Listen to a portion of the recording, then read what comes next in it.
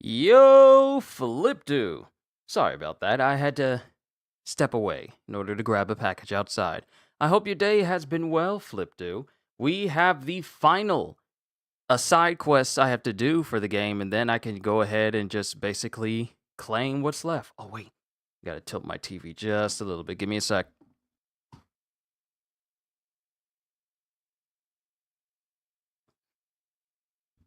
Okay, there we go. A lot more comfortable there. All right, we're good to go. So, we only have 5 more side quests to do, some of which are very, very close to being finished. So this session, the session won't be as long as yesterday's. So I doubt this will reach 4 hours or plus that. But, yo, Hybrid, good to see you. Finished the story just last night. Ooh, what did you think? What did you think?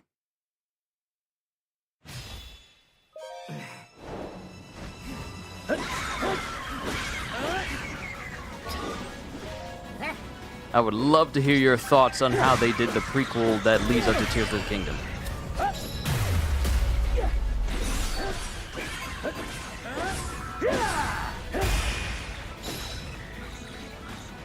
Got to do this a side quest for Braddon. I think it'll be his last one. Then I have Panic and Vents, which will probably take the longest due to the fact that I really haven't messed with theirs.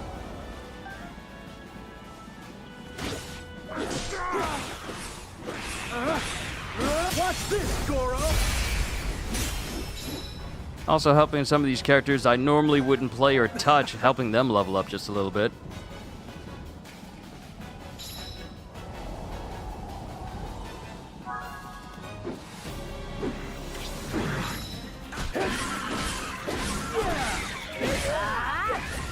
Actually really liked it. The ending with the Night Construct actually got you in the feels. It got me too.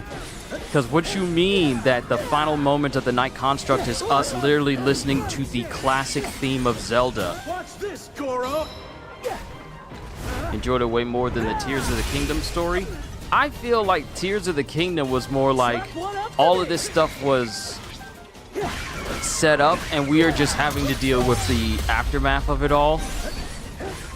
And then we have to work our way to defeating Ganon. I feel with, now mind you, I enjoyed Tears of the Kingdom story. However, Age of Imprisonment offers a lot more context that makes me appreciate the story of Tears of the Kingdom a whole lot more. But I will say this though, I feel like the story is way more fleshed out in Age of Imprisonment versus Tears of the Kingdom. Because, of course, we got told about stuff in the past, and then we got to gather all our friends together in order to get their powers to help us defeat Ganon once and for all. But I feel like us getting the context or the story that led to these moments, it fleshes out Tears of the Kingdom story way more.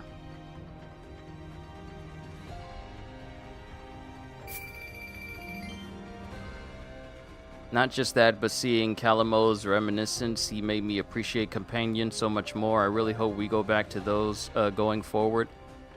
Yeah, it would be nice. It would be nice.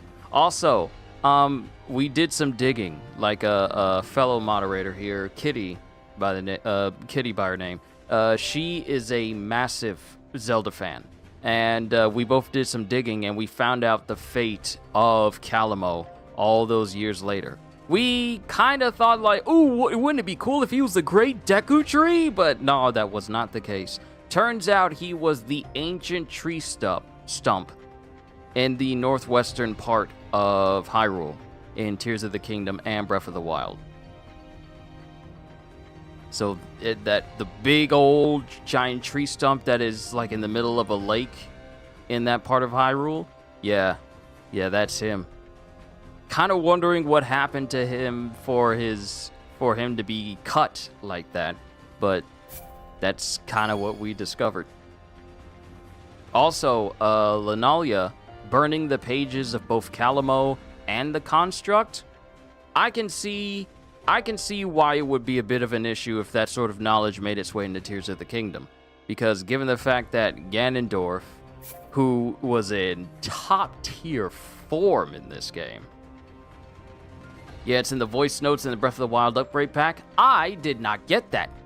I only found that out because I looked it up. I didn't get the upgrade pack yet for Breath of the Wild or Tears of the Kingdom. I will later on, because I would love to play both of those games at 60 FPS. I'm so glad I have a Switch too. But yeah, I only found that out because I looked it up. But I do need to get the upgrade pack for it though.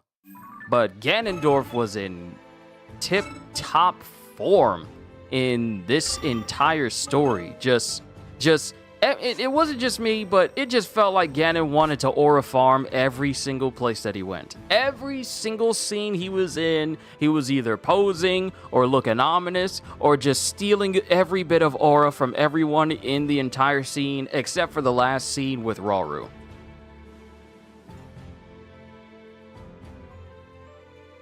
It just felt like that to me during the whole story. All right, so we gotta do one more Moblin.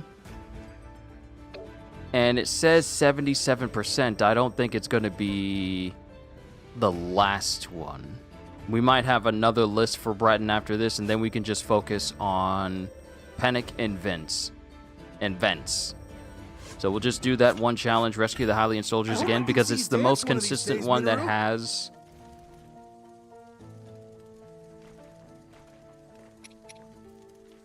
the enemies I need. Personally, don't see a lot of issue with it because there were only 2 mysterious constructs and both have been destroyed, so that Zonite tech has been lost to time, but I get it.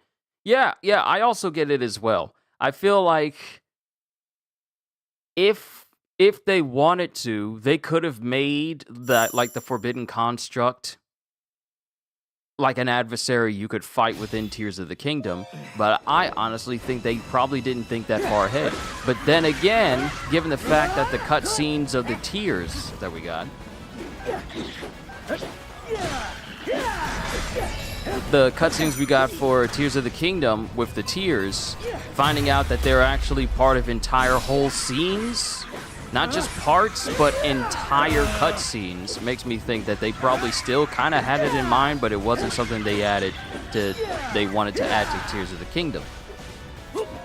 But that's just my assumption. In theory, the only way for that knowledge to actually be dangerous is if someone somehow got their hands on Sheikah's time stones from Skyward Sword. That's true.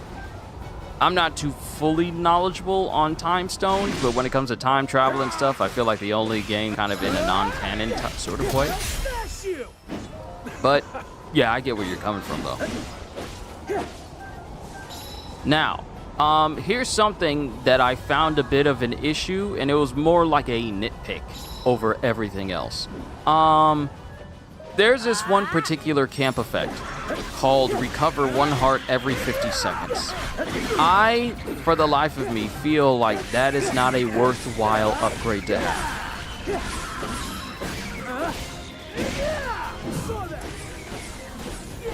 Because I unlocked it going through Kino's a side quest, and it just felt to me like it was...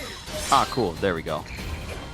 It just felt arbitrary and sort of unnecessary to me. Like, you recover 1 heart every 50 seconds, and that's only if you max out the gauge for that during the camp effect. Not like you have harder missions where enemies can hit you for, 2 whole hearts in one go. It's just 1 heart being recovered. I felt that was an unworthy reward to obtain for a camp effect. I would have been far more understanding if it was something like, oh, you get more rupees back, or something of that nature. Or you increase your defense against attacks. Something like that. Because we don't exactly have those for seals that we can put on our weapons for characters. That would have made more sense, but just 1 singular heart recovered almost every minute. Whereas enemies can deplete your health in seconds, I just didn't feel like it was worthy. But like I said, that's just me. They could have done a lot better with that just 1 particular thing. But yeah, minor gripe.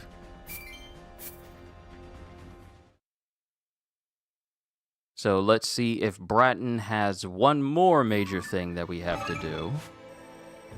Yeah, he's got one more. Yeah, it's at 88%. This is going to be the last one. Yep, defeat 1 High Noxus Bratton. Defeat 50 enemies using special attacks in a single battle. Do really consider Age of Calamity to be canon, specifically since that's where we see Purah in her older form and Tulin's ability. True. And since multiple timelines exist, I really love that there's a timeline where Mipha is still alive. True. I just mean canon, non-canon in, like, it's not directly connected to Tears of the Kingdom or Breath of the Wild, specifically to that storyline. It's just a bit of a divergence. But I don't dismiss it, though. I love that game. I don't dismiss it at all. Let me see. Defeat 1 High Nox, defeat 50 enemies using special attacks in a single battle, and perform 2 elemental chains. So now we need to go to a location that has a High Nox. Rushing Gale. Pacifying Tabantha.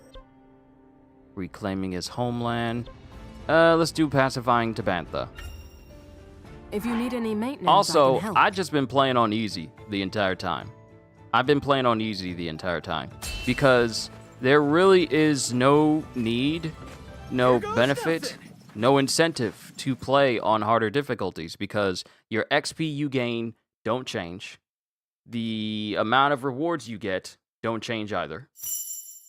And it does not increase the rarity of weapons or the like, making their way to being dropped as well. There's no significant improvement if you were to play on hard or very hard. None whatsoever. So I just play on easy because it's far less of a hassle. And these sessions would be a lot longer if I just played on normal. It would have just arbitrarily increased the runtime of missions that I've done.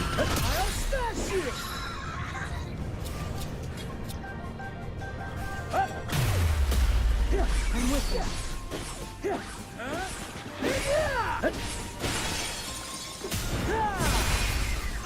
Yep.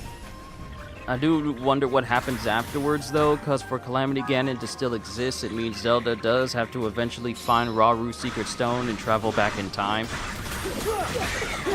See, this is the reason why I am not an expert on time travel, because Zelda becomes a dragon and just remains immortal all throughout the entirety of the story. But at the same time, how does Zelda exist even in that present time while the dragon is there for her to be able to get teleported back in time in the first place? It does raise some questions. Sir, I'm gonna need you to not just try and ice me over, please. I need you to stop that right now. You embarrassing me in front of my friends, especially Flip Dude. There we go. You ain't gotta be an embarrassment right now. You ain't got to do all that. Watch this, Goro!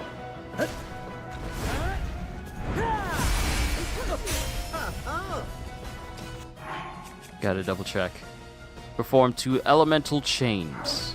Chuck one Probably should have done that with the boss Bokoblin. But we can try it out with the boss. Frozen, Goro! Oh, good. Ready to roll!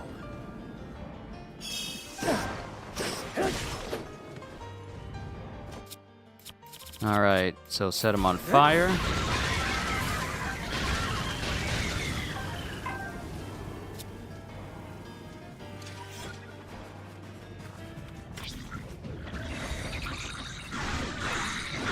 Ready or not, Goro? Yeah! Here I come!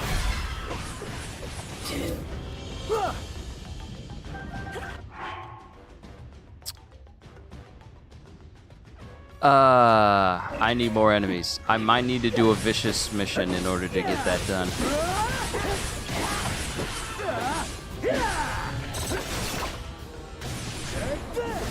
Nope, don't use a fuse. Put fire on the ZR.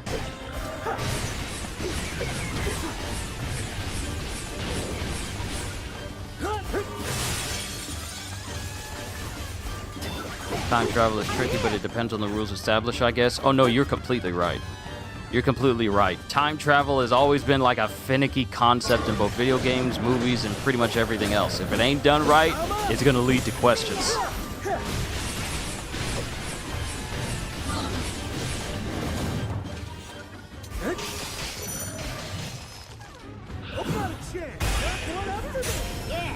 I wanted to get that elemental chain done.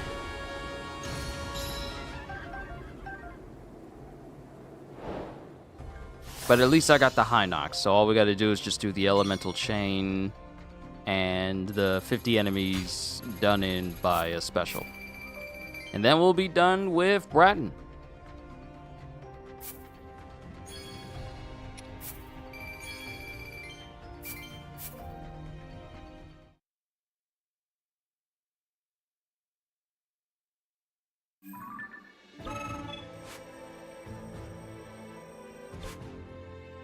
So close.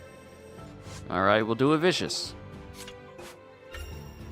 This vicious mission has always been my go-to for leveling characters, but since I got multiple characters at level 100, I'm just gonna probably use Rupee to get their levels all the way up.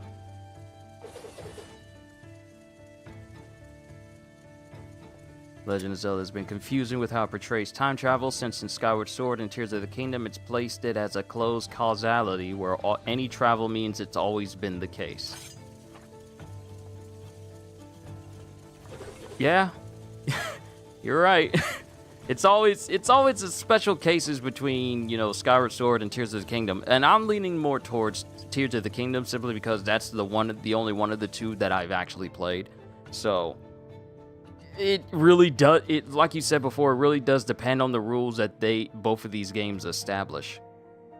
But in Ocarina of Time and Age of Calamity, it splits the timeline, so I'm guessing it's down to what exactly makes those instances different. I'd say chalk it up to the writer, I guess. Because I couldn't write no time travel story by any means. Oh, we go back in time? You go back in time, do what you gotta do, and then get back to the present, and it doesn't cause any adverse effects.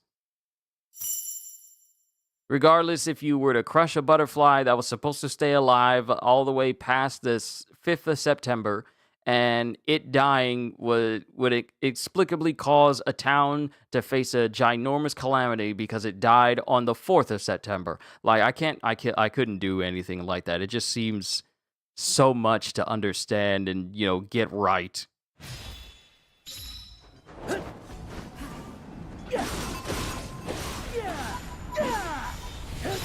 I probably should have given myself a camp effect of increased special attack charge rate.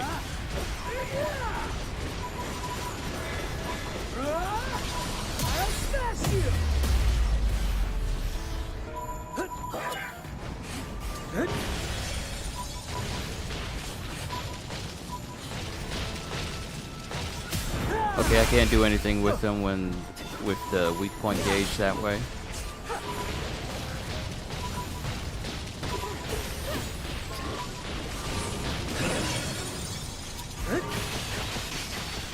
No, you broke him already. I can't do anything with him.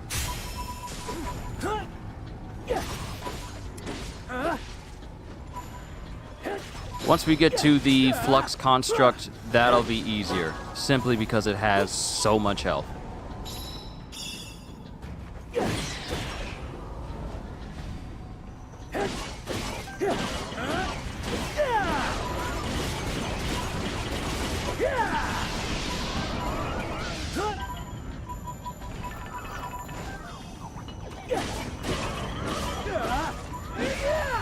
Hopefully we can also get 50 enemies hit in that same go as well. Because I only got enough juice for one attempt.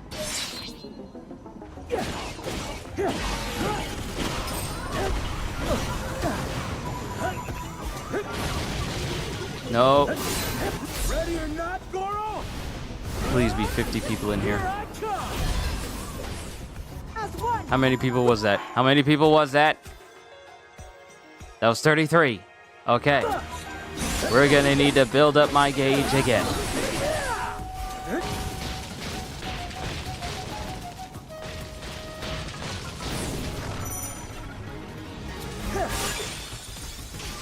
All right, 2 elemental chains are done. We really only have one more thing to do, and that is to take out 50 enemies with 1 special.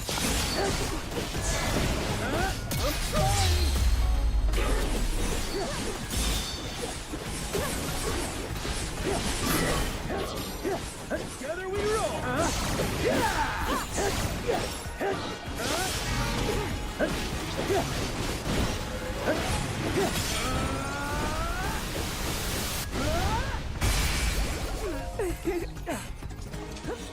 Just one up for me.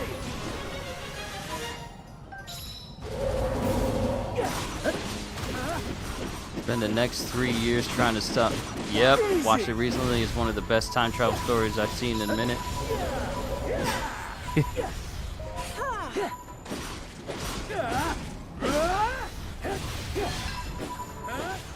Ooh, that's a lot of levels all at once already.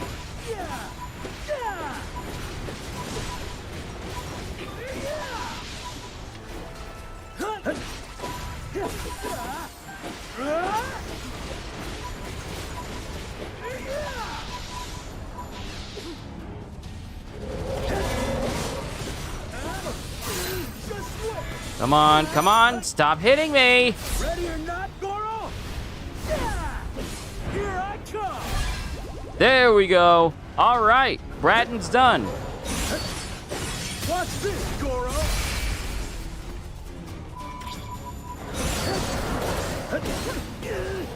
Now I'm just gonna switch to the construct, get Zelda, and then lay waste. Because I feel like Greatsword construct empowered by Zelda is an insane amount of DPS. It's very flashy, it's very bright, but it's insanely effective.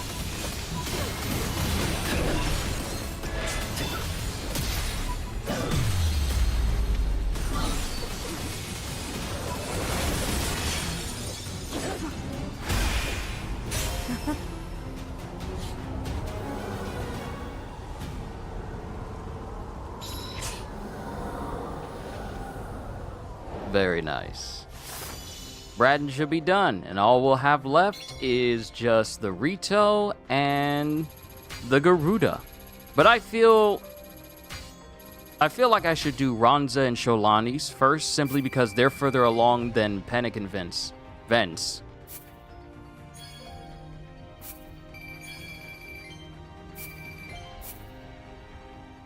And then just leave the last of the Rito to be the last thing I gotta do.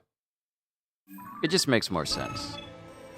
Yep, there we go. All right, no more of the Gorons. We just got the Rito and the Gerudo. I prefer the Zelda finisher with Link rather than the Zelda support.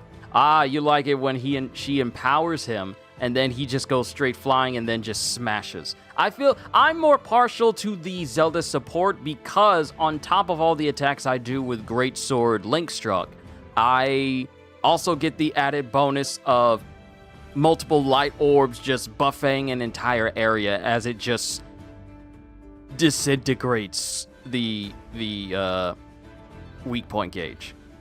But that's just me, though. Let's see. Defeat 5 Horriblins as Ronza. Defeat 1 Hinox as Ronza. Perform 2 perfect dodges as Ronza. And if we go over to Ronza, Bronza is at 66, whereas Sholani is at 80. So defeat 1 Molduga, perform 1 Sync Strike between Sholani and Ronza, perform 1 perfect dodge as Sholani. So we can mark hers and take care of the Gerudo real quick. Standing on principle. Struggle in the sand. That's 33. That's 36. That's 32. 33. Yeah, I don't think it matters.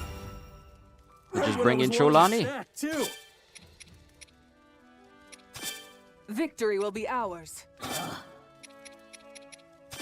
I long for a good fight. I'll fight with you whenever you wish. How have I not given Cholani a better weapon to actually use?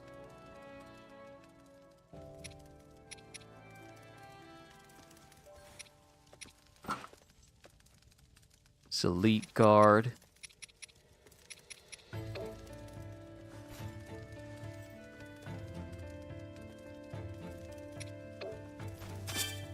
I gave her the Moonlight Scimitar. Okay. All right. We're off. Once this is all done, I can say I did everything in Hyrule Warriors Age of Imprisonment until they drop those 2 updates later in the future. Then I can get back to Borderlands.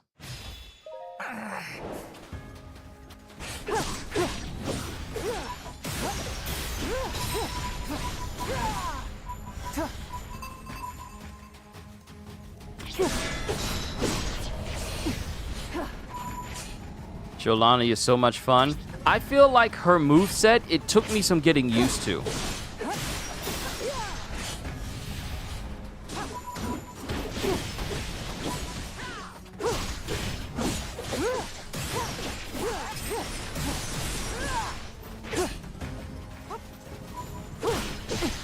Too obvious.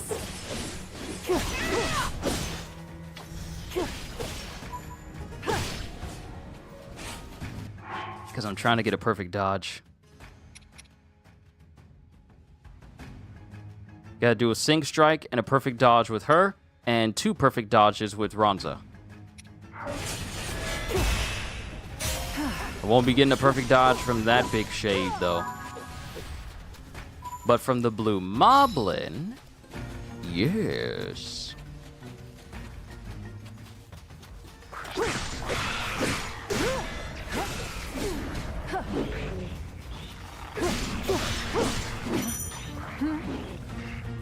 Come on. I have you now. All right, we're good with Cholani. Go. I'll show them who's in charge. Really need to update the story. I need to know what happened to Kome and Kotake. I'll help. No, I need those perfect dodges. And I'm messing with them and I'm missing them.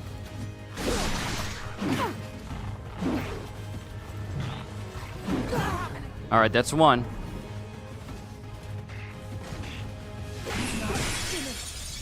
No! RD, I need you to keep him up. Never mind. My way. Ah! It was going to kill him. I'll just Nothing wait to until we worry get to the about. Moduga.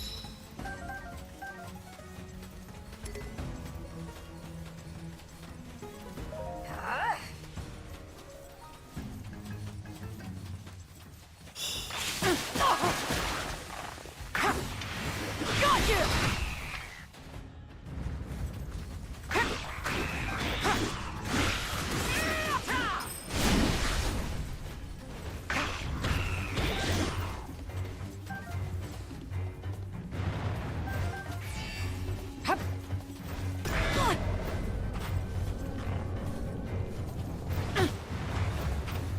I'm trying to get that perfect dodge. Moving out.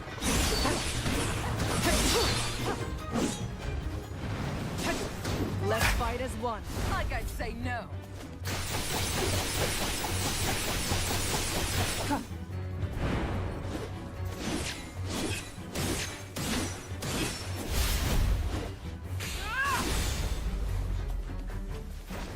You'll see it through. I'll show them who's in charge. I need you to wake up so you can try to hit me. I'm trying to get this one thing taken care of in one go.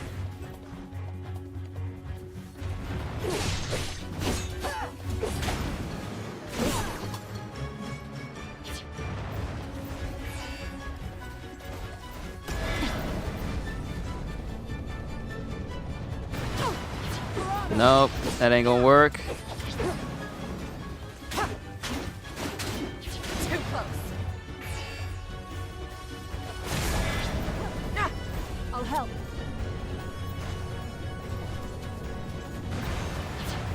Nope. It's not triggering. Submit.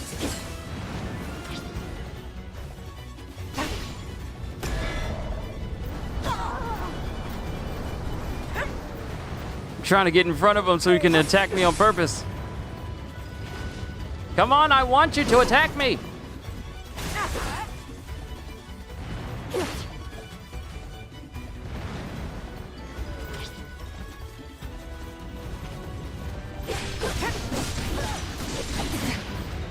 Oh, come on, that was an attack right there. No, Out of my way. Ah! I knew that attack was gonna do it.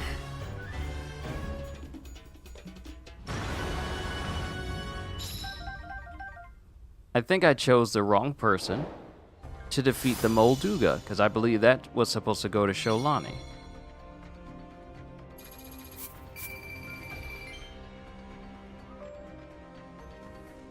Yep, I did. And we can run it again. This mission isn't long. And I have yet to get any damage per 100 KOs plus or plus pluses yet.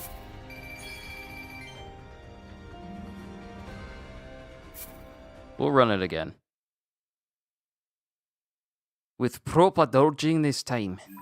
We'll make sure that we do it right this time. Perfect chance to raise our spirits. These Gerudo women just showing off. Yeah, I could do a handstand push-up.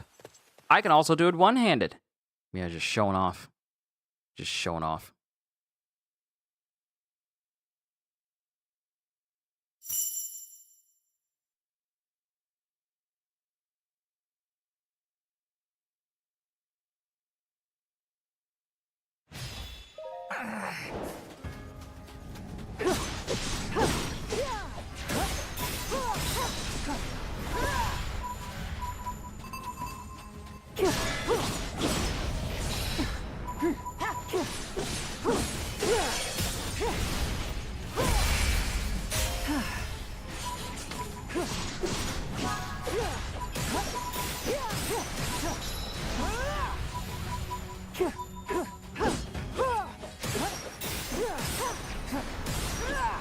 Trying to get that timing down.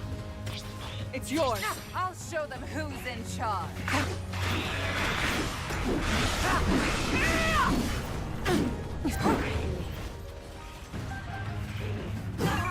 There we go. All right, bronze is done. Bronze is done. Do what you can. I'll deal with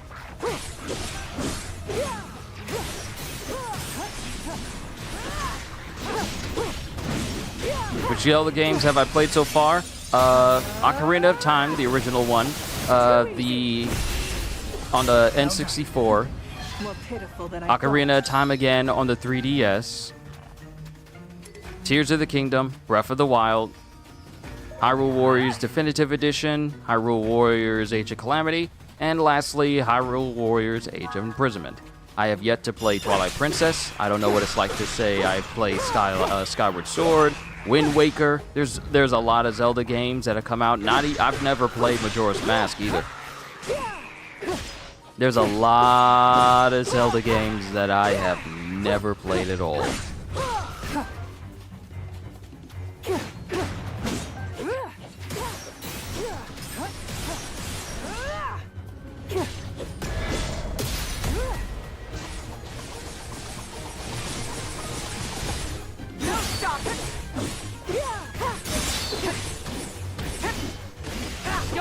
I'll deal. Let's fight as one. Like I'd say no.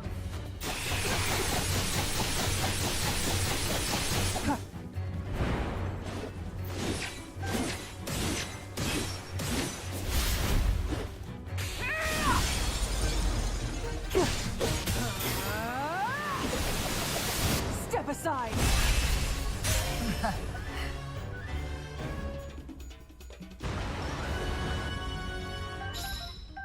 Okay.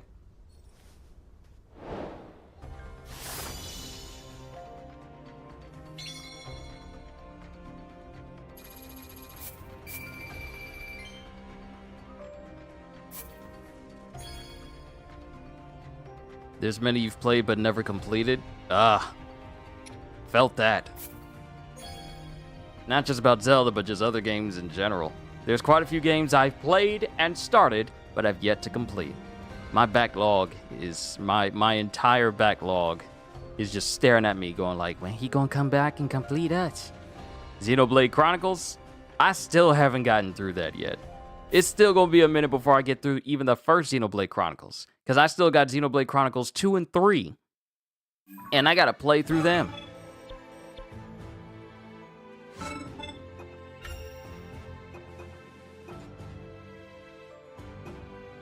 Alright, defeat 1 Phantom Ganon as Sholani, and exploit 2 enemy weaknesses as Sholani.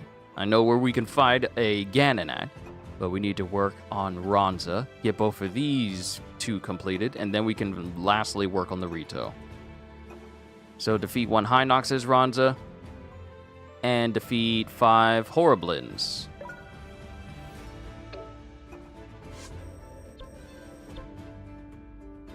Okay, that's a Hinox. What's a Horriblin? Are they like the Moblins affected by gloom?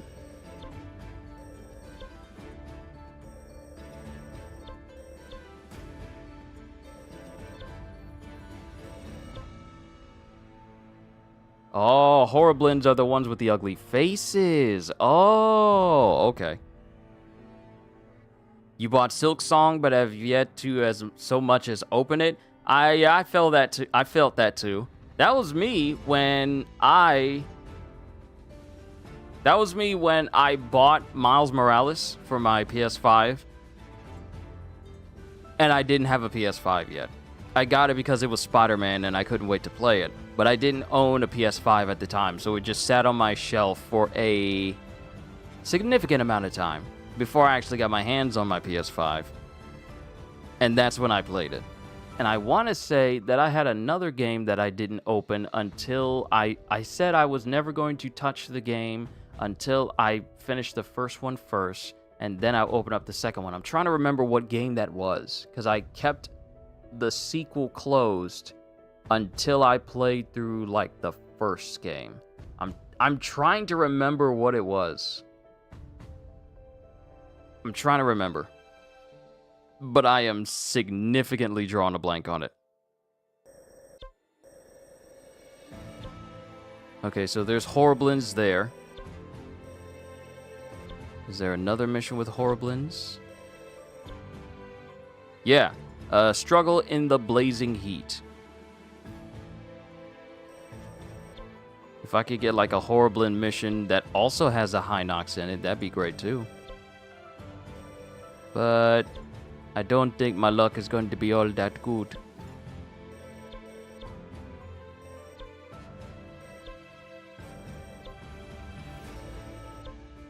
Yeah, my luck's not looking like it's gonna give that. That's Deltarune for me, still in Undertale. Ugh! What is it with our backlogs? Oh! Trial, Wrath of the Giant. Oh, wait, this is nothing but Hinoxes. Never mind. I got my hopes up so high. We'll just do Struggle in the Blazing Heat for the Horriblins.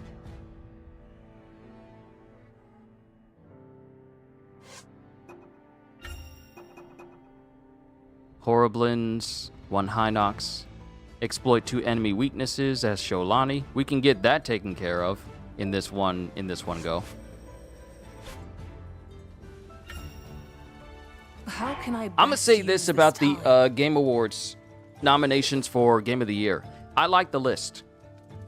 I actually like the list because every single one of those games has the potential to be Game of the Year. Like, even if the ones I vote for, because I haven't voted yet because the site was acting funny because everybody and their mama wanted to get on this site first, even if the one I vote for doesn't win, every other game would be fine if they won. This might be the first Game Awards where I'm okay with any of those titles winning. Expedition 33, Hades 2, Kingdom Come Deliverance 2, Silk Song, Donkey Kong Bonanza, what was the next one? And Death Stranding. I'm okay with all of those games being able to win Game of the Year.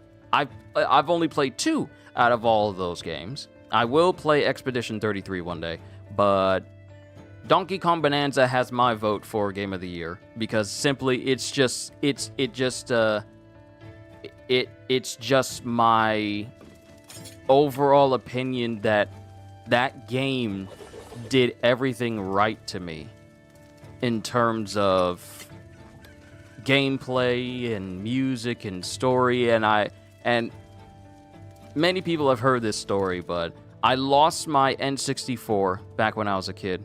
And I don't know if I said this to you, Flipdo, or in any of the voice chats we've been in. When my family was stationed in Germany, this was when I was living in Birkenfeld. I was a kid at the time, and I didn't think a whole lot through. That included being patient enough for my dad to, carefully plug in my stuff into an outlet, because the wattage difference between an American item and a German outlet were significantly different, to the point where you needed an adapter to compensate for the difference in wattage. I didn't know this. I just thought, oh, let me just plug it in because my dad is taking too long and I really, really, really, really, really, really, really want to play on my N64. So we had an extension cable that allowed us to be able to plug in our American stuff. Oh, okay, cool. So we had an extension cable. It was an orange one, I remember, that he would always bring out in order for me to plug in my N64 for me to play some games. And I enjoyed it. But this one day, I was childishly impatient. I was nothing but a kid at this time, single digit. I was childishly impatient. And while my dad was off doing because he needed to do something, he just told me to wait a minute. But apparently a minute is too long in the eyes of a child. So when he went away to take care of something in the other part of the house, he didn't even leave the house. He just went to another room to take care of something real quick. He told me to wait until he got back. It's just something he needed to take care of. Me and my ignorant behind decided, I don't think there should be a problem with me plugging it into the wall. So I tried to plug it into the wall, and nothing turned on. Because unbeknownst to me, I had literally bricked and fried my entire N64. And I was never able to play it ever again. It was a see-through sky blue N64. Because of that, I was never able to finish Donkey Kong Country 64 at all. For 20 years, I was never able to finish it. I had Super Mario, I had Donkey Kong with the yellow cartridge, and I even had the Rumble Pack. I had so much for my N64. But because of my impatience, I fried my entire system. And since then, the only 3D Donkey Kong games I've ever played, actually, Donkey Kong 64 was the last 3D platformer I've ever played of Donkey Kong up until Bonanza. Now, I never played Tropical Freeze. I mean, I played it when my church had like a gaming room. Played it there, but it wasn't like, oh, this is my game, I get to enjoy on my own time. I never played that. The only Donkey Kong games I sunk a whole bunch of hours into were the Donkey Kong Country games for my Game Boy Advance, with the first game somewhere in storage right now, because I got the 2 games in my room now. But my Game Boy SP is in storage too, so I got to get that at some point. But for 20 years, it was just that emptiness of knowing that I could never boot up my N64 ever again. So when Bonanza came out, when Bonanza was announced, every fiber of my being, especially child Kyushu, who remembers fumbling the ball so hard that I now am sitting without an N64, it screamed, this is what I need to get a Switch for. Not Mario Kart World, but Donkey Kong Bonanza.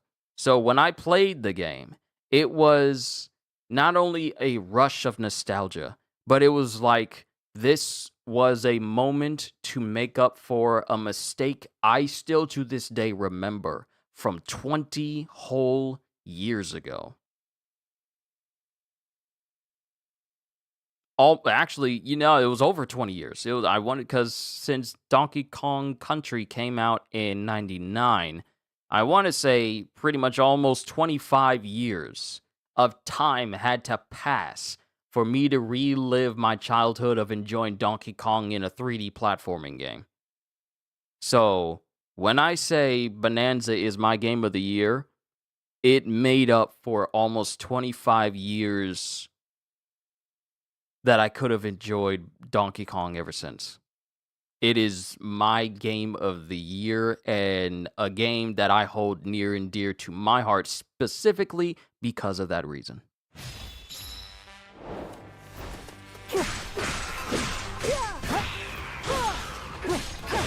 I don't care if Donkey Kong Bonanza wins or doesn't win.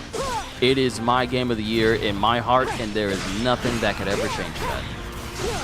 That's how much of a difference it's made to me.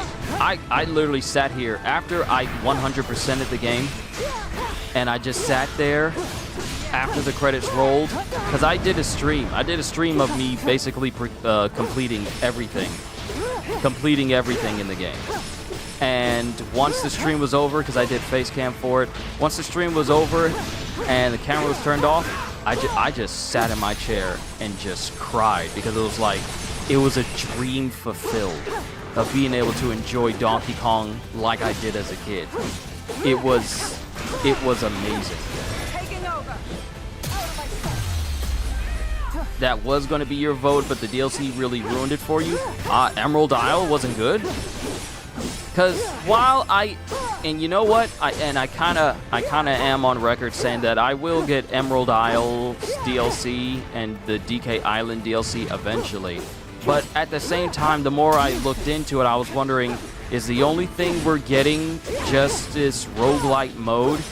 And the only... Because I don't know about what you can earn from Emerald Isle.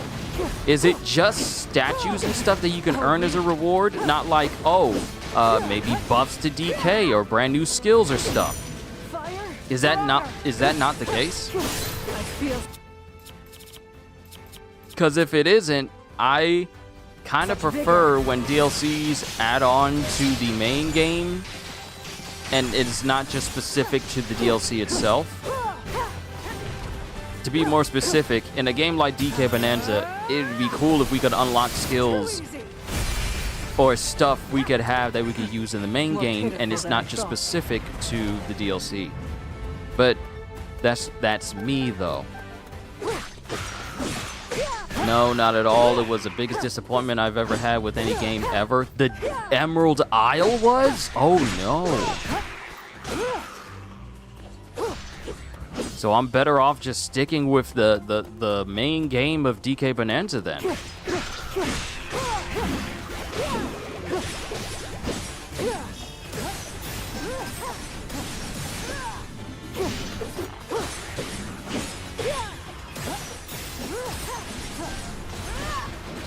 They add nothing? There's literally nothing added to it? Like, I know that the trophies you can earn, which is just like a bit of a nostalgia trip from characters in DK games long past, and just the roguelite mode, but it really doesn't add anything? I mean, clothes is one thing, but it really doesn't add anything major? They couldn't even offer to add an invincibility tie? They gave us an invisibility tie, but not an invincibility tie?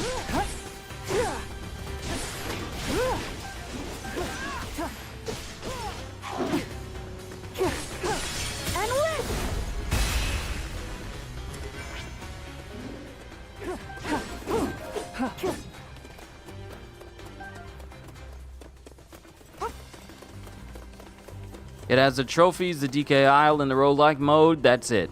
I feel like I could get through that entire mode all by itself in like one stream, and that would be it. It would be just like a one-off. It wouldn't be something that I could just repeatedly turn on like Risk of Rain.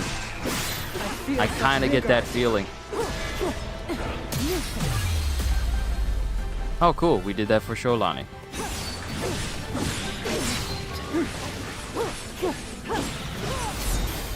time has come. Now perish!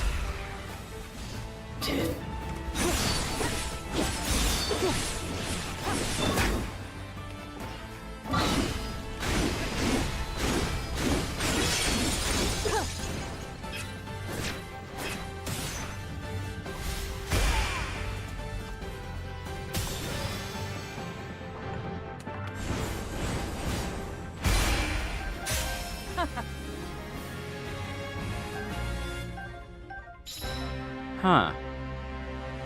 Well, that's disappointing to hear.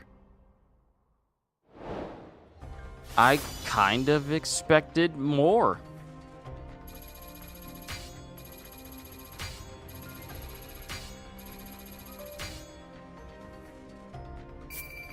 Well, now I'm no longer hard-pressed in order to get the DLC for the time being.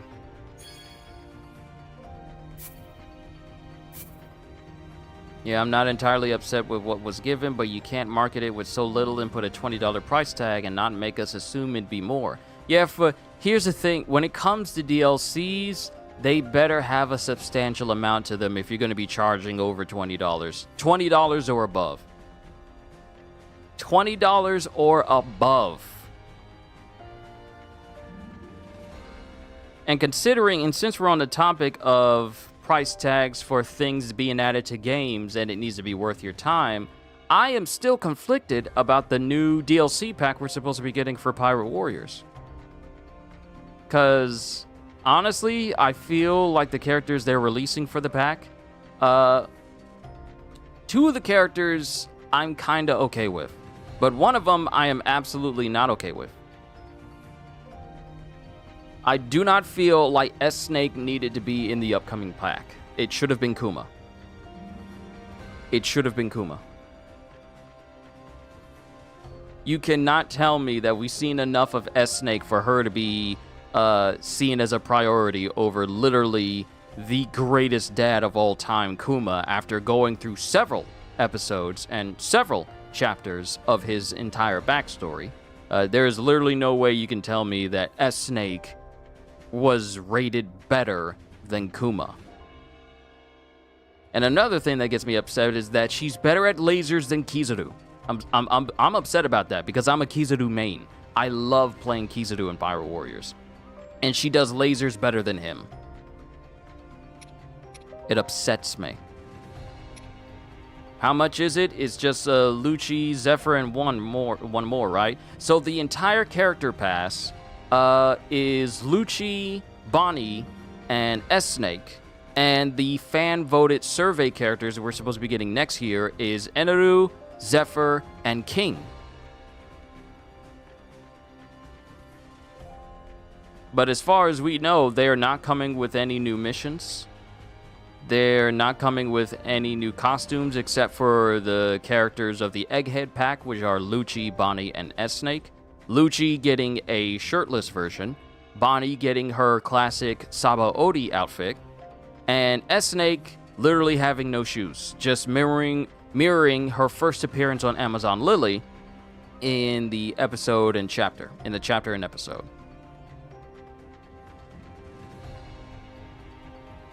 And that entire pack is $30. Of course, dropping as a free update is literally the game's getting an upgraded version for the PS5, Xbox, Series X and S, and Switch 2. With Xbox, strangely enough, the update will be free for some reason, while the other places, all the other platforms have to pay just a small dividend just to get the, you know, the big major upgrade, which I find weird. Because Xbox hasn't done anything to warrant them getting the update for free. Especially not after their recent debacles and the fact that Call of Duty has been crashing and burning, especially with Black Ops 7 doing so poorly.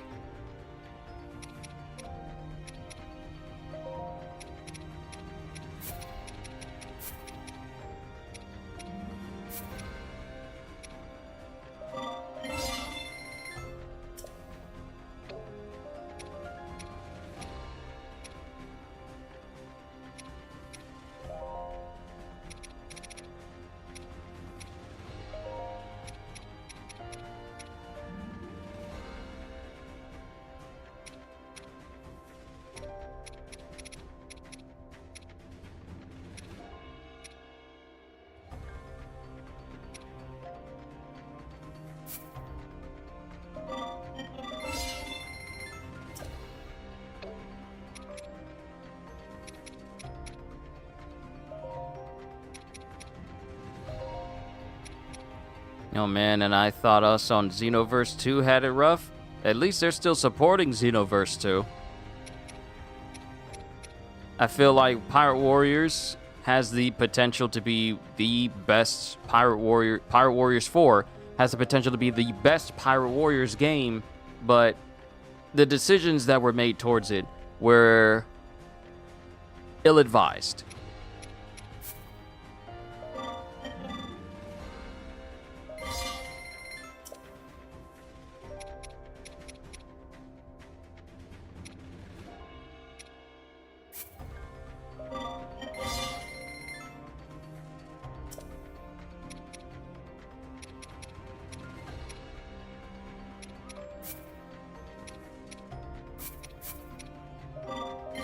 I'm just selling all this stuff.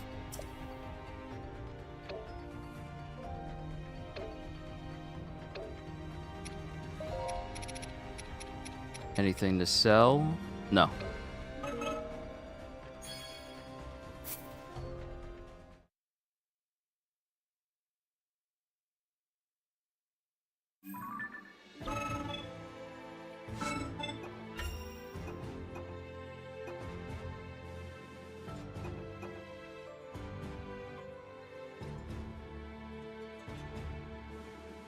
Oh, that's the reason why I didn't count. I was supposed to defeat 5 Horriblins as Ronza, not Sholani. I trust Bandai with my Nintendo stuff, not with my anime stuff. Yeah, a buddy of mine, Gajiel, we don't trust them either. How do you keep releasing anime games that are either arena fighters or turn-based, but you don't look at games like Grand Blue Fantasy Relink or even Musos in general and decide to make games of those?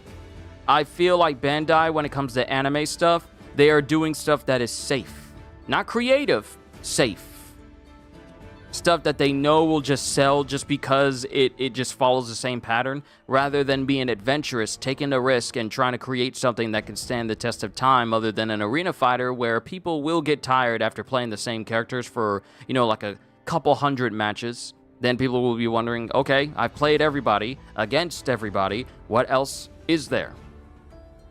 That's just my standpoint. I am so tired of animes being turned into fighting games or turn-based games, when Relink is such a fine example of how to create entire game worlds where people want to play it repeatedly.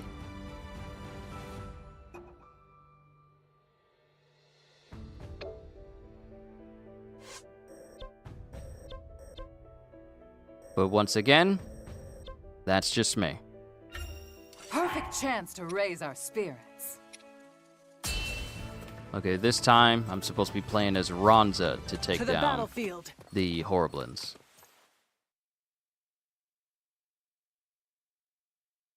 Sholani needs to take down a Phantom Ganon.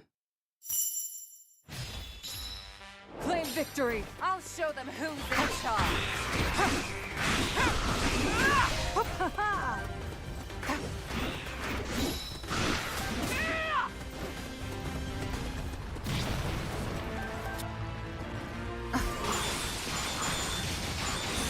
What'd you think of One Piece Odyssey? I did like a review on it. It was part of my 2023 review. I'm working on a 2025 one of the games I played this year. Still finishing up the script because I want to cover everything for Hyrule Warriors first, because that's going to be included. I played it despite protests from Gajiel, my buddy Gajiel. Despite protests from him saying, I don't think you need to play it. I played it on the principle of I wanted to check out the story, less so I was interested in the gameplay. One of the problems I had with Odyssey is that many elements of it felt like it was something you would get from a mobile game.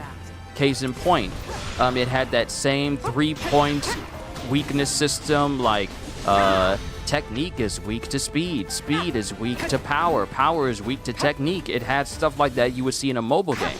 Not only that, but you couldn't see the levels of your enemies, so it was difficult for you to wage for you to weigh how much farming you needed to do to be stronger than some enemies.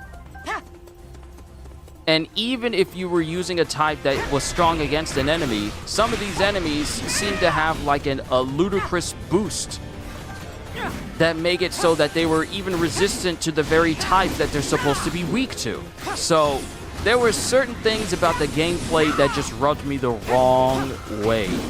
There was like a whole matter of, oh, you can just set the speed for the battle so you can just speed through this as quickly as possible. And I normally don't see that unless I'm looking at a mobile game with turn-based where you want to speed things up.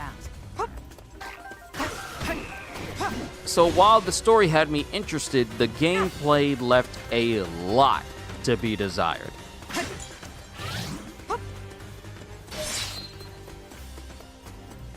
I feel like if you're going to do a turn-based game, don't make it so that the levels only exist for the characters you're playing, and you can't tell what the levels are for the enemies you're facing.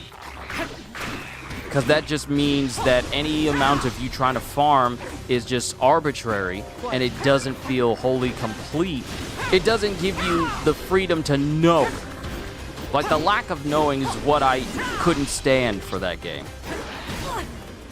The lack of not knowing, hey, I've been farming for about a good 2 hours. I've gone up at least 4 levels. You couldn't know how much better it was going to be for you against enemies because enemies never showed their level at all. They showed their name, but not the level. And that's always been a staple for any turn-based game.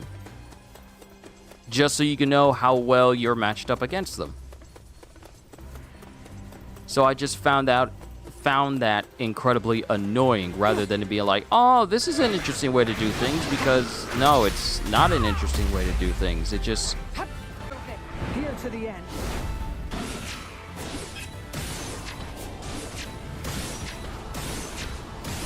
Got you!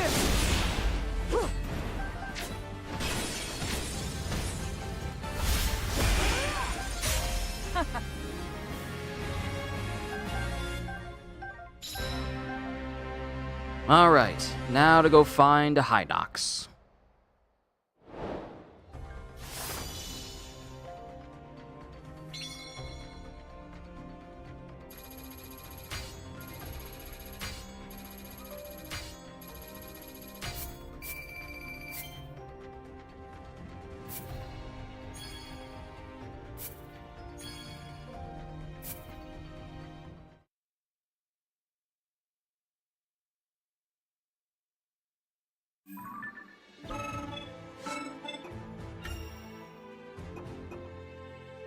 Phantom Ganon, Hynox.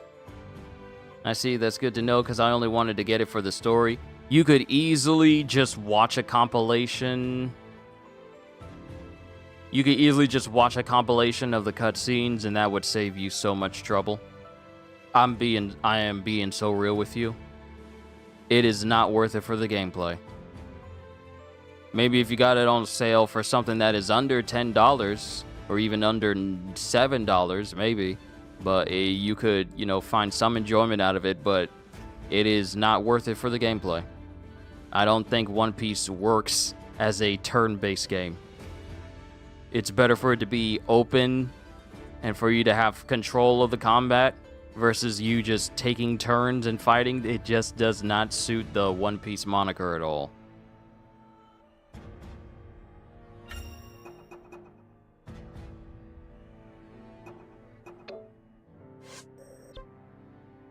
Alright, let's see which one of these Hynox missions are short enough, both in level and in length, for us to get through. Ah, here we go. Level 18.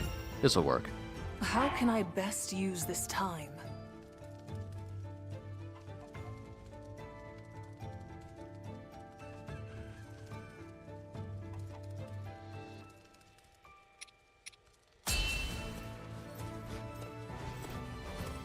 We're off.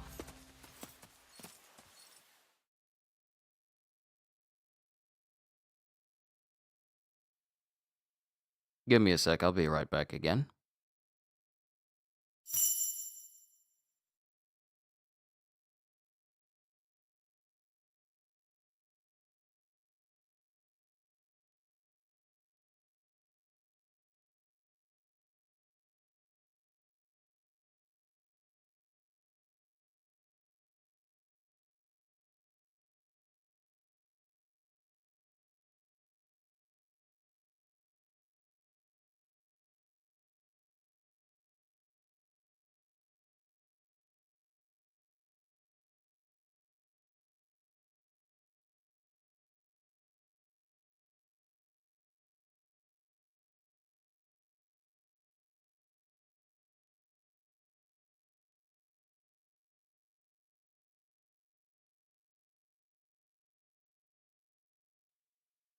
Alright, I'm back. Thought we had a package, but we didn't. It's just Denim being extra in the background. Okay, so... we gotta play as Ronza this time. It's yours. I'll show them who's in charge.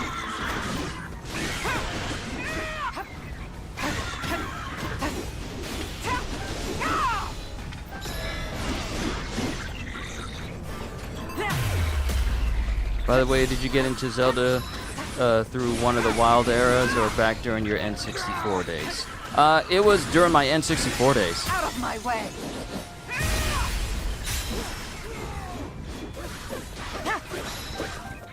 Because the N64 version, the Ocarina of Time, was my first Zelda game. And I know for my mom, she especially loved Zelda with the classic version on the NES or SNES. I think it was the SNES. That was her first foray into Zelda. And I kind of continued that by playing Ocarina of Time. But that was my first one. And I greatly enjoyed it.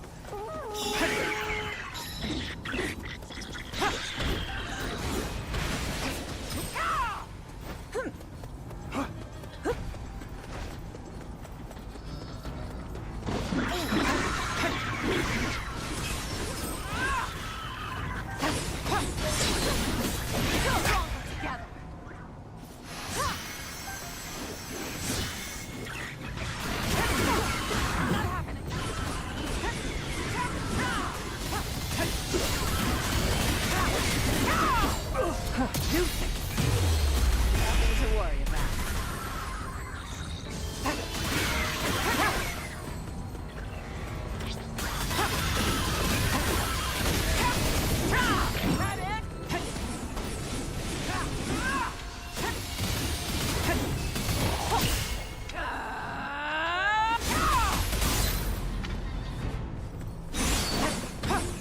Mama Gamer 2 for me was my dad. Oh, both of my parents are. When my dad has time, he likes to sit down and either mess with Tekken or one of his copies of Call of Duty. Mind you, none of which are multiplayer. But he likes to sit down with a good either football game like Madden or play some fighting games like Tekken, or you know, play a little bit of a Call of Duty. But that's only when he's freed up because he stays quite busy. But my mom, however, she loves simulation games. She loves Mortal Kombat.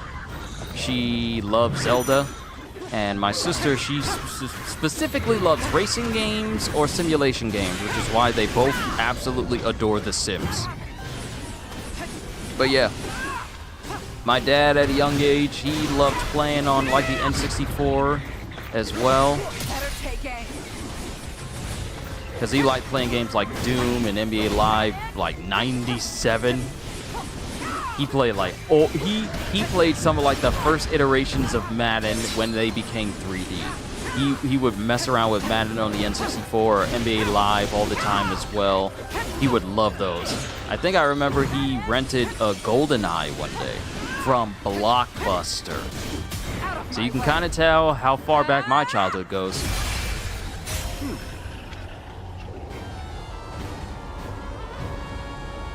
Because Blockbuster was how I managed to play games like Banjo-Kazooie, Banjo-Tooie. All sorts of games back then.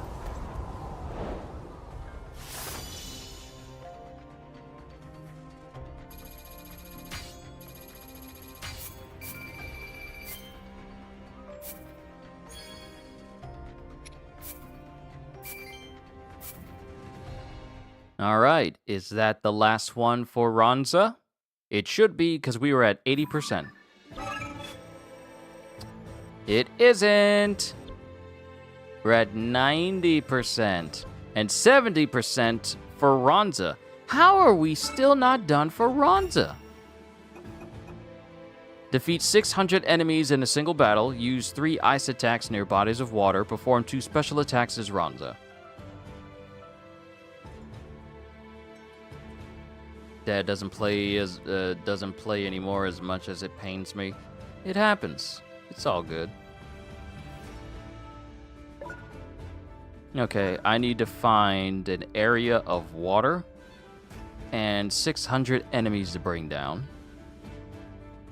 And a space where I can get 200, get 2 special attacks off. Get those sent off. Alright, we gotta be a little bit more thorough with Ronza. Let me see. Look into the future.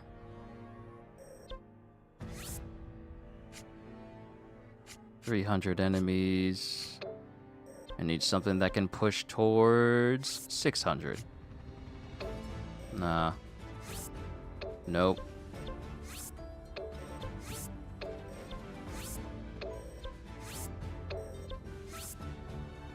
Those are rookie numbers. We gotta bump that up in this racket. For HYRULE.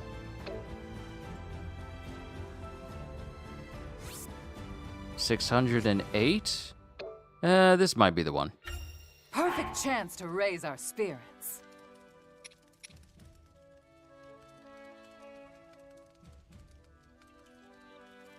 Actually, no. If we go to a mission that has a Phantom Ganon in it,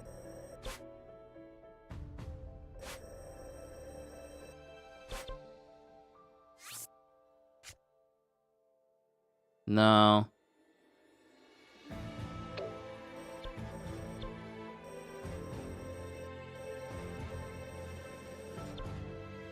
I thought this would be a good one, but...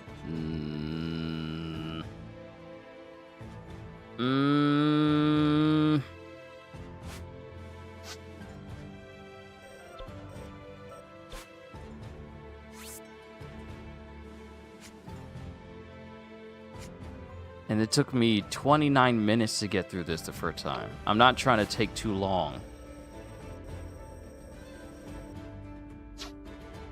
I'm on the cusp. The cusp! I tell you.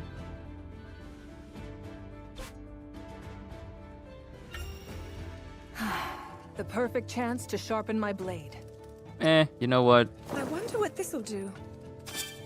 Let's get the special attack charge rate. Let's get that going.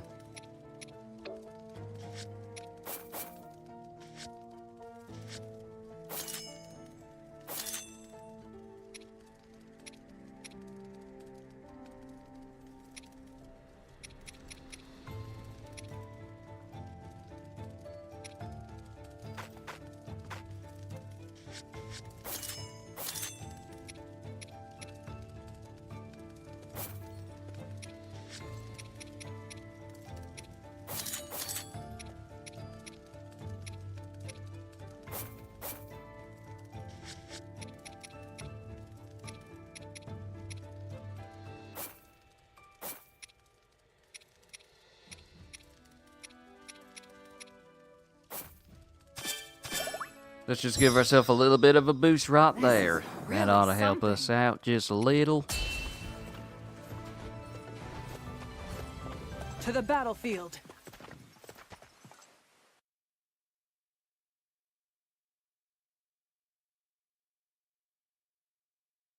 I wish this game had a horde mode where you could just go up against endless waves of enemies. I want that. Not enough games, not enough Muso games do the whole, hey, you got a whole bunch of enemies.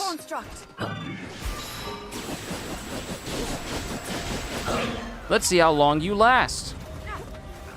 I want more games to do that.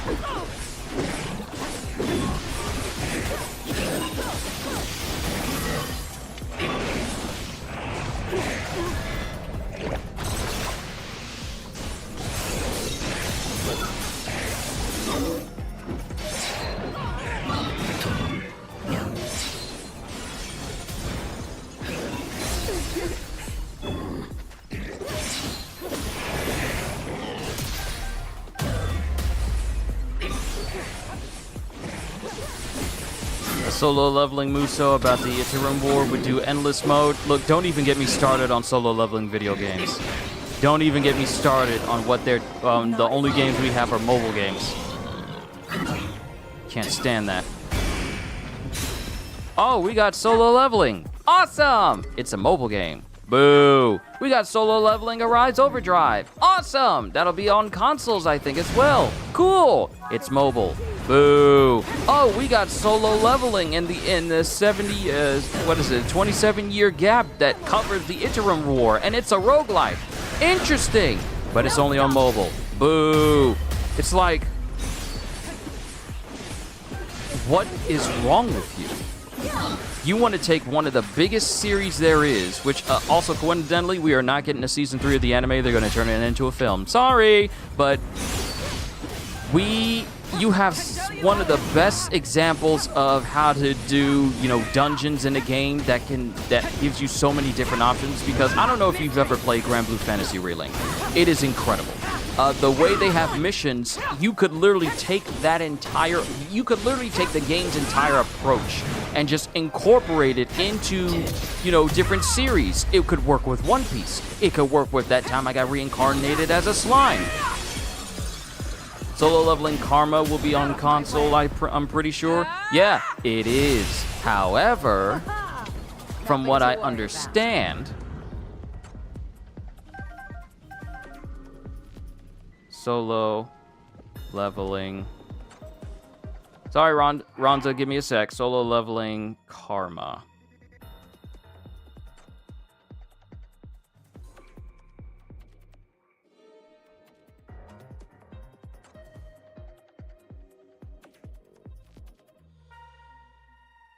As far as I understand, I thought it was just a PC and mobile game. You boycotted the anime after season 1?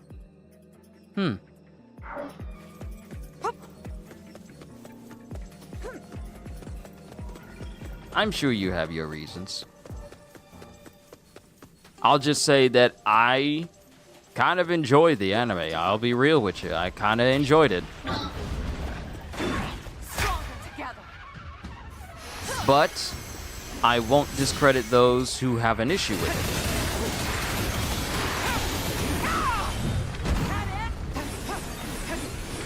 Now, to give like a sort of a segue to another thing I do have an opinion about, is that I'll probably have something to say about the beginning after the end anime, simply because,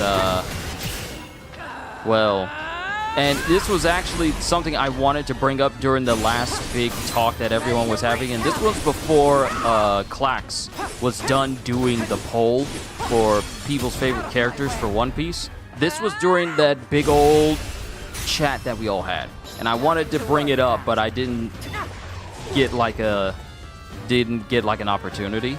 So I am kind of on the fence of doing anything more the beginning after the end related on the channel, because especially when it comes to the anime, I've heard so many things about the animation for the anime. It is not good. I've yet to watch a single episode, but I plan to do a reaction to just one episode, because that day they changed it so, 1, it wouldn't be funny moments anymore, and 2, it's Korea versus Japan anymore. I see.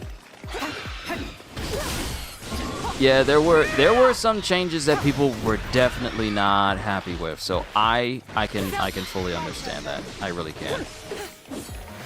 But beginning after the end's kind of downgrade with me was the fact that during that week when we were in that discussion, I want to say earlier that week, I woke up to 10 emails from an automated system that told me that all of the reactions I did to the beginning after the end, from chapter 1 all the way up to like 225, which is where season 5 ended, all of them were flagged. All of them were flagged because apparently they said I was infringing on the copyrighted audio of the light novel audiobook, which couldn't be any further from the truth due to the fact that all of my reactions for the beginning and for the end are strictly of the web novel, and the voices you hear in those reactions were my own. So I had to go through the whole matter of, well, thankfully I had the wherewithal to go, hey, it might be good if I just make a backup copy of everything I have, just download every single stream and every single video I've done towards the beginning after the end, just in case, and I'm glad I did. Because later that day, I received at least 50 more emails. The conditions were, you are infringing on the audio of the audiobooks, which, like I said, couldn't be further from the truth because these 10 emails that came out every hour were literally 10 emails sent within a singular minute. So I know it wasn't an actual human who did any of those flags at all. And the conditions were, you have 7 days to remove this or you will receive a strike on your channel. So at the end of the day, I was left with 60 entire copyright requests. This is Manwall reactions? Yes. Yes. And the thing is, I don't show images because of copyright reasons, because I had a small issue with solo leveling, and that was just me reading the special episodes when the Manwall ended. It was only because of my thumbnail that they flagged me. It wasn't because I don't show images, because of copyright reasons, because of the very reasons why they tried to come up against me. So, with the beginning after the end, I don't show images. I tell people where I read from. I read from official sources, either from the Tappy Tune where they have it, or on Tapas, which is another official source that people go to in order to read manhwas and stuff. So, I never show images, ever.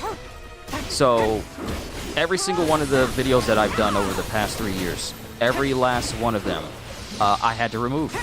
Otherwise, I would risk basically losing my channel because they were going to give me a strike for every single individual video I have done for the beginning after the end. Every one. And if you only can get 3 before your channel is completely terminated. And this is my job, so I couldn't risk that. So I unfortunately had to remove it. The thing is, they gave me 60, which means that it had the capacity of removing 20 channels all at once. That's how many strikes I had. So, but thankfully, Patreon exists, and I was able to put everything I have on Patreon, and it's over there. It's free, obviously. I'm not trying to pitch it to you or anything. I'm just saying that's where all of it's going to be from now on. It just won't be live anymore. It'll just be video reaction. So when the series comes back, I can still react to it, and people can still watch it, but it just will never be on YouTube anymore because, frankly, they've fallen out of favor with me. But yeah, these were manhwa reactions, and I was using my voice, because I like to give voices to characters whenever I read stuff. I do it for every single one of my reactions that I do for every manga thing I do, and I don't know what automated system they decided to use, but apparently it flagged and it says that I was apparently taking audio from the actual audiobook itself from was it Podium Audio. It said I was taking audio from them, even though I was just using my voice. So I'm like, how are you gonna try and request a video takedown for me taking something from an audiobook when this is my voice being used?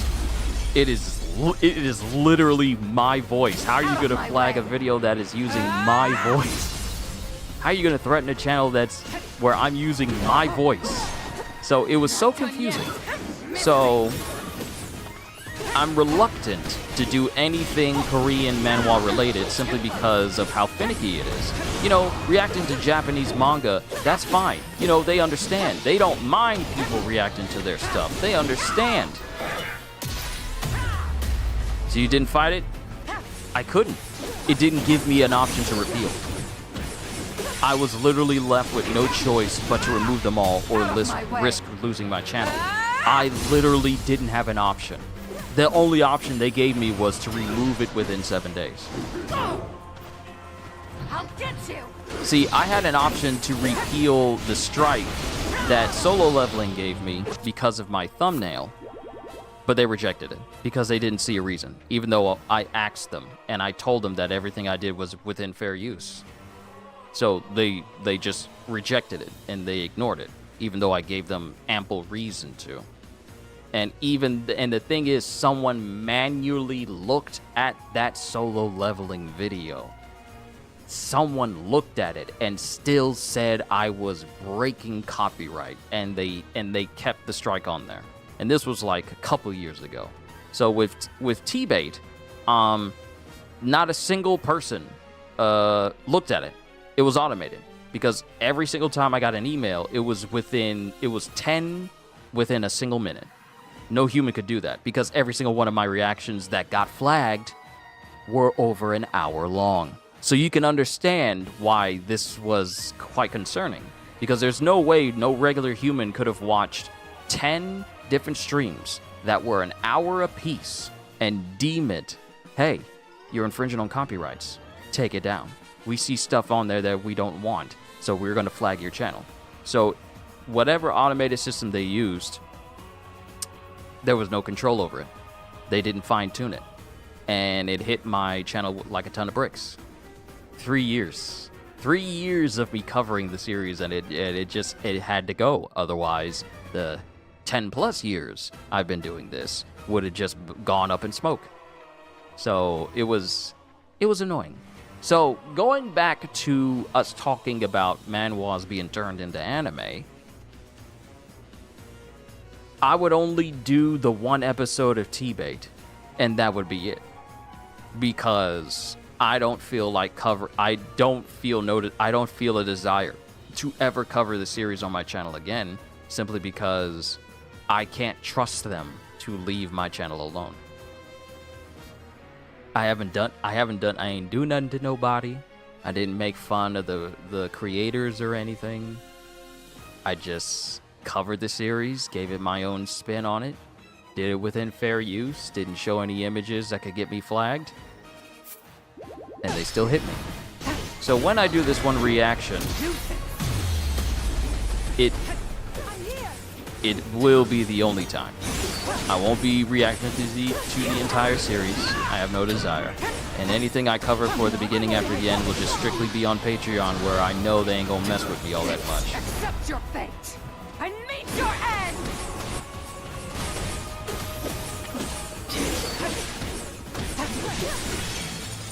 Nothing to worry about.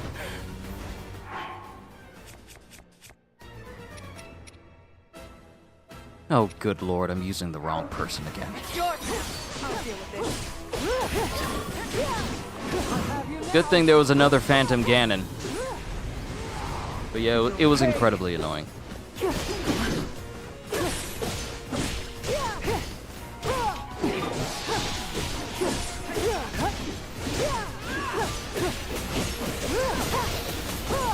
Pathetic.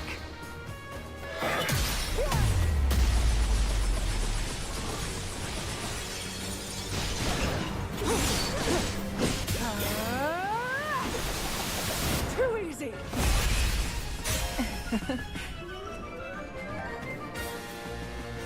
If I was an author, I'd allow people to cover it however they wanted. I truly don't understand the need. Neither do I. I find it so weird. But I don't think it's truly the author who's running the show that would allow these things to happen. It's the publishers. It's completely the publishers who's saying, like, well, we got our stuff out there, so let's make sure we're the only people who are making money from this. Let's make sure we're the only people who are putting good publicity on this, regardless of how many people are actually out there showing up. Because here's the thing, there are people out there who purposefully show images of the manhwa, and their channels are still up. There are people with channels that have AI readings of the entire light novel. And they're still around. So it's so incredibly confusing as to what's allowed and what isn't. I don't show anything but my face and my chat off to the side of the screen. But my entire coverage, though? But yeah, their mistake was they allowed me 7 days. It took me just a couple of hours to get everything I had downloaded and then situated on Patreon, and now there it stays. Their mistake was actually giving me time. See, if it was immediate, it would have been bad. But they gave me time, and that was their mistake. But it's in the past now. That's the one thing I couldn't really. I wanted to get off my chest that one night, but I couldn't because everyone was just enjoying themselves, and I didn't want to like bring down the chat because everyone was just talking about all the stuff that they made and all the stuff that they were making on their channels and everything. But that's just the annoying thing about covering manhwa. So that means that I can't cover it on my channel, like, because people want me to check out different series. I have a list. But now I can no longer trust manhwas to allow me to cover them at all.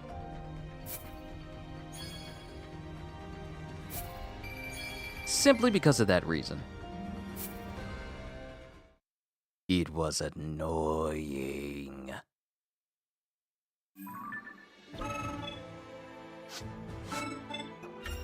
Okay, the only one left is Ronza. How are we looking on time? Only an hour and 35 minutes? Oh, we're making good time overall. But yeah, that's probably what I'm going to do. I'm just going to react to the one episode of the anime and then not touch it ever again. Nah, it's fine. I love all these kind of discussions. I'll never feel that way about real topics. Oh no, I get it. It's just, it was so annoying. I've met so many wonderful people who really enjoyed my readings, and even the feedback that I got from it, like changing Arthur's voice. He was real nasally in the beginning, but then I had to make him more mature as he grew up. Stuff like that. People who have come to my channel to enjoy the beginning after the end won't be able to enjoy it the same way simply because of those quote-unquote well-thought-out restrictions. It's unfortunate. I enjoyed the time I spent with people reacting to the series more than the views. It's always been that way. I enjoy the company of the people who enjoy what I do. I mean, regardless of how much it makes me or how many people view it at a time, sure, those are nice, but what I care about is, like, you know, people enjoying themselves. Even if they're only here for just one specific thing, that's all that really matters to me at the end of the day. But it is sad when people try to flex, or it's not even people, it's just an automated system with no brain to tell what is fine and what isn't. And people like us have to suffer because of incompetence. But it is disappointing. But yeah, let's move on. We almost have everyone done. We need defeat 600 enemies in a single battle, use 3 ice attacks near bodies of water, and perform 2 special attacks as Ronza. We only got one of those going, so we don't need to have Sholani on our team. So now we just need to find a mission that can give us plenty of kills in one go. I'm thinking a mission over in HYRULE, because there are missions where you can get like a copious amount of enemies killed in one go.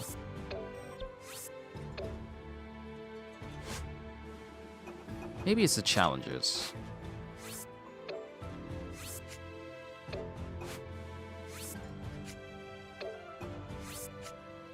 I need 600 plus. For me, it's all about me doing what I want to do. My audience is here for One Piece, but you better know I'll keep making One Piece manga reactions. Right. There are people here who, just because I enjoy it. Exactly! That's all it should be about. There's plenty of people out there who chase trends. Get that immediate audience for that one moment. But some of the best people us creators can have are people who are here just because they enjoy the vibe. Just because they enjoy themselves with everything that we do at one time.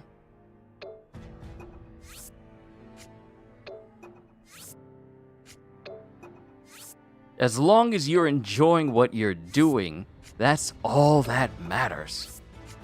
There's gotta be a mission around here that can get me 600.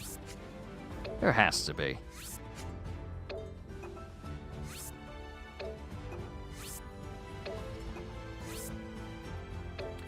Oh, I know of a place. I know of a place where these people get harmed. A magical place with magical charms. Gerudo, Gerudo, Gerudo. Specifically, the missions that have like those Gibdos that constantly spawn unless you take out the leader.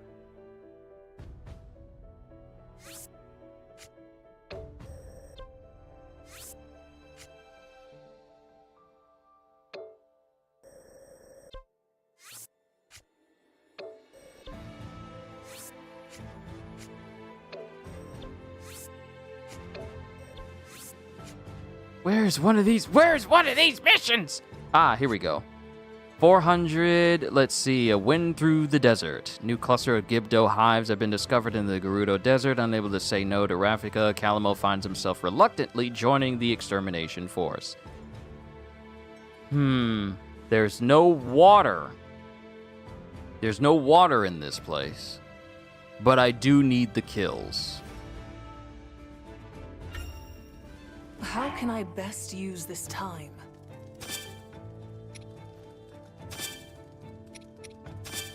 Not a problem. Nothing to worry about with you around.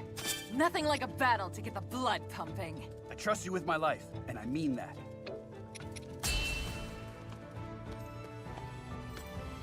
We're off. All right, let's see if we can get that 600 kills. If these nests constantly spawn Gibdos, let's see, let's put this on a trigger.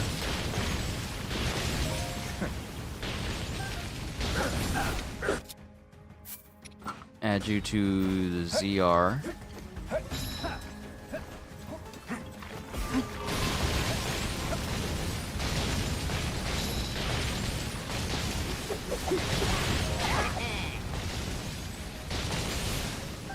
Take this! It's over.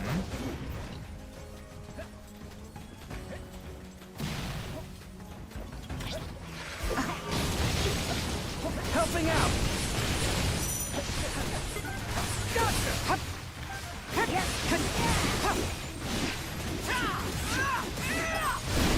Take this!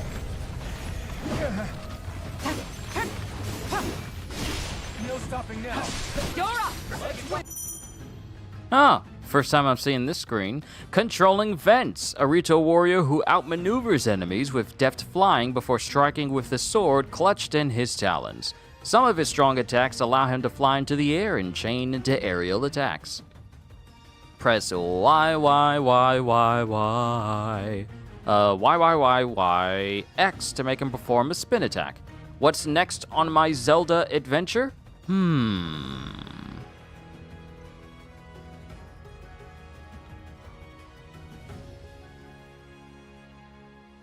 Kinda tempted to check out Echoes of Wisdom. Not gonna lie. See if one of those games winds up on the Black Friday sale. Back off!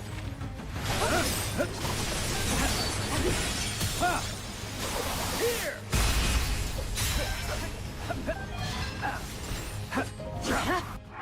And I don't think defeat 100 enemies as Vents.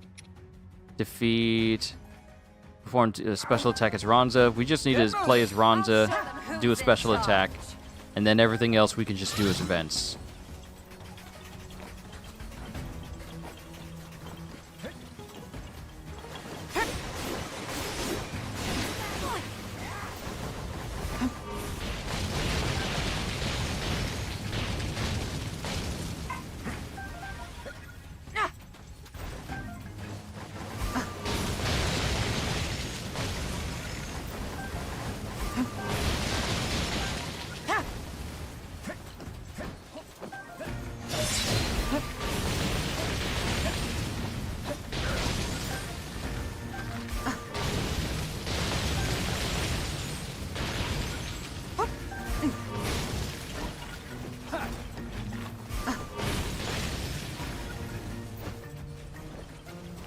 Ah, perfect. They'll endlessly spawn here.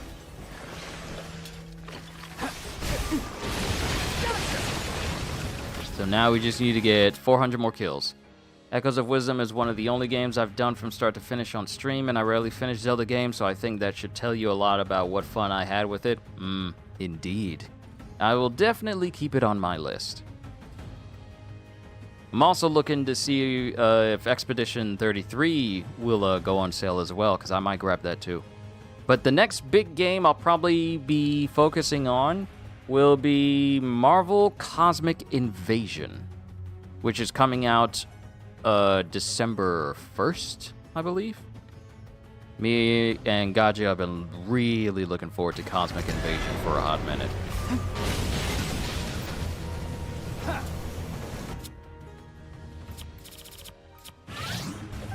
Because we just love those old school beat 'em ups.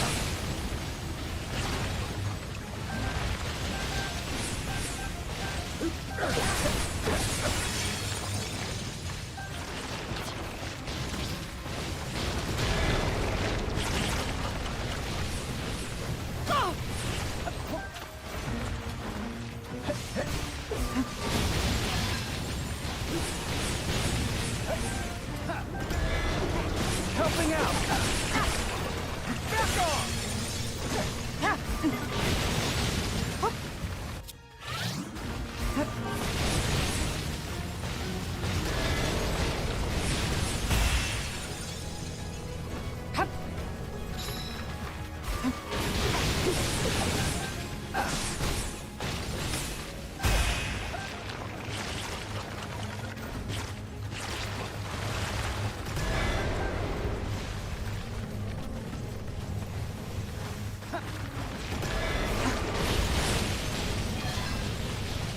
Helping out.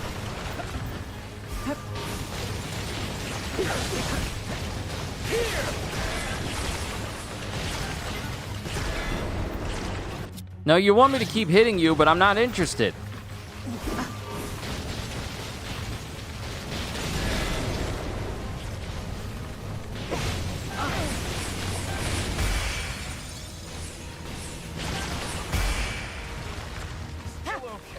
Helping out.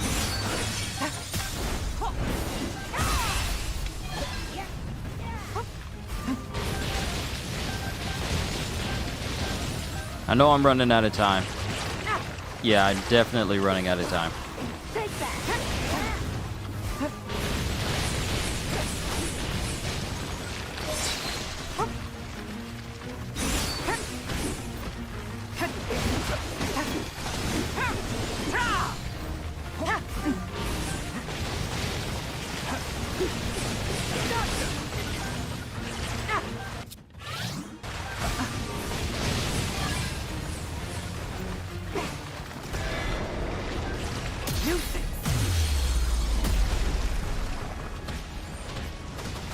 Helping out.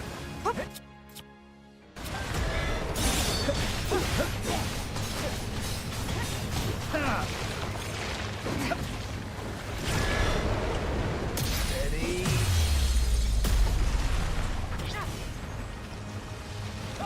It's over.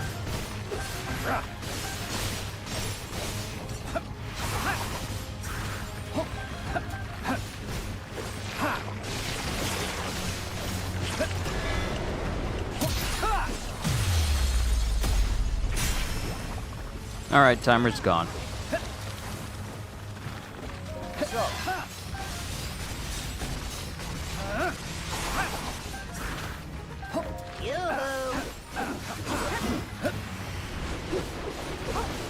Here.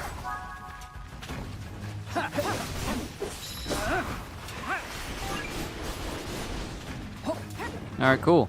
And for Ronza, Show them who's in charge.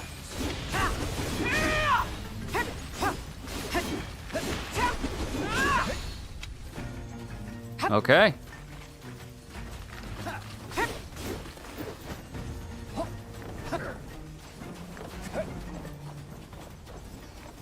$600 enemies has been taken care of, so we're good there.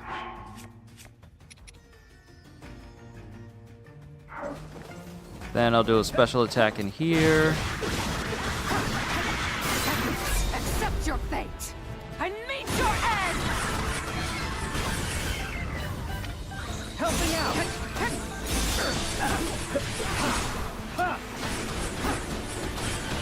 Back off. Let's see. Defeat 30 bokoblins as vents. Oh, then I'm in the right spot then. Because if they just keep spawning in this area, then that just works out better for me.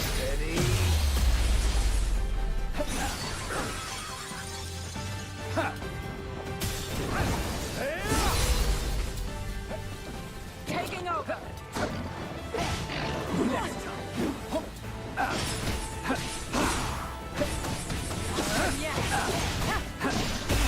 So much for them.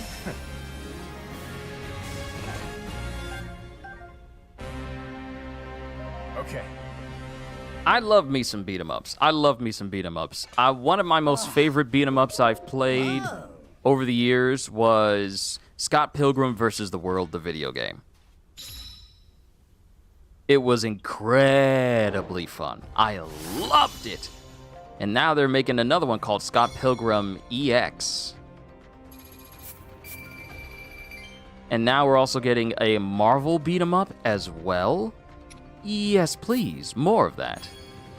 I wish DC would actually do something and actually make some good games.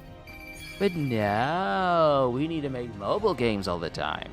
No, we need to cancel Wonder Woman. No, we don't want to make anything major.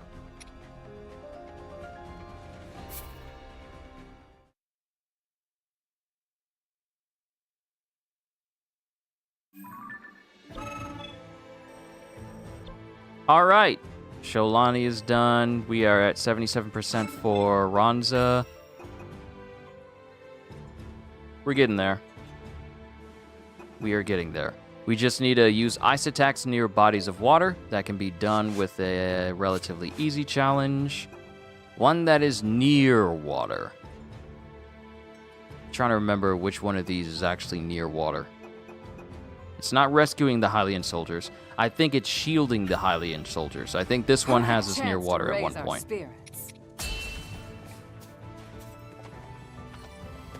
Taking wing. But yeah, there's a lot of beat 'em ups coming out, including a He-Man. A He-Man beat 'em up. Masters of the Universe. That's another one that's coming out too. Maybe James Gunn needs to take charge of the games as well.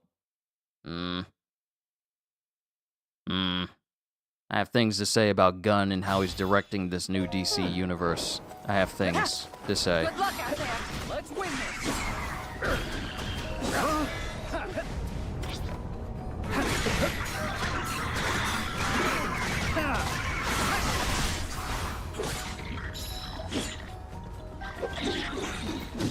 That all?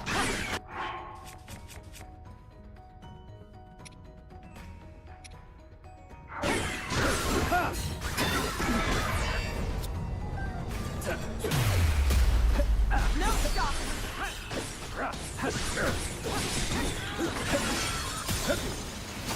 Take this! Here!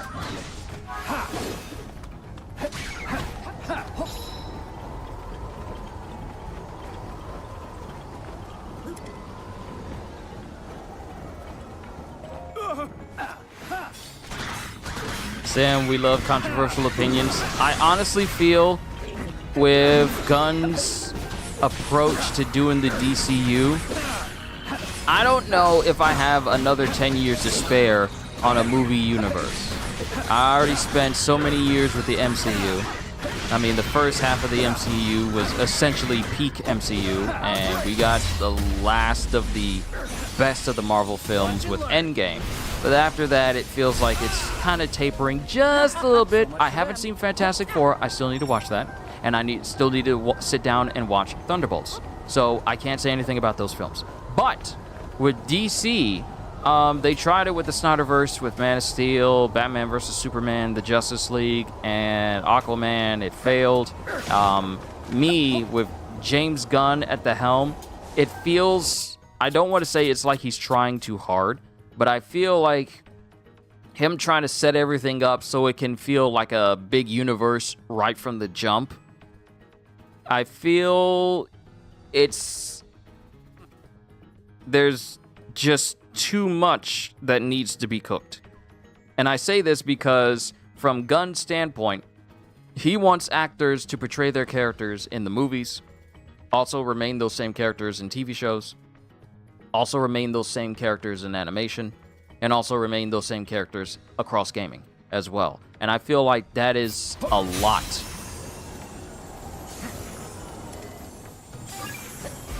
It just feels like an incredible amount to try and get everything done. And for Gunn, he said, oh, The Flash is going to be the start of the new universe. It's going to be a brand new divergence. But The Flash fell through and it wasn't a good movie. Okay, well, Aquaman is going to be the start. Aquaman kind of fell through. Okay, no longer going to be the start of that universe. So now you wager everything on Superman. And now for me, I liked Superman. It gave me actual hope on maybe things could work for the better. But I feel like it's not enough.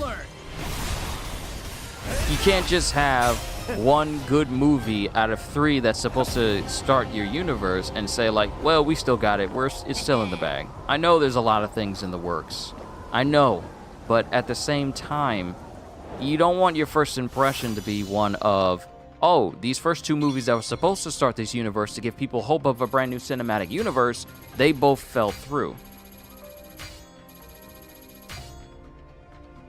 So I feel like Gunn needs to do a bit better in that respect for us to look at the DCU and say like, huh, should I go see a Marvel movie or a DC movie? Personally didn't love this new Superman. I had issues with his outfit at the start of it. It felt flimsy, it felt too baggy, and I didn't have too much confidence in it.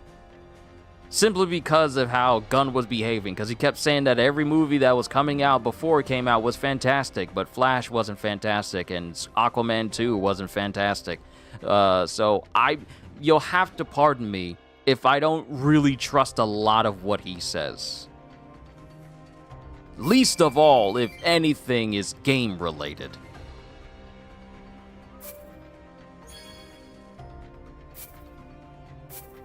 I'm still carrying too much. I am overburdened with glorious purpose. I absolutely hate this seal. Damage at 30% hearts or less. I hate this seal. Why would I want my health to be low for me to do more damage? This isn't Elden Ring, where you purposefully nerfed yourself in order to be able to one-shot bosses. This isn't that. I don't like this skill. I hate this skill.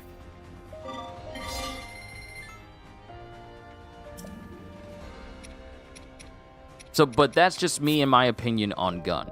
Now, I will say this though. I personally give room for, it is entirely possible for the DCU, the DCEU, to be a success. But it is a, I'll believe it when I see it moment. Not, oh, I know this is going to do well. I think he probably had to say that because it's bad to hate on peers. True. You can't just openly say, like, all the stuff that's coming out is going to be great, is going to be bad, or like, I don't know how good it's going to be, because people will spin that title, say, like, James Gunn unsure of the new DCEU and its directors? What does that say about the future of DC? Because it really does, people will just run with any little bit of knowledge they have, and if they're the type to want to put as much fire that could generate views and clicks and whatever, people will say the nearest thing that could be possibly seen as negative because they know people will look at it. But I will say this, though. Every cinematic universe has the potential to be great. It is all in the execution and making sure that everything lines up properly. It cannot be a half-done job sort of thing. You need to put your whole heart and soul into it and make sure you're putting the right people in charge of creating these movies in charge. Don't just get someone who has like history of directing a whole bunch of commercials and only one movie and then making them the helm of one of the jump starters of your entire franchise. Don't put those people in charge. Put someone with some actual pedigree that you can trust. Don't just do it just because you're friends with them or they seem like they could be a good fit. No, put people who are a good fit. You cannot fumble with this.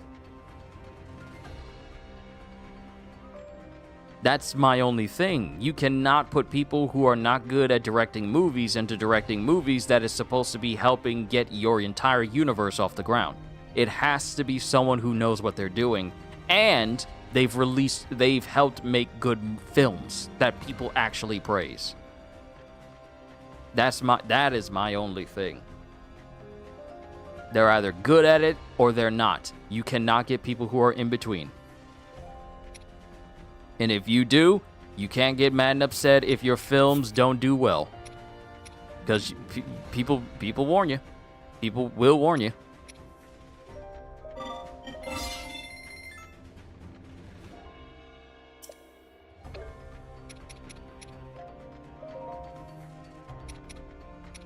Yeah, which, by the way, not to get back to solo leveling for so long, but I'm so mad that reporters recently found an interview done with Chugong in 2022 about how he doesn't think solo leveling Ragnarok isn't a solo leveling sequel.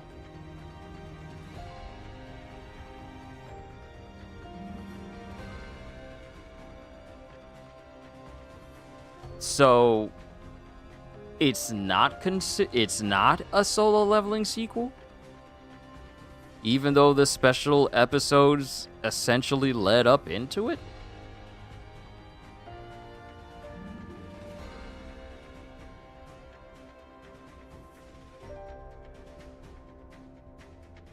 Because it's misconstrued for views.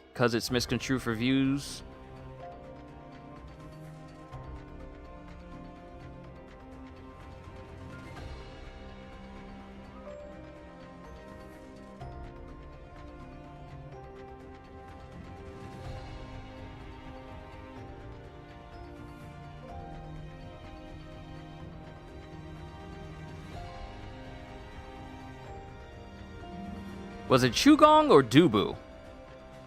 It is. The special episodes came out after his death, so did the manhwa. See, that's my thing. People will take stuff that does not translate properly to English terminology and then just run with it and see nothing but the worst, or won't even bother doing their full research and spin it in a way that makes it seem like it's one of the worst things said or it's not even official. Because there was this one instance recently, I think it was like a week ago or maybe 2 weeks ago, where someone misconstrued the words of Shigeru Miyamoto saying like, oh, we need to have AI in our games and stuff like that, and that's not even remotely close to what he said, because someone misconstrued his words. And articles ran with that misinformation like it was official until Shigeru Miyamoto came back and said like, that is not what I said at all. Or someone else came back and said like, this isn't what he said at all. Y'all got it wrong. It was a misunderstanding. And the light novel is in a different continuity than the Ragnarok manhwa. He specifically referred to the light novel, which even has a workaround because it is in a different continuation. See, this is what happens when people look at information, don't bother doing their research, just do the bare minimum, and think it's official without actually confirming it's official. They'll just skim through it and be like, yeah, that seems about right, so it obviously must be true. That's how misinformation gets spread. That's how you get mass confusion.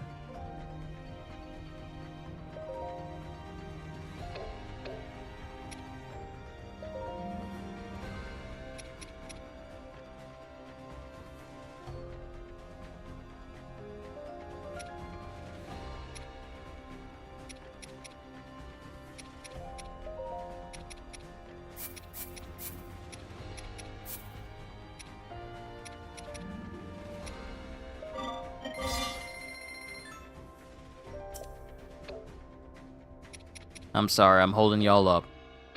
I'm holding y'all up. People are actually looking forward to Chugong's sequel because he said he'd do it in the interview, but they don't even know he's not been around for nearly half a decade. Mm-hmm.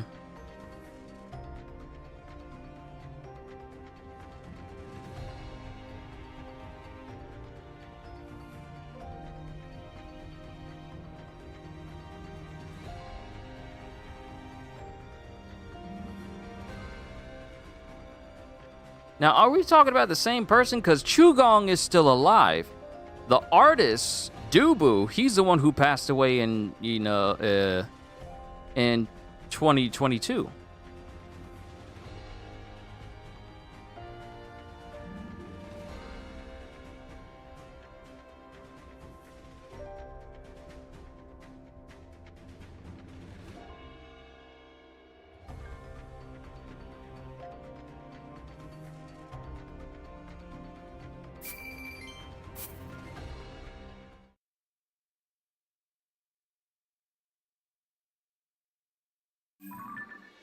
They both passed? Wait, what?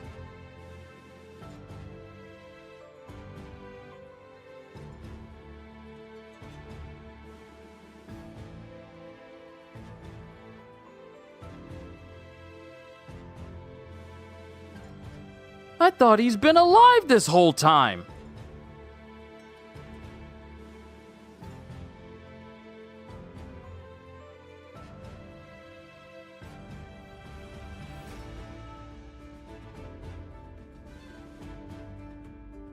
No, it says Chugong's still alive.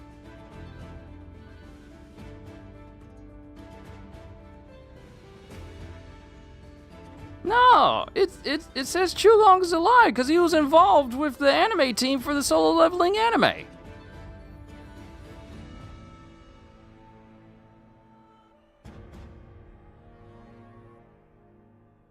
Yeah, it literally says that Chugong, the original author, confirmed he's working on a new side stories about Igris and Ashbourne. Plus, he teased that this year will be full of surprises. Literally this year on the 13th of January.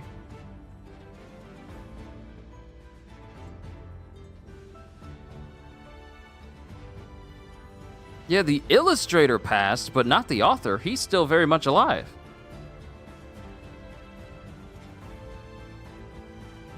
Am I wrong? Because I'm like 1000% sure he died before the illustrator. Chugong is alive. Chugong is still alive. It's the illustrator who passed.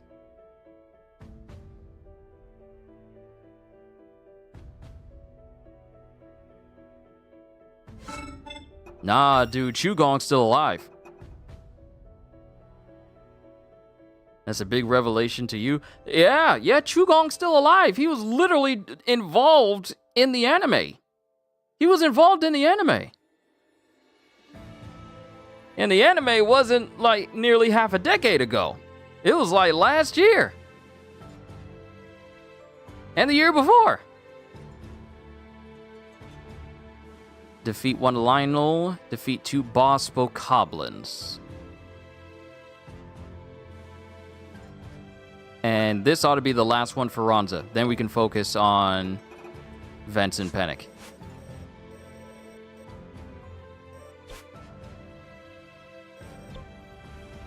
Alright, where's those challenges for the trials?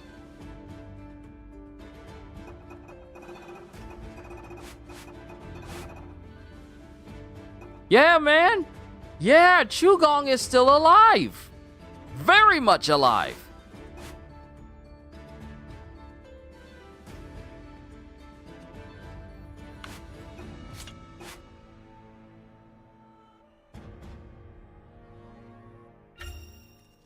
Gotta be ready for anything. Remember reading all these kinds of articles about both of them dying? Nah, the only one who passed was Dubu. He was the only one who passed. 2022. July 2022.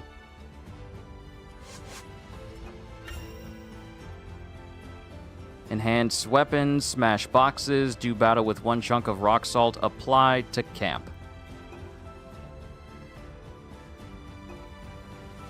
Let's take care of this one for Ronza. Boss Bokoblins is Ronza. Defeat 1 Lionel. And perform 4 weak point smashes. Yo, hi Dragon, good to see you. We are working on the final aside quests. I've got to wonder. For Hyrule Warriors Age of Imprisonment.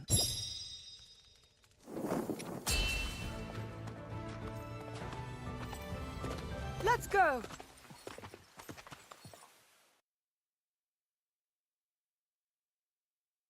I'm happy to hear he's still alive then, but I don't want no sequel of his still. I love Ragnarok.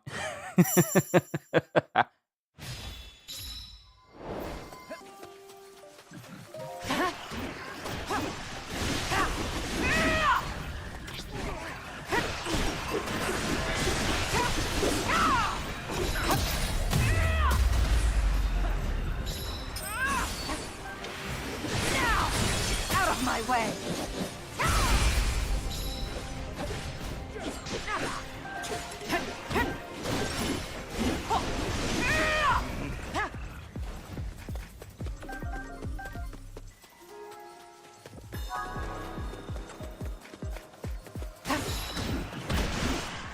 Which Ragnarok are you talking about? We were just talking about solo leveling and such.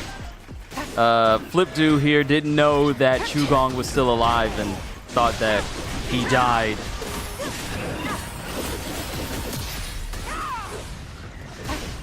But it was really just it was really just Dubu who passed. Out of my way.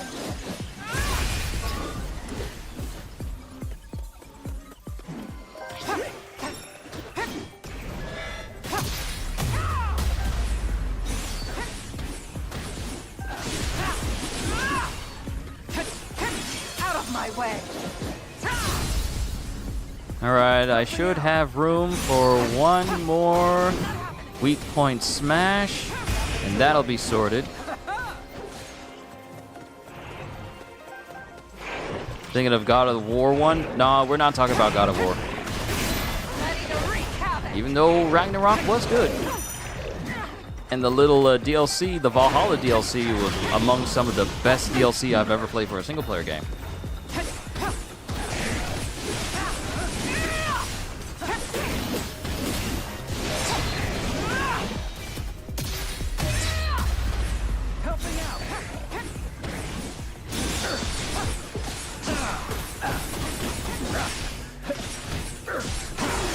Construct. Take it from here. Out of my way. There we go. 4 weak point smashes as Ronza. All we have left is just defeat 2 boss Bokoblins and 1 Lionel. But the Lionel is the more time-consuming of the two, and the boss Bokoblins can easily be defeated by one of the first challenges.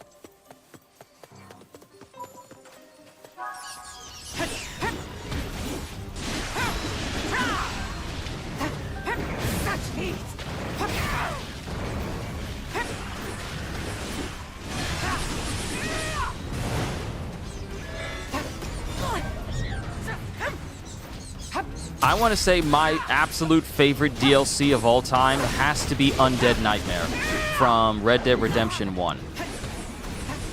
Speaking of Red Dead Redemption and Rockstar, how are they going to release a PS5 version of Red Dead Redemption 1 and not release a PS5 version of Red Dead Redemption 2?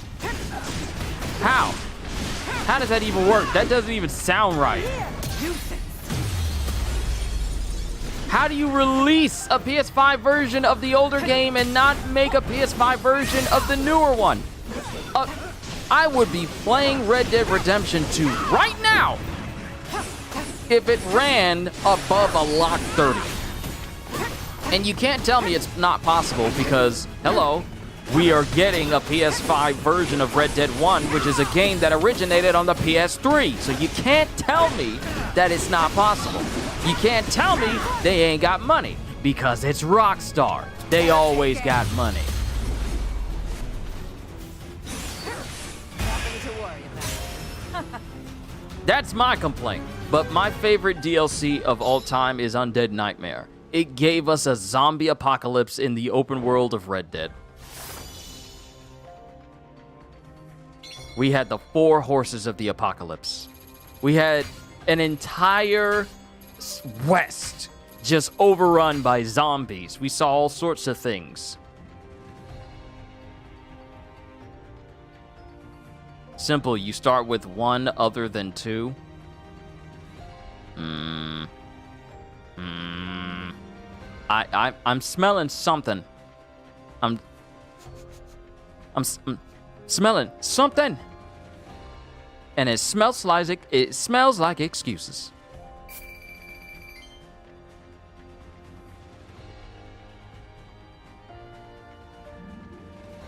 You unfortunately ain't getting a new PS5 until they release a new Infamous game. Look, Flip Dude, you and me, we here. How come we don't have a new one? Huh? How come you haven't re-released the first 2? Huh? Infamous 1 and 2? We already have Second Son. That runs just beautifully on a PS5, but how come you haven't decided to make a brand new Infamous game at all? Why not? What do you mean? Excuses. Why? Why? What are you doing? One of the greatest superhero games of all time? Why not?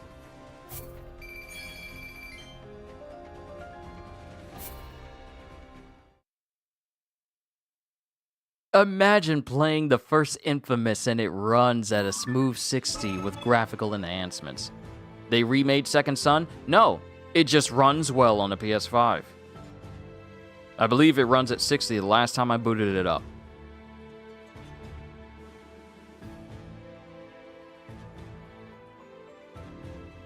And High Dragon, your favorite DLC was Iceborne? Iceborne was really good.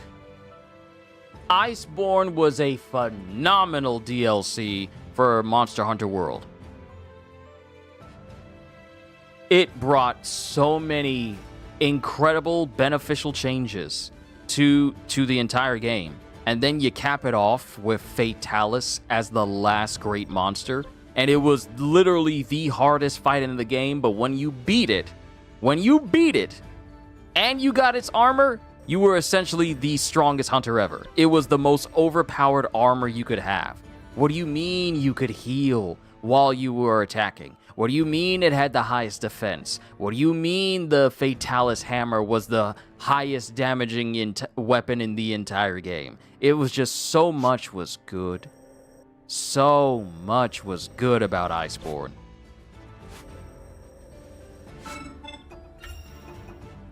Alright, we just need one more boss bokoblin, and I know where we can go for that. Rescuing the Hylian soldiers again! Raise our spirits. A full-on walking calamity. It was beautiful. It was absolutely beautiful. I loved that DLC. And the armor was beautiful too. The Velkhana armor, it was they put their heart and soul into developing that armor then. Not saying that they don't do that now, because, you know, with Monster Hunter Wilds, the armor looks, you know, the best it's ever been. With, you know, graphical enhancements and everything. But the armor in Iceborne was really, really gorgeous.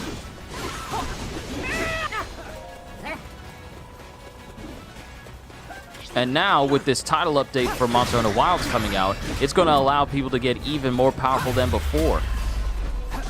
Oh, the Safi Jiva armor. The Safi Jiva armor was actually really cool, too. I got so many good memories of playing through Safi Jiva. And the thing is, when you fought Safi, whenever they brought it around, you didn't know what particular type of weapon you were going to get, because sometimes you would get a Safi Jiva weapon that was this element or that element. It was never, you would get weapons from it, and it was never guaranteed what type you were going to get at all. But the randomness made people keep playing. Not only that, but what was it? The gold one. I forget the name. I forget the name of the gold one. I remember Xenojiva. Okay, that particular quest is done. Good. I forget the name of the gold one. It was something. What was it called? I can't remember the name of that particular monster. It's one you had to chase around and whittle away at its body in order to melt its body down so you could get to the actual monster underneath. And then you would fight in this arena, and then it would set fire to the entire roof. Once you get it to a certain point.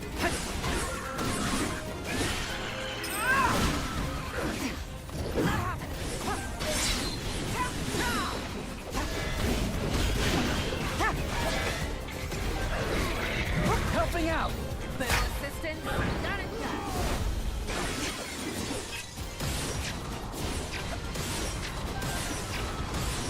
No mercy.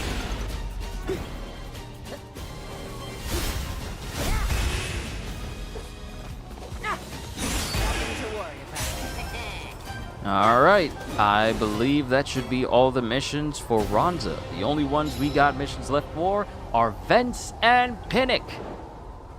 We are literally in the home stretch. Colvey, thank you. I don't know why YouTube decided to mute what you just said. I don't know why I decided to do that. That's weird. Colvey Tear-Off. That's the name of it.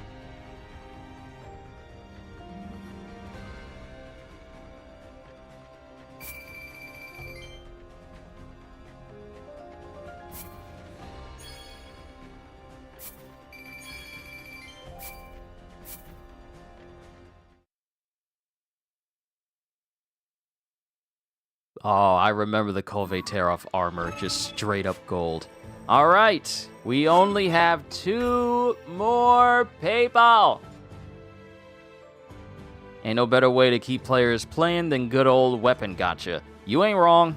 You ain't wrong. Okay, so now we can focus on the last 2. And if we look over at their progress, one is at 20, the other is at literal 0.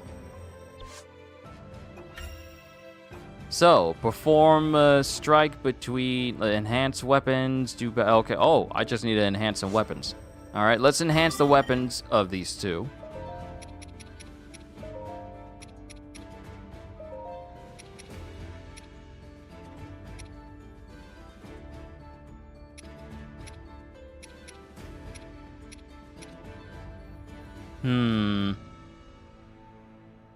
What would go good here? That's what I'm wondering. Flurry rush damage. Let's put that in there instead.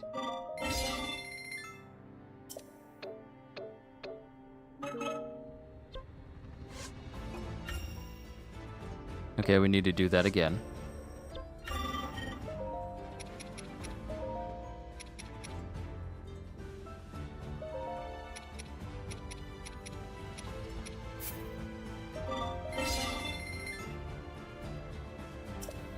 Oh, cool. Upgrade. Molduga Fan. What will you give me? Temporary damage boost after dangerous attack counters. Okay, we'll keep you.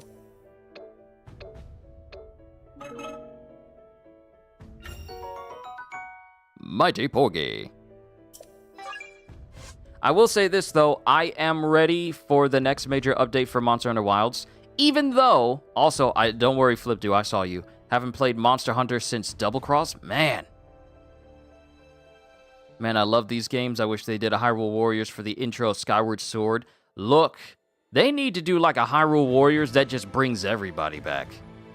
You can't tell me that it would be difficult or impossible. Just make it like a what-if story like we got with the first Hyrule Warriors Definitive Edition. Because we got everybody from everywhere. Fia, or was it Fi? I think it was Fi. We had her. We even had Tingle. We even had like a gender-bent Link by way of Linkle. We had all these different characters. Your girl from Twilight Princess. We had basically everybody from everywhere. And you can't tell me it can't be done because Warriors Orochis exist.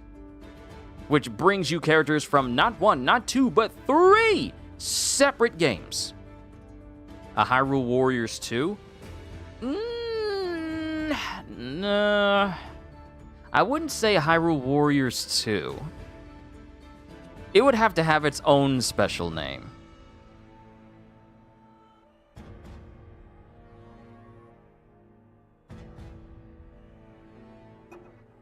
I don't know. Defeat 10 Choo-Choos, defeat 20 Klees, defeat 3 Moblins. And perform 1 sync strike between Pinnock and Raffica.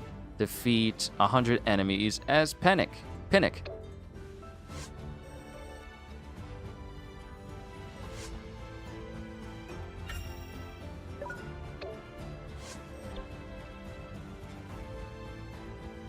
Okay, we got a Choo-Choo there. We got a Choo-Choo there.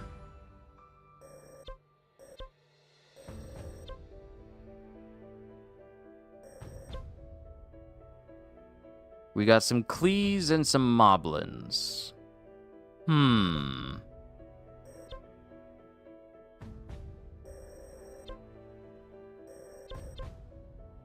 Love the idea that Hyrule Warriors Definitive Edition is how the 3 timelines came together into the Wilds game.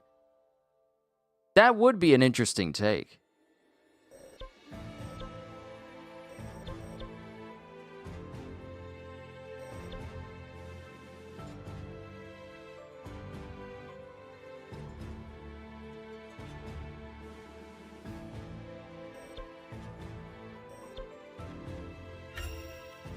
Gotta be ready for anything. No, because those are just the same enemies twice. I need one that has Klees and Choo-Choos and everything else, just so we can get it done in one go.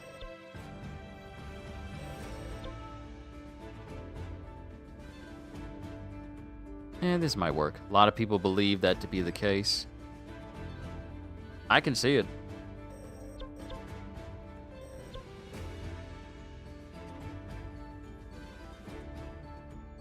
Because you could just have it as a, oh, this is how all these timelines converge on this one specific point. In like this rare instance. It could work. You could just work it in that way, because it's been done before, because that's how Warriors Orochi 3 did it. That's how the Warriors Orochi games did it. If anything, that's how they did it. Nintendo even had to come out and say Hyrule Warriors isn't canon, but we know better than Nintendo. You could just say it's just a different timeline where everyone just joined hands together. You could easily say it like that. Perfect chance to raise our spirits. I shall never know defeat. I trust you with my life, and I mean that. Yeah, we need to pick a different place. Too low leveled. And I don't feel like spending... I don't feel like spending anything on them. We must never neglect our preparations. Taking wing!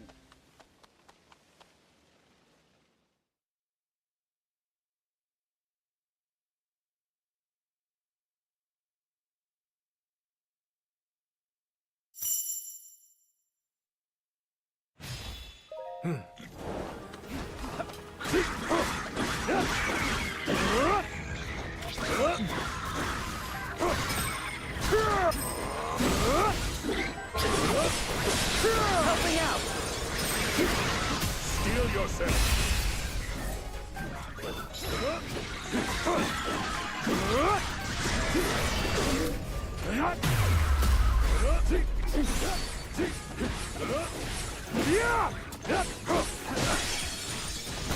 Steel yourself!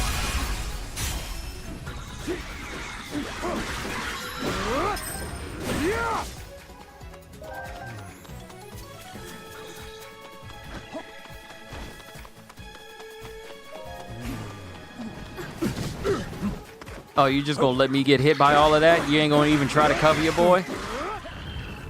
Alright, that's 100 enemies down. Perform 1 sync strike between Pinnock and Raffica. We need to work on that. Defeat 10 Choo-Choos, defeat 20 Klees, defeat 3 Moblins. Alright, so from here on in, we just play as Vents.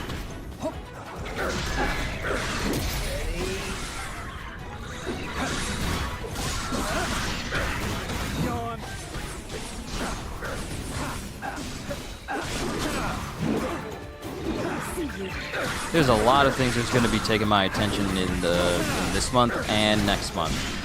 Because I believe we have a new Wuthering Waves thing that's supposed to be 2.8 that's supposed to be dropping this month. But we also have So much for them. Marvel Cosmic Invasion at the beginning of December. Not to mention the next major update for Monster Hunter is also dropping in December.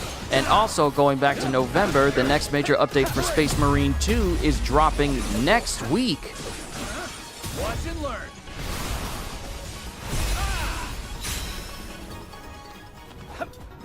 There is so much to keep me occupied. I've been rewatching the cutscenes for Space Marine 2. Simply because it's just such a good game. I still need to level up my assault class and get it to max. I stand with you. By force if I must. Yes.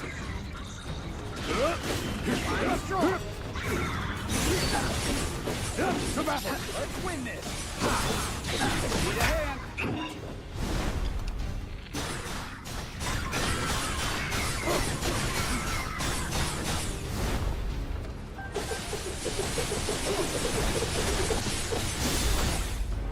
In support.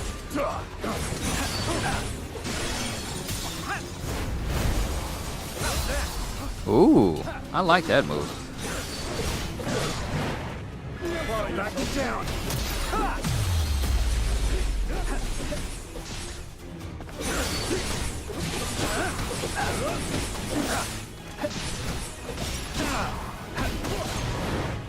I'll show you. Backing down. So much for them. Yeah, you don't get to do your fire slam, bro. You don't need to. You don't get the chance to do any of that.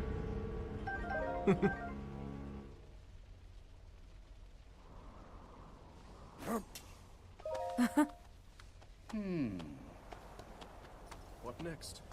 Right. Dude has the damage boost from the dangerous encounters. How long does that last?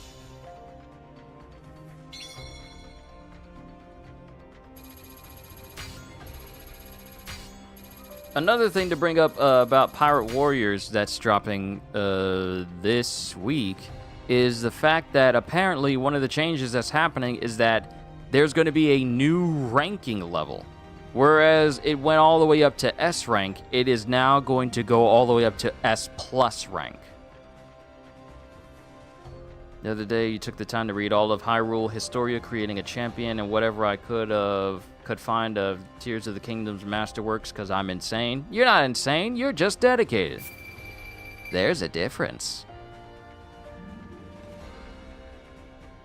Alright, I need to defeat one more moblin and 20 more keys, because there are way more of them that I need to bring down.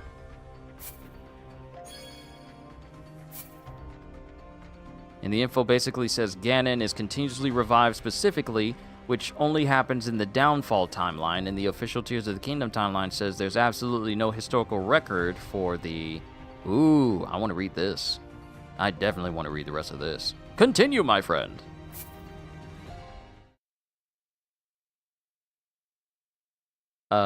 Let's see. There is absolutely no historical record for the Rito prior to the events of the Great Calamity, so it all points to this being the Downfall timeline, and the rest doesn't work unless you put Hyrule Warriors Definitive Edition into the mix. Interesting.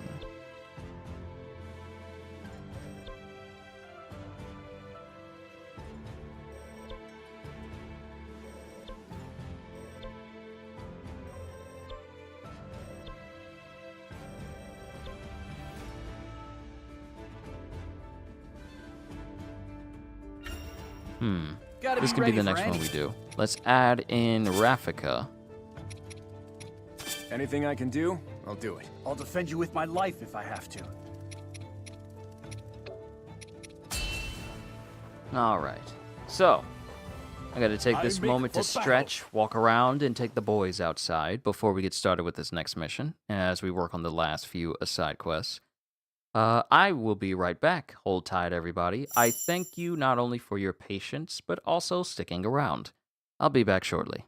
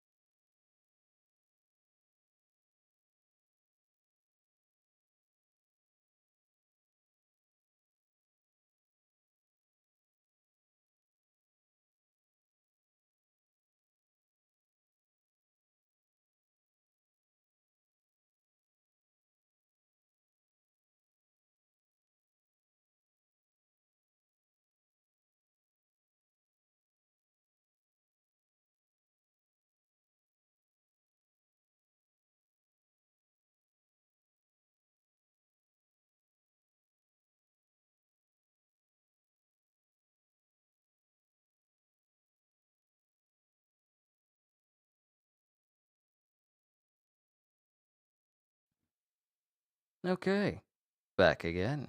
Thank you all for your patience.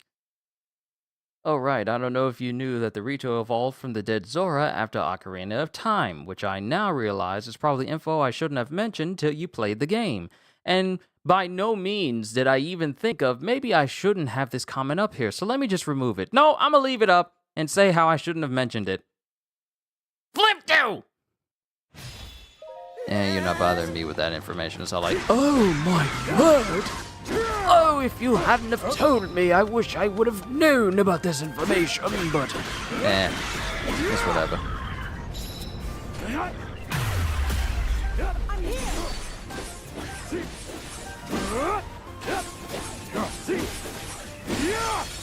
Steel yourself.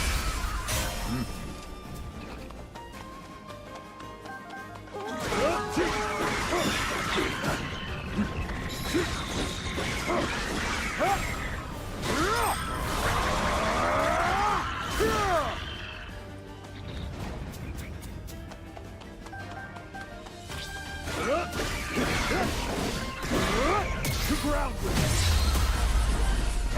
it. Your time has come, Replica. You got it. Say goodbye.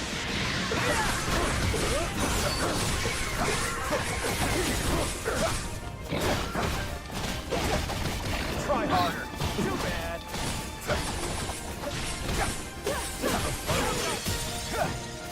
Ready for this? My. Seems victory is mine.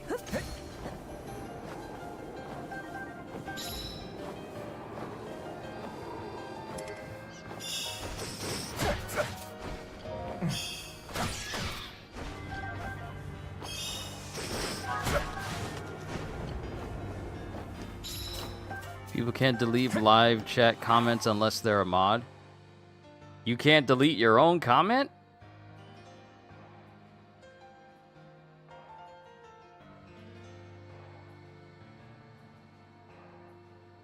Wait, what?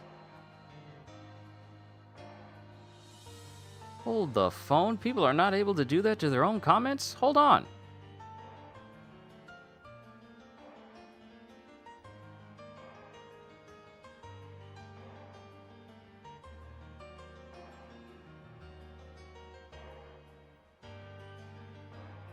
I thought you would have always been able to do that.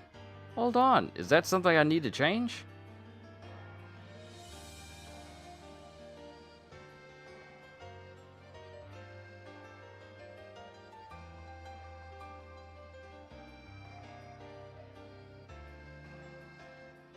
It doesn't look like it's anything I can change. Wait, what?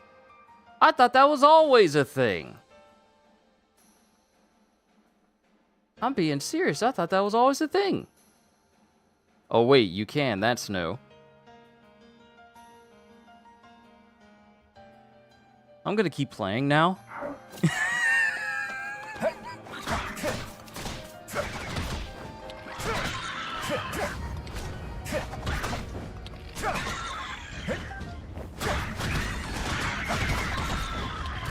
I've always thought that was a thing.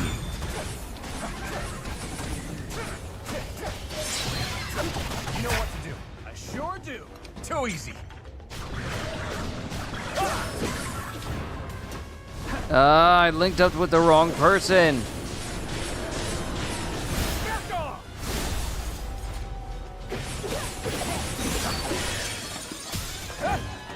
Ready for this? I linked up with the wrong person. Well, this not gonna do it all. Need to find another mission with all these keys and then move on. Because, that's not gonna work.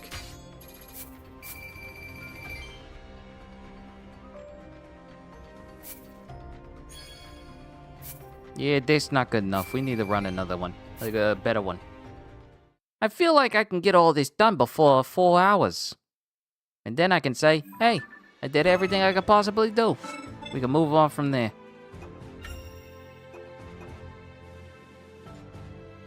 So we just need 10 more keys. I know where I can get these.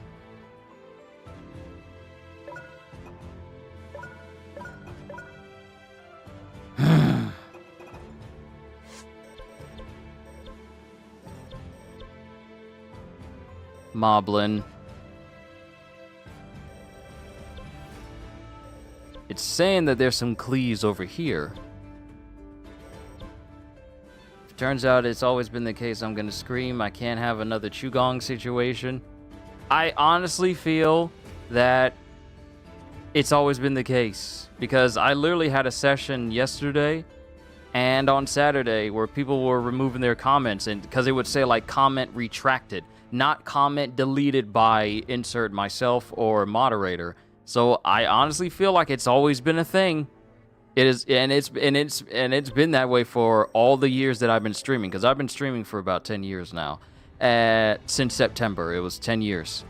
I feel like that's always been a thing, being able to delete your own comments on a YouTube stream. I feel like it's always been the case.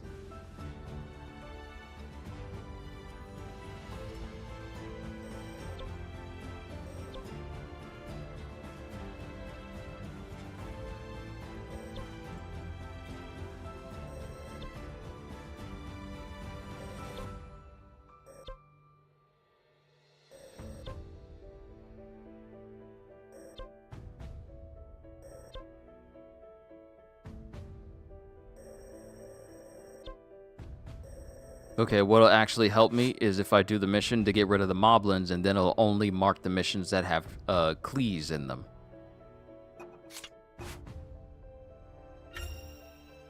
You seem well, Rafika.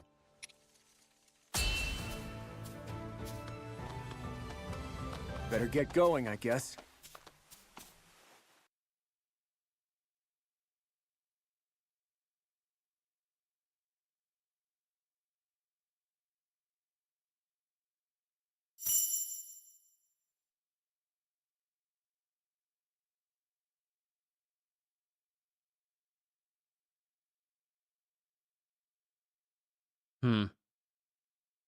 I still kind of find it funny how we're getting, we're getting all My Hero All's Justice, and all I want is either a My Hero Academia Muso or a game done like Relink, where I get to play as all these characters. That's all I really want.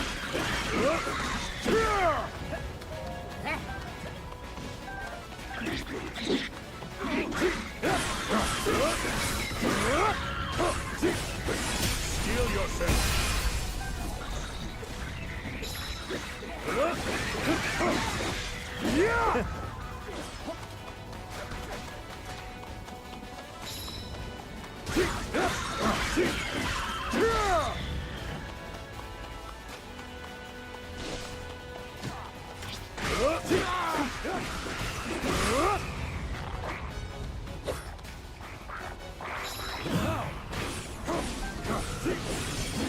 Steel yourself.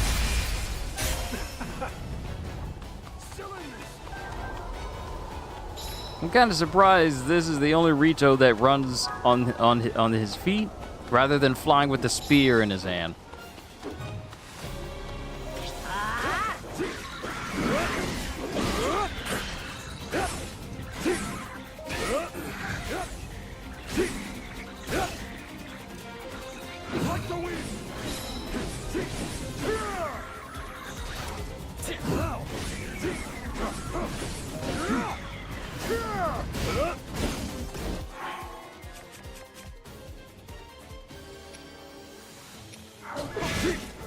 By force if I must.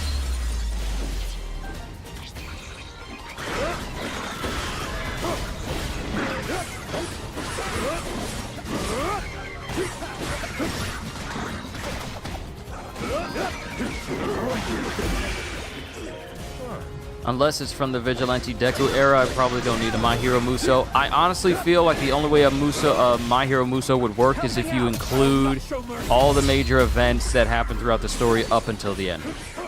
And with the anime about to end, yeah, trying to do a Muso game where you only go to a certain amount of time would be lackluster and a disservice. Because no one's trying to have like a what if My Hero story where it only goes up to a certain point. After witnessing the end of the series, no one wants that. I won't speak about it because you never know. Someone could be watching only the anime. and I don't want to spoil things, just in case. But no one wants to play an MHA game where you don't see the ending to it and they just make it up. Either go all in or not at all.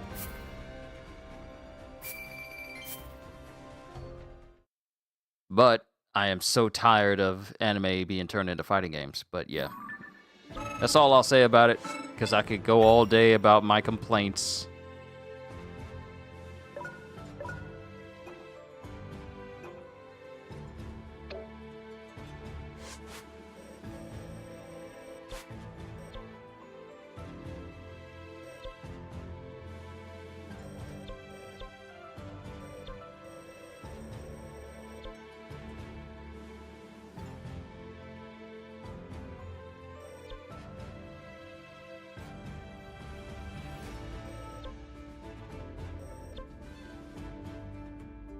Which place has choo-choos?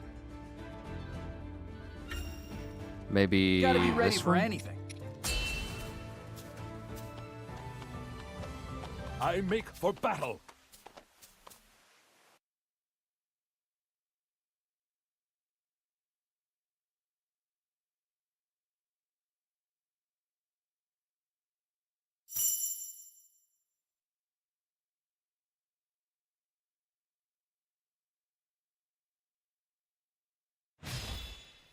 Yes. But I honestly would prefer a My Hero game done like Relink. I prefer that. Here's all the Clees. This was a perfect mission for it.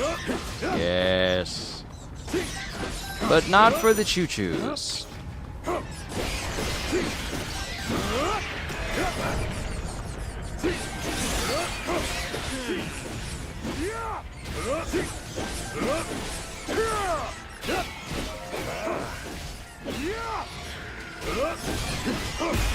Honestly, I believe you're onto something.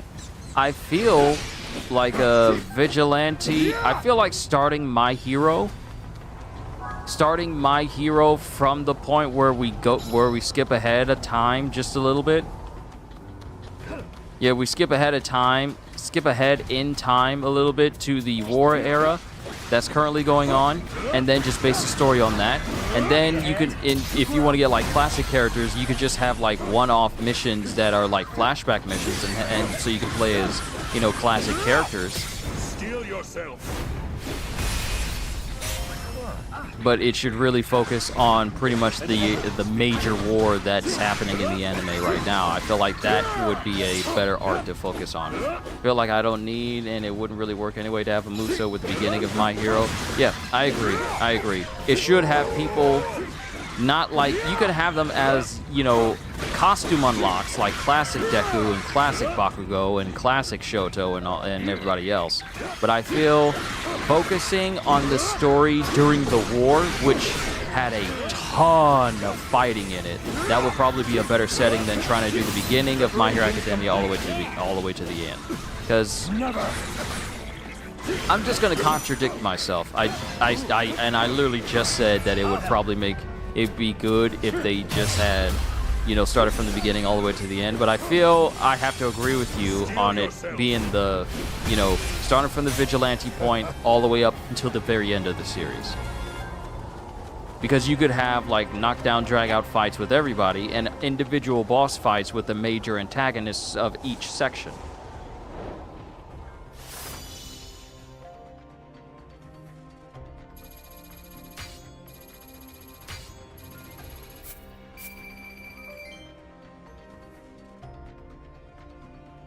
All right, one choo-choo.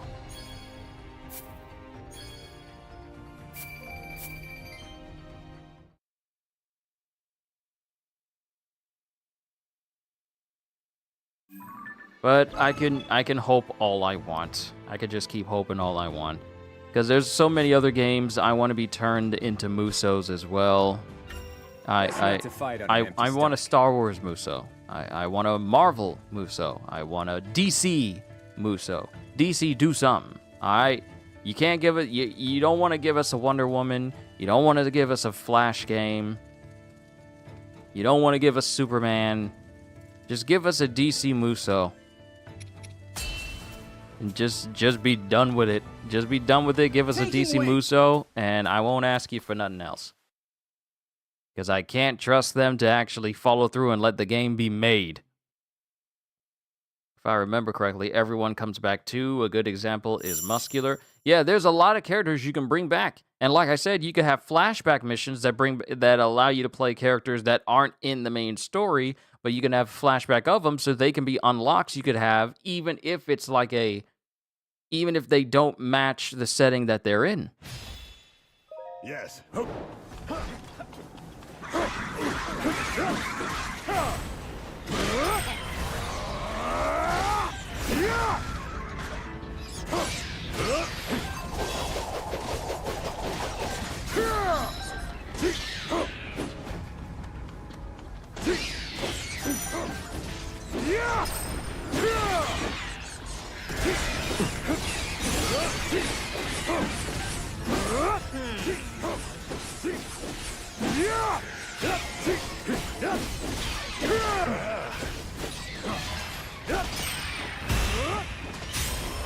A temporary reprieve.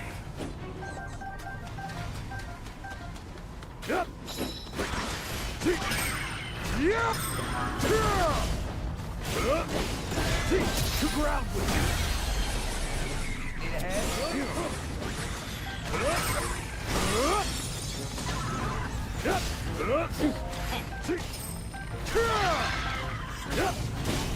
Steel yourself.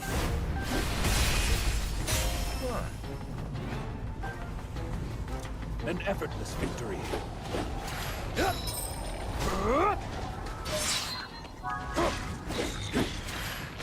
I know you'll try. Replica, you got it. Say goodbye. It's over. You're done.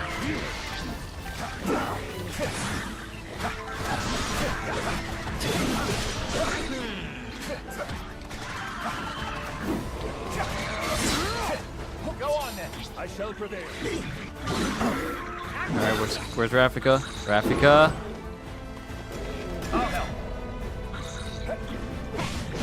No, where's Rafika? Replica, don't have to ask. There we go.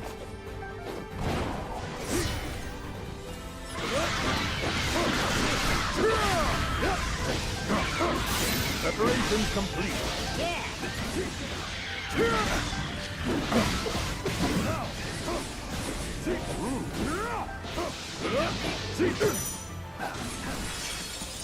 The final.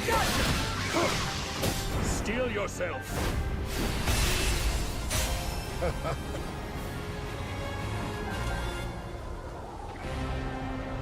Side story expansion would honestly work really well. I still wonder where the characters from My Hero Vigilante are in current time. Hello, Kitten One. How has your day been?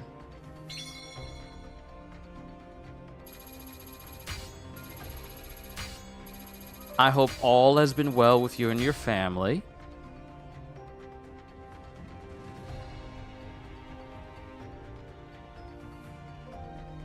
We are on the cusp. Yes, I use that word again, cusp.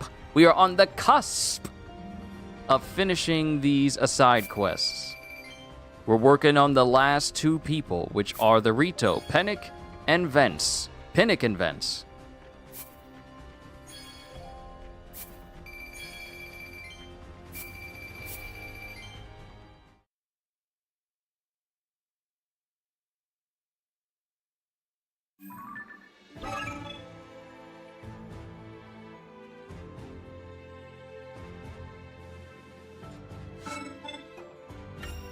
Alright, use 2 unique skills as Vents, perform 1 special attack as Vents, perform 1 weak point smash as Vents.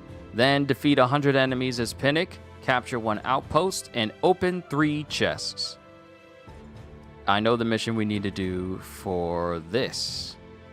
We need to go to the Gerudo mission.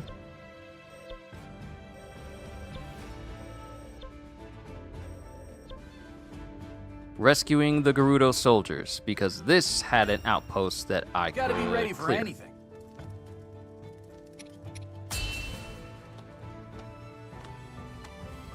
I make for battle.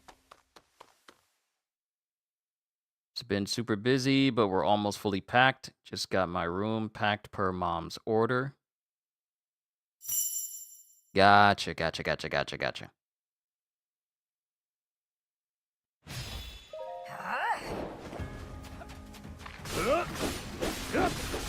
Yeah! Perfect.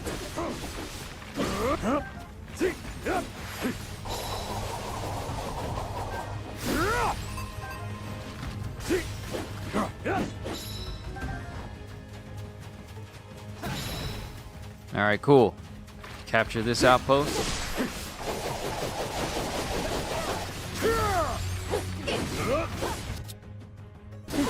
Your time has come. Don't be shy. I'll not be defeated. Nope.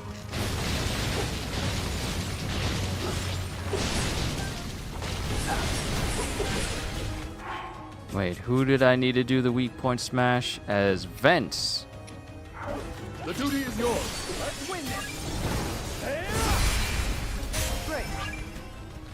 All right, capture one outpost and got a weak point smash.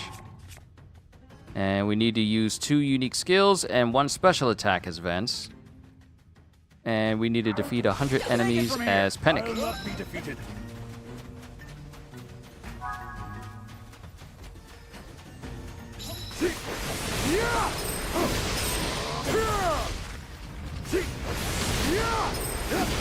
I think that might be Panic's best move.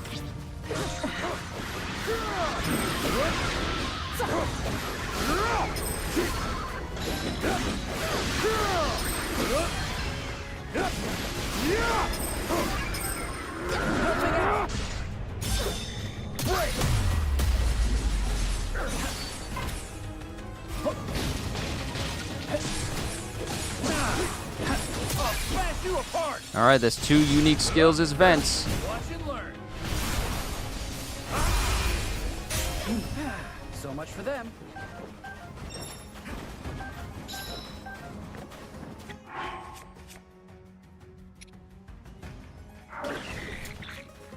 Now we just need 2 more chests. Let's go. Who needed special attack? Vents does. Get moving. I'll not be defeated. Your time has come. Wrong person. Let's win this. Gotcha.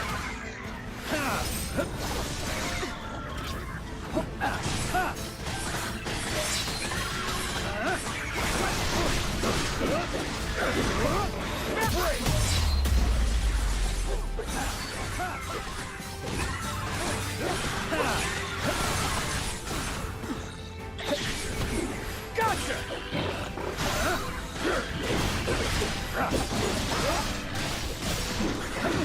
That all? You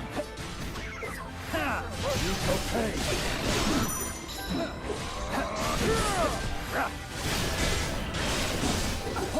In support. Time to go. My man's got to head out. It's been so much fun talking to you. I'll come back if you're still here when I'm done. If not, we'll talk soon. Absolutely. You know where I'll be.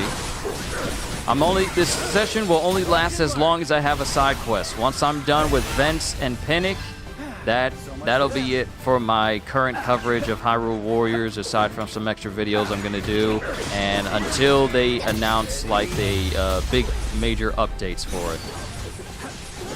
But yeah, Flipdo, it is always fun to talk to you. It's always good to talk to you.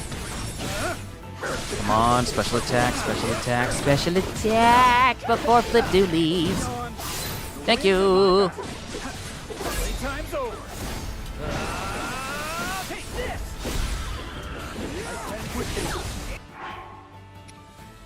And we just need 1 more chest, which I believe we can get.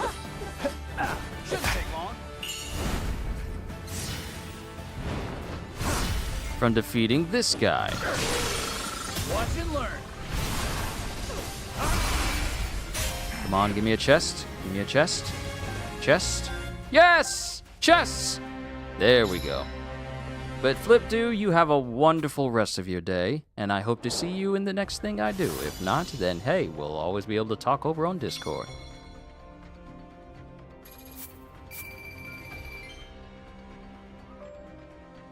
Yeah, we definitely need to talk One Piece proper at some point. Yeah, we do. We do. Yep. All of that completed in one go. We still got a little ways to go before we're done with them, but we're making good time. But yeah, we definitely need to talk One Piece proper.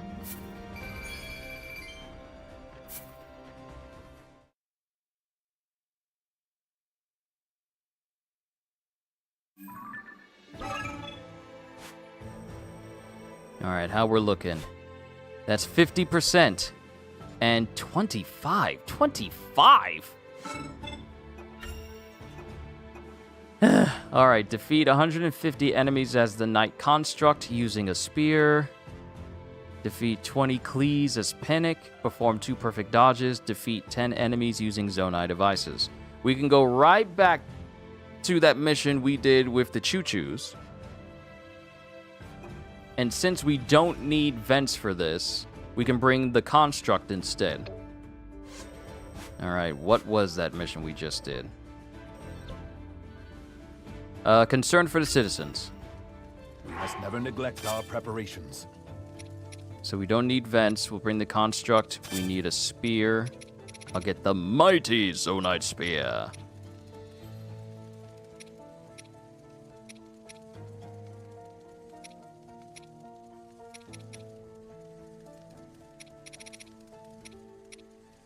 Hello? Wait. Am I over Zonite Spear? Strong Zonite Spear? Oh, there it is. Mighty. I thought I lost it. I thought I lost it. But it's here.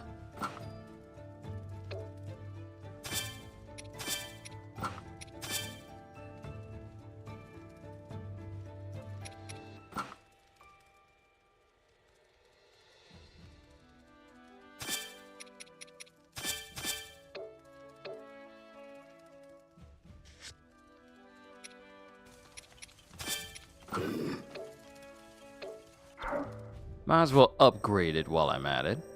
I got the finances. This is the most amount of rupees I've ever had in any of the Hyrule Warriors games. The most.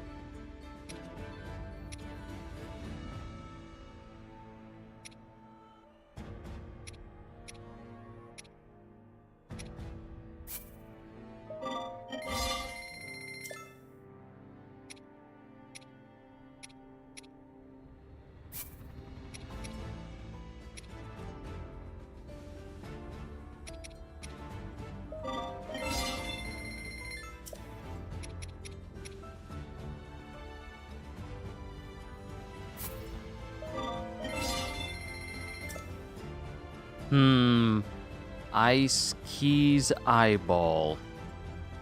I think this will give me an ice attack.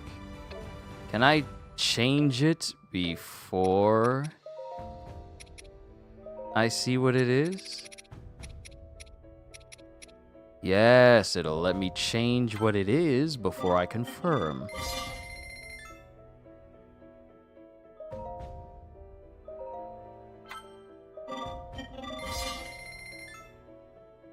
Hardy Lizard. I wonder. 3 hours, 15 minutes. I still feel like I can get all this taken care of before we hit 4 hours total.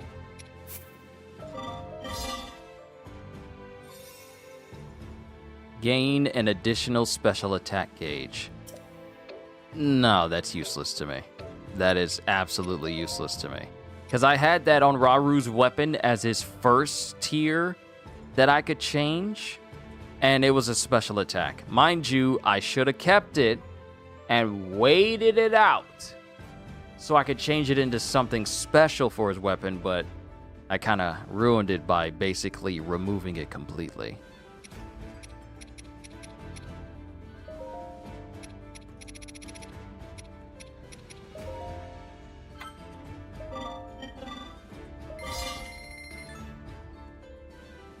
Lionel Saberhorn.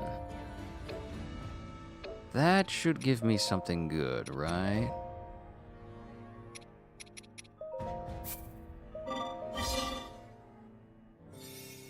Yep, that'll work. Perfect dodge timing window. That'll work just fine.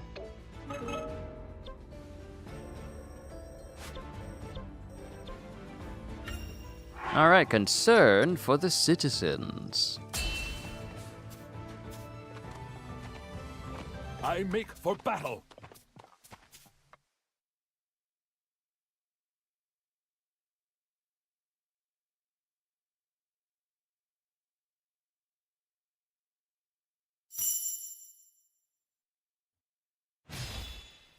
Yes.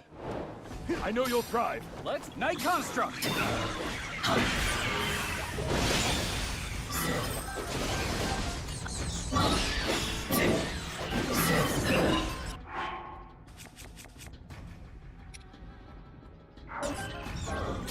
You can do it. I'll not be defeated. Yeah.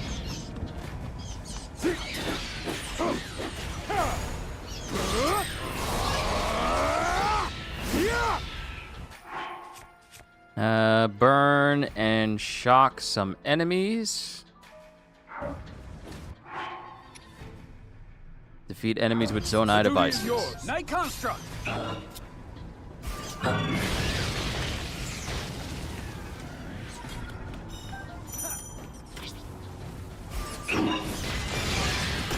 Helping out.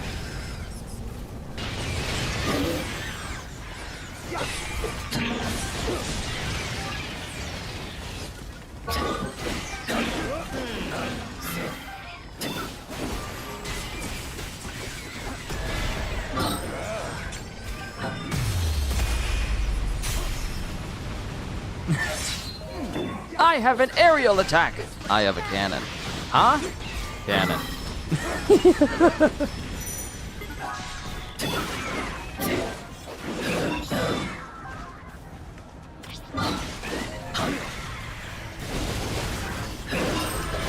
Helping out.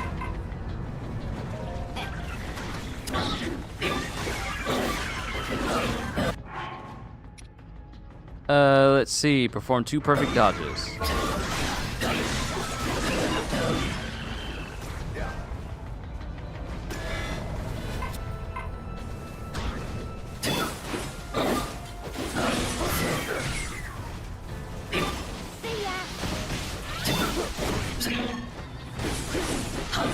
I'm not going to be able to do a perfect dodge with the choo-choo, because I'm not used to doing one with the choo-choo.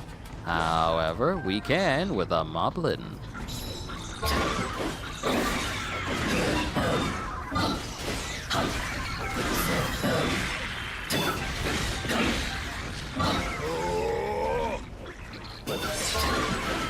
Helping out.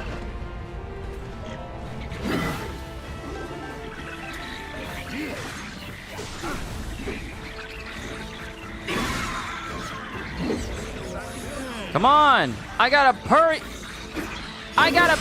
window!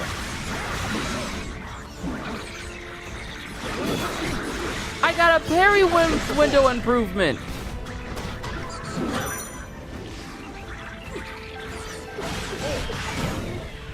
There we go. Another?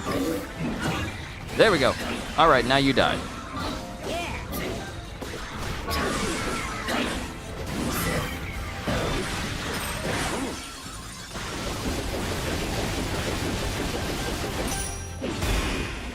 Stop! Stop! He's already dead!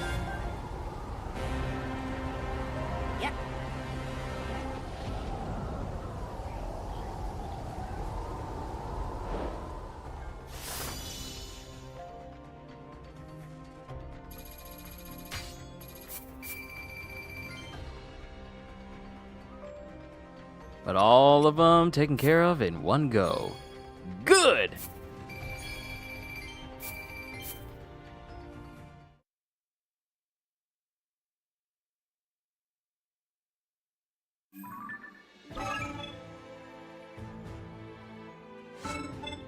Alright, perform 2 fuse attacks as vents, deplete 2 weak point gauges using fuse attacks.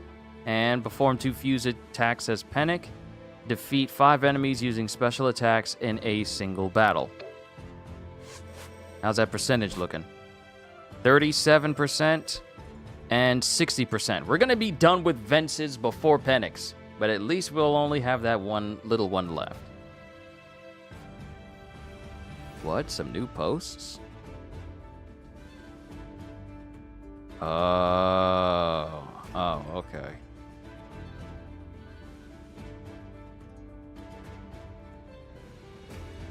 All right, let's keep it going.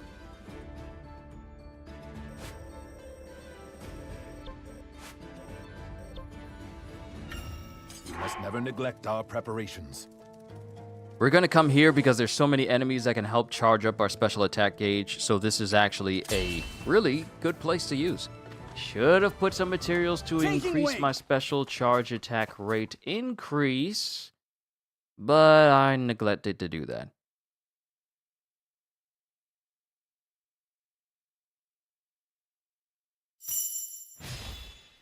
Yes. So I gotta do 2 fuse attacks with vents, 2 fuse attacks with panic, defeat 5 enemies using special attacks, and deplete 2 weak point gauges using fuse attacks. Alright, let's just set ourselves up here.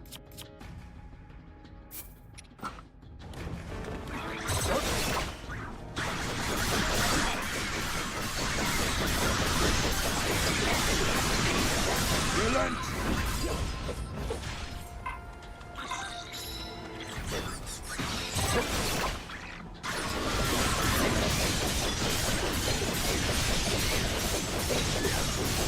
Farewell. I know you'll thrive. Let's win this. Oh, I just completely forgot that I don't actually need... Flying strong.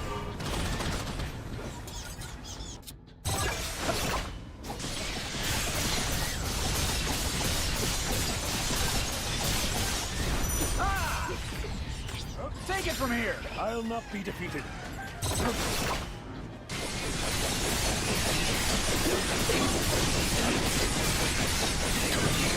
Relent.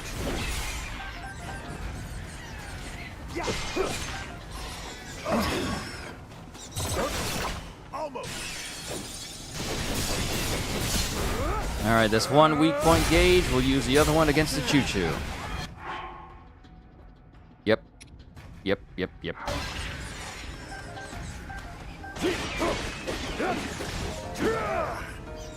Your time has come. It's all yours. I'll not be defeated.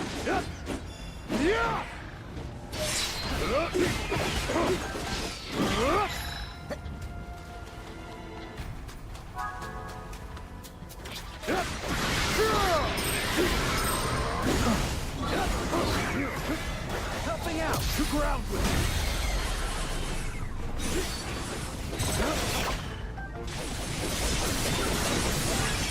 There we go, let's take care of. Farewell. Steel yourself.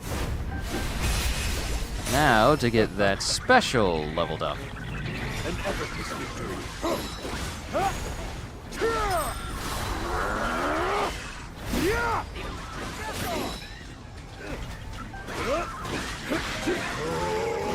Oh, there's so many enemies, this is gonna be easy.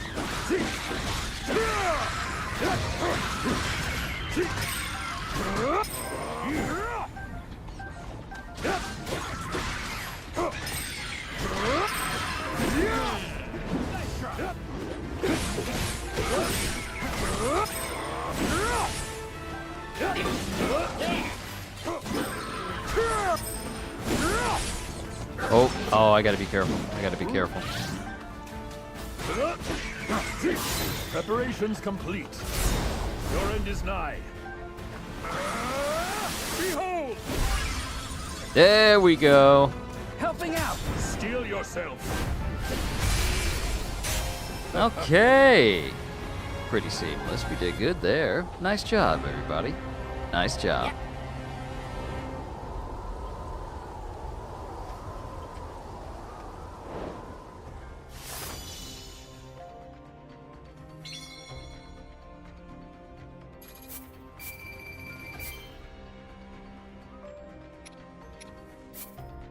Yes, that's what I like to see. Full on completion.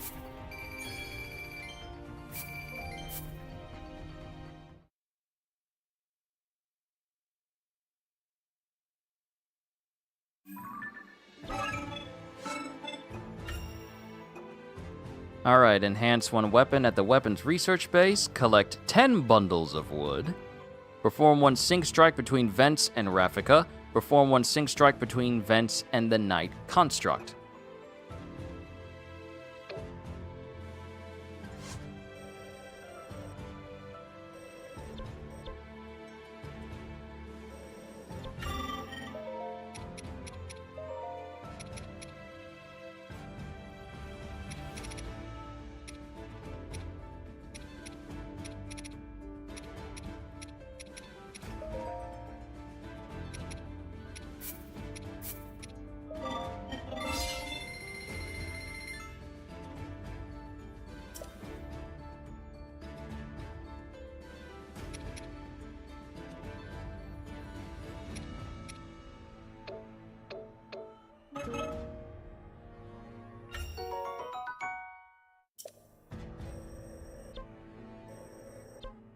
%, 50%.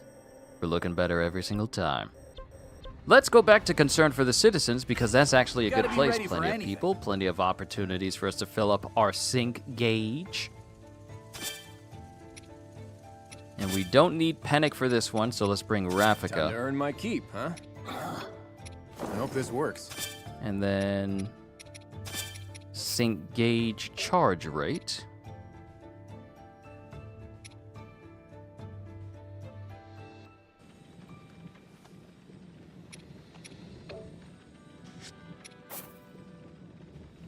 I'm literally maxed out on wood, so it really wouldn't matter if I ran out.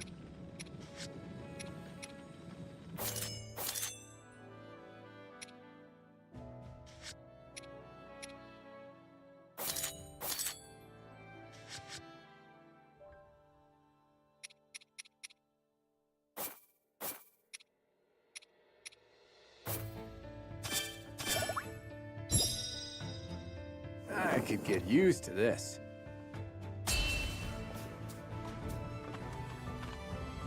Taking wing! All we gotta do is just cut down some trees.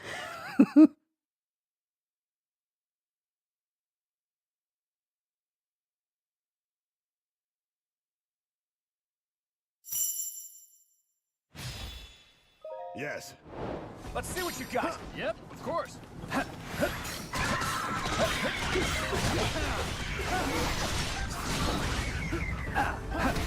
Take this!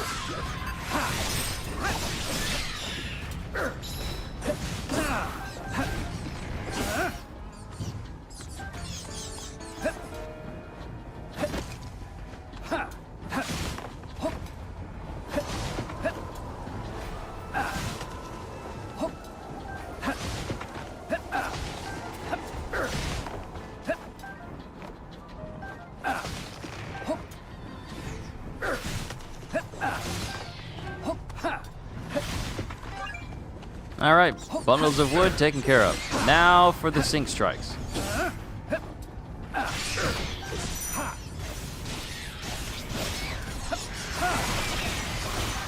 Nope.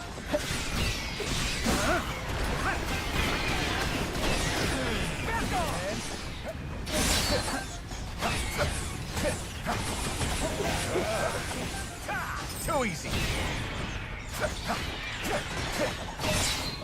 Switching out. Yep, of course. You with me, Raffica? Don't have to ask.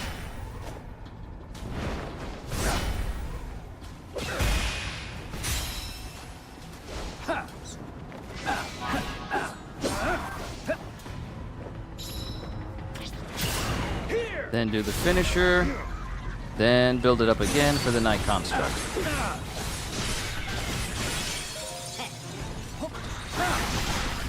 Watch and learn. So much for them. Ha.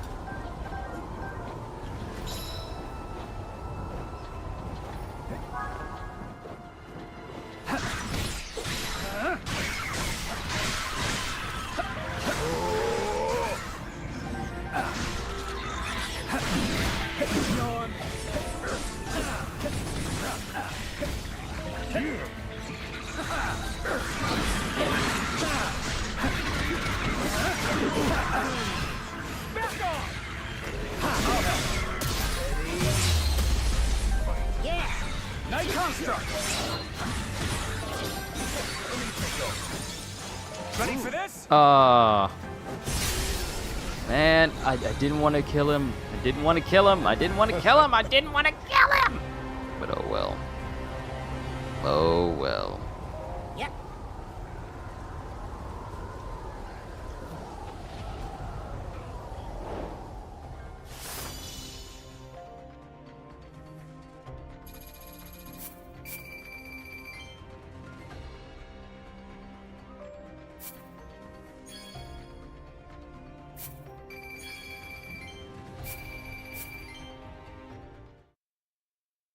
We'll run it again.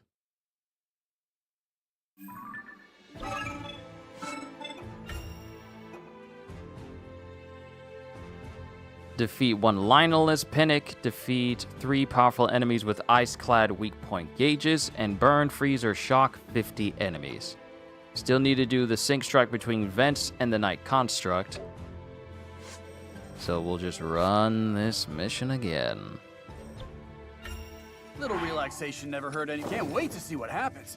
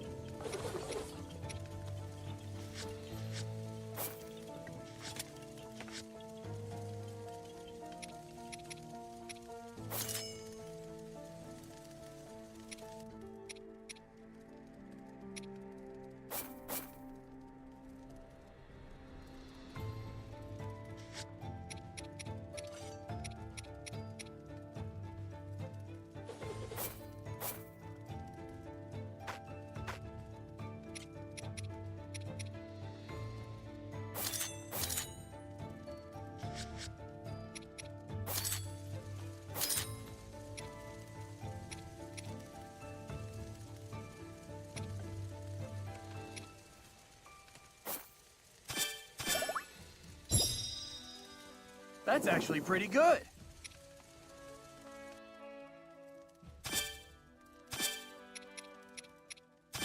Witness my incomparable skill.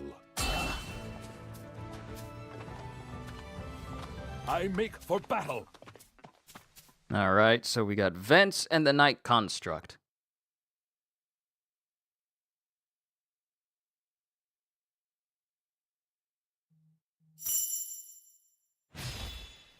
Yes. To battle! Let's win this! Back off!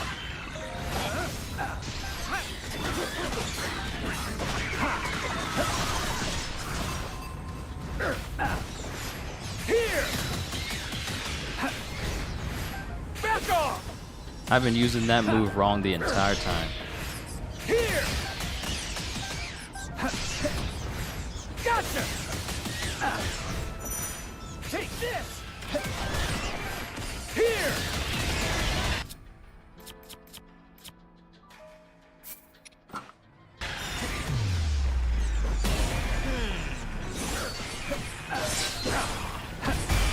Night Construct!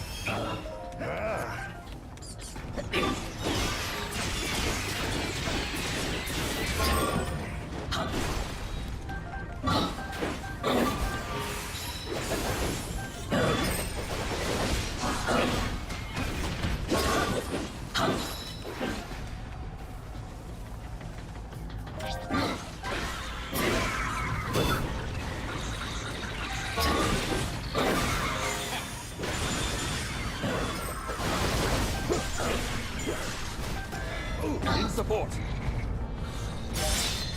To ground with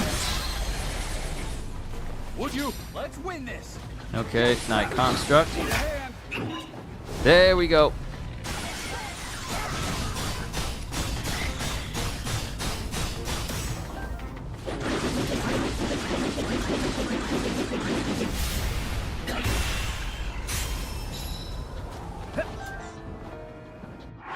All right. So, Vents is good for these.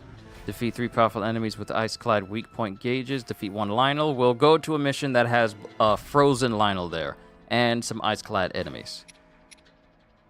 But for now...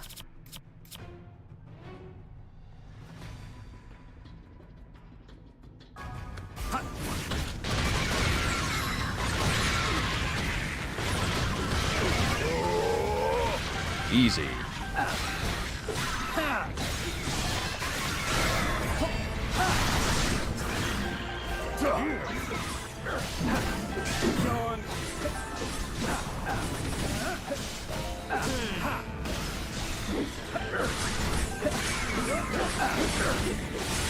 Watch and learn.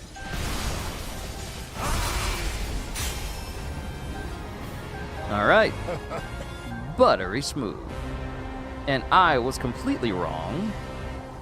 Yep. In thinking that I could possibly get this done in before 4 hours. Because if we're only at a certain percentage with Vents at like 70 something, nah, we still got a ways to go. I mean, Pinnock with a certain amount, yeah.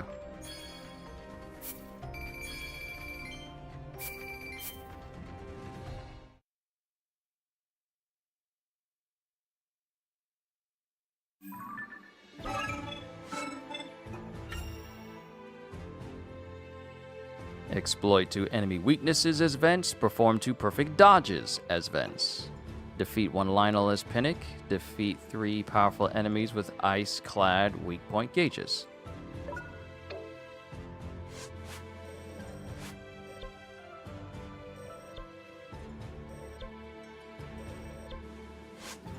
Alright, I believe it was in this one.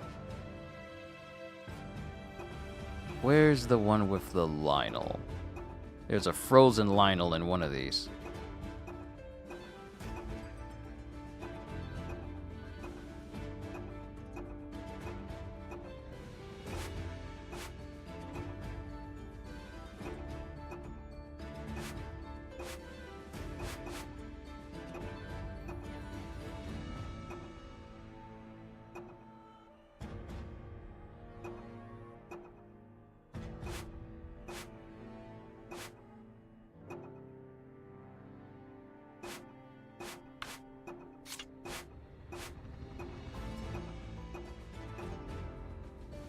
Here we go.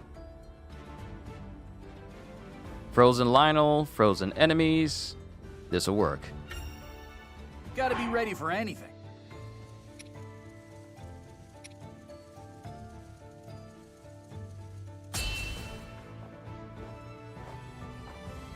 I make for battle.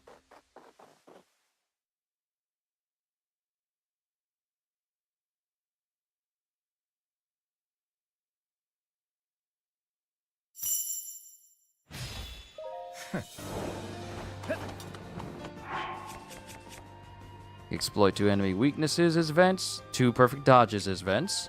Defeat 1 Lionel as Pinnock. Defeat 3 powerful enemies with ice-clad weak point gauges. So for the first half, we can just play as Vents the whole time. Take this! Gotcha! Back off! Break!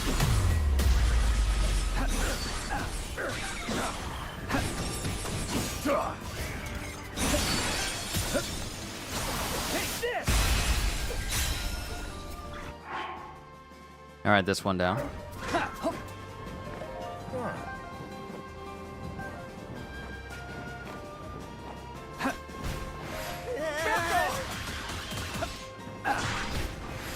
Gotcha! Take this!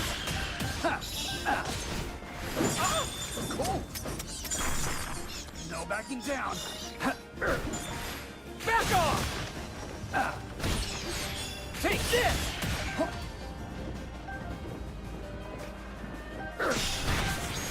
Here. Cool. I'll show you.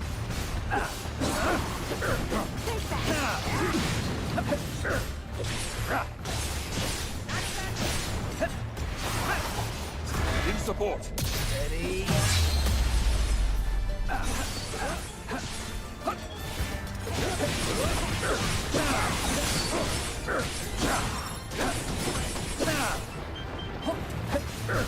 Back off!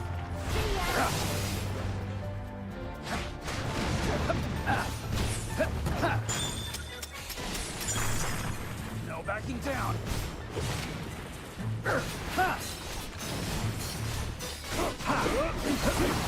I stand with you.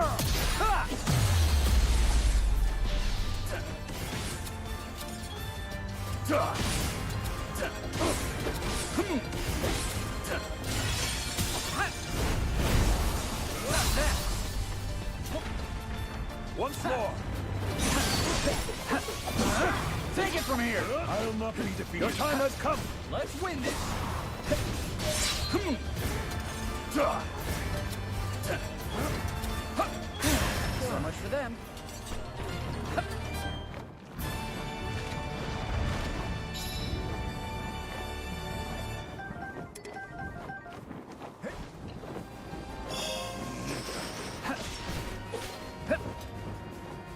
Get moving. I'll not be defeated.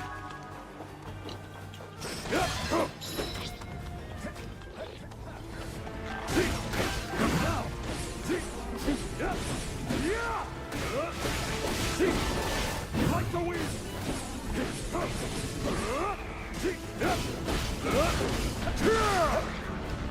If you would, say no more.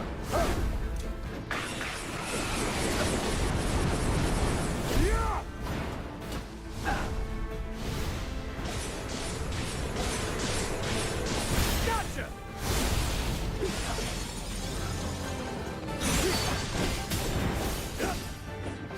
Be gone.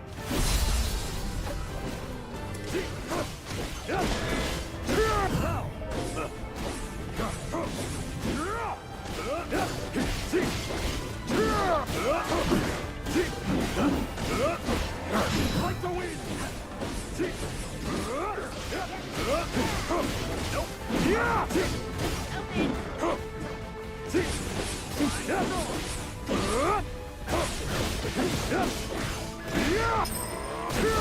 To ground with you.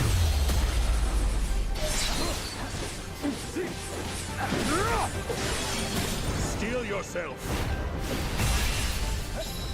All right, that's a Lionel down. An effort.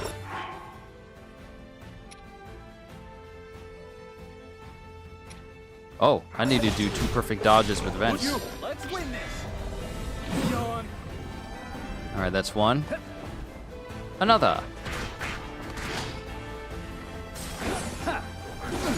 Don't bother him. Cool. That all you got? There we go. Take it from here. I'll not be. Don't have to ask. By force if I must.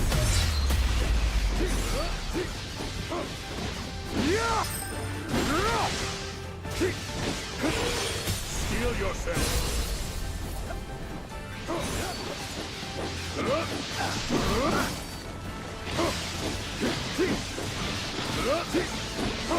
Preparations farewell.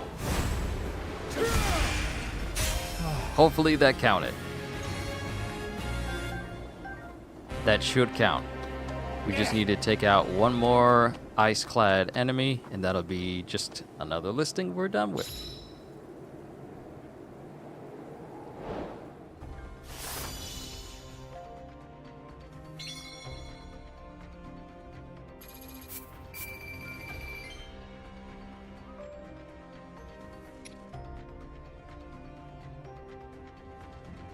Yep, that counted. Just one more.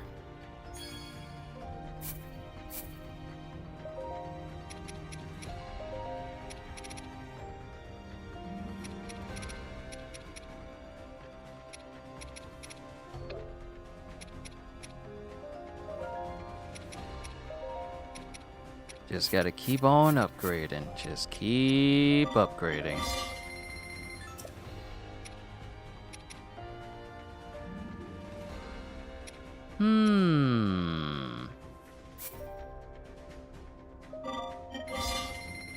Please be Lionel Horn. Hinox Toenail. This better be useful. Extend weak point gauge display time. Yeah, that's actually useful.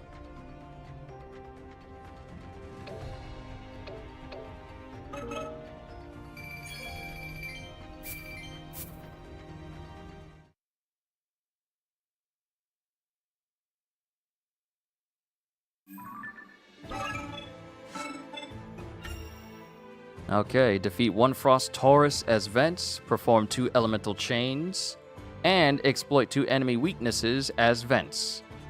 This, I believe, will be Vence's last... Yep, this will be Vence's last mission. Last aside mission, and then we can just focus solely on Panic. What's going on, CDs? It's good to see you. Good afternoon to you. Good day from our side of things. Good to see you. What's going on? How you doing? I'm doing fantastic. We only have just a little bit more a side quest to do, and then I can claim all of these special conversations from everyone, and then I can say I have completely and utterly 100%ed Hyrule Warriors Age of Imprisonment. We only have a little bit more to go. So what we're going to do is we're going to set ourselves up with that same mission I just did. Unfazed by... Where is it? Unfazed by... It's not that one. It was another unfazed mission. Unfazed by the cold. Ah, this is it. Unfazed by the frigid peaks.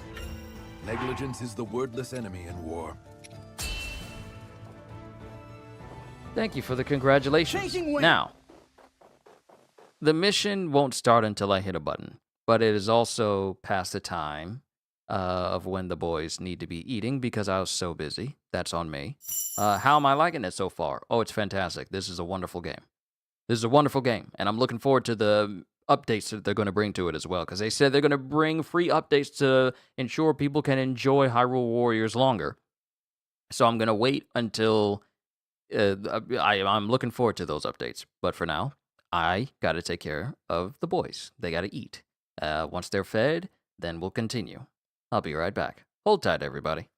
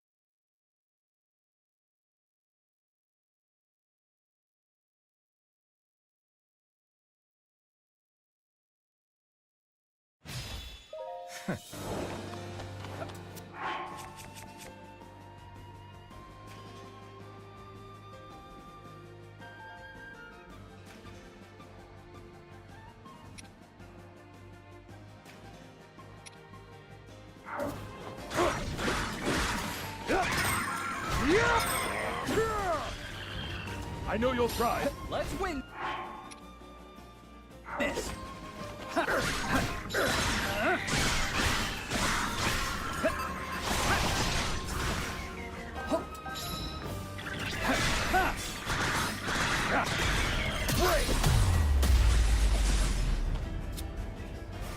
In support.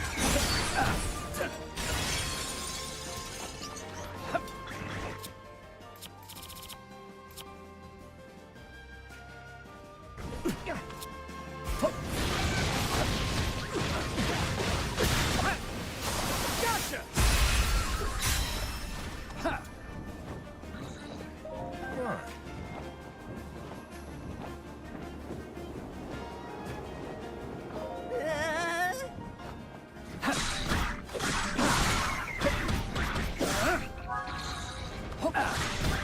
Take this.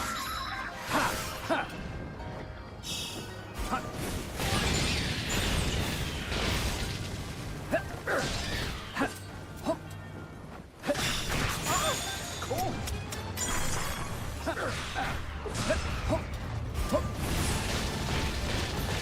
I stand with you.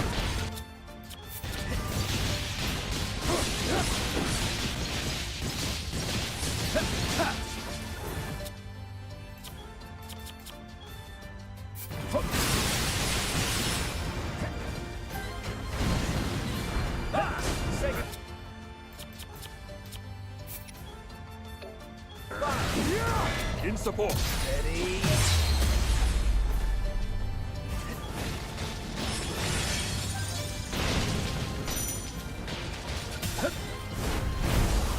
How's that?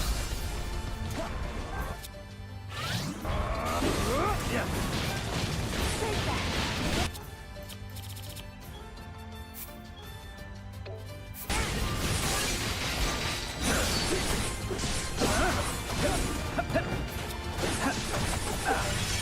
Watch and learn. So much for them.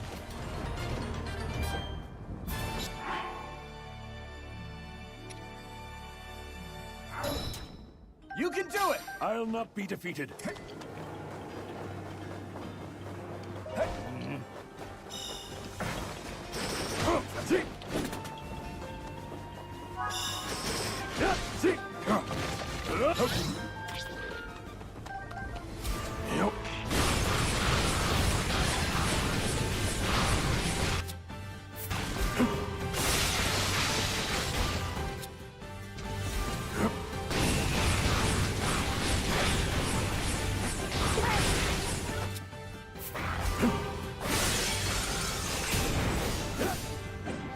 Relent!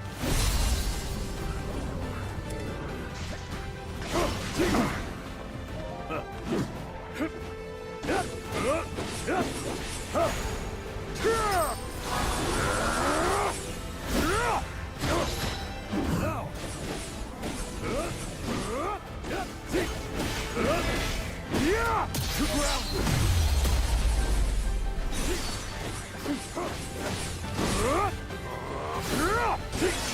Steel yourself!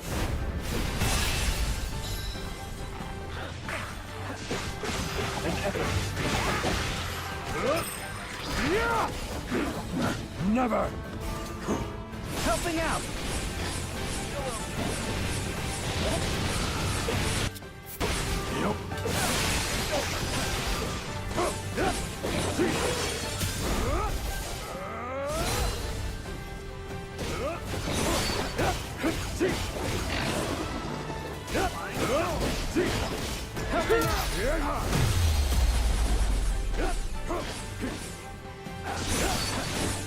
Would you? Let's win this.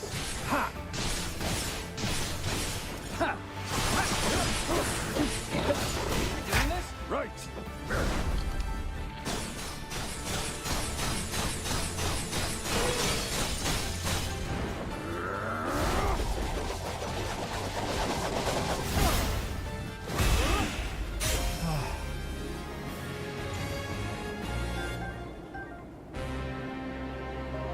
A nice little distraction while the boys are eating.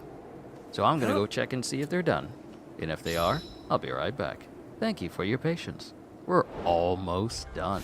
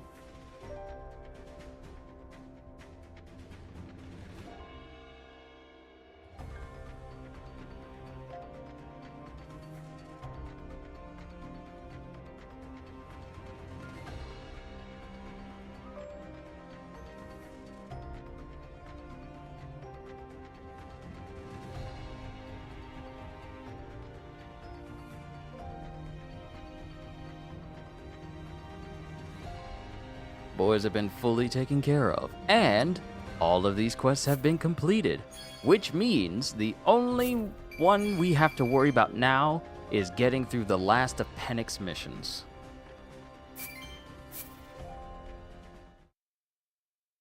I will say, this has taken a while. Simply because I wanted to showcase it. Yeah, there he is. Yeah, there's Vince. And Pennick is at 75%. One last person. Defeat 5 Aerokudas as Pennick, perform 1 perfect dodge. That's easy, because we can just go to Concerning Citizens. Where is it? Concern for the Citizens, because that has Aerokudas all over, and we could do a perfect dodge while we're here. And we no longer need to have a person with us, so we can put our strongest people there. Raru I will seal. I won't hold and anything Zelda. back. Of course, I need to get her weapon to 20 as well, but still.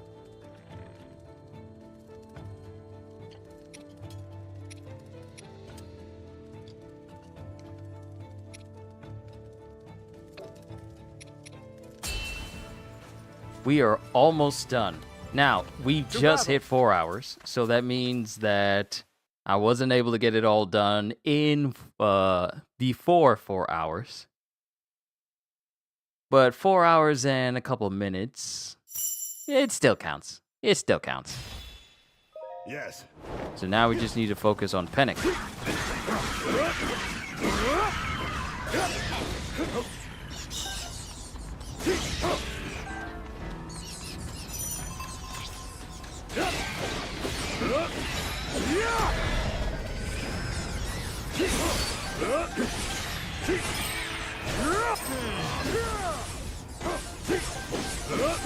Steel yourself.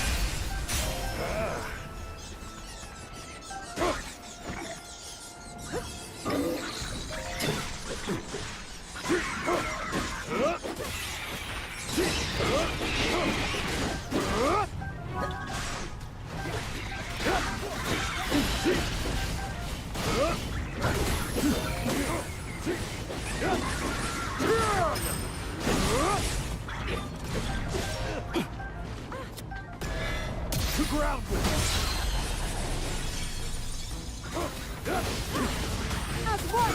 Steel yourself.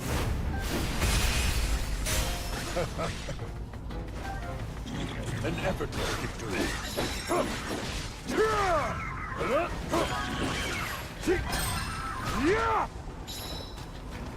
Now to get that perfect dodge in.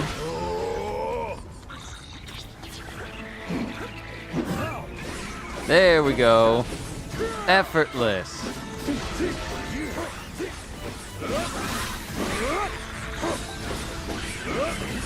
Welcome back, Flipdo. We are only down to Panic now. We are only down to one last person. Steel yourself.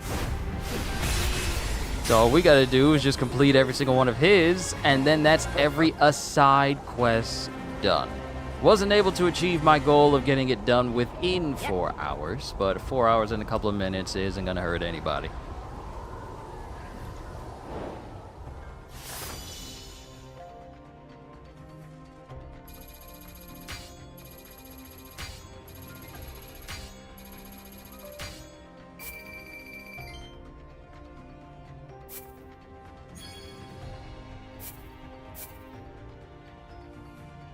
Do you think we'd go another 4 hours? Oh, it's not going to be another 4 hours. It is not. Like I said, I'm only going as far as completing all the aside quests and then claiming all the rewards. And then everything will be done on the map. Everything in the entire game will be done on the map. And then that's when I'll call it a session. For today.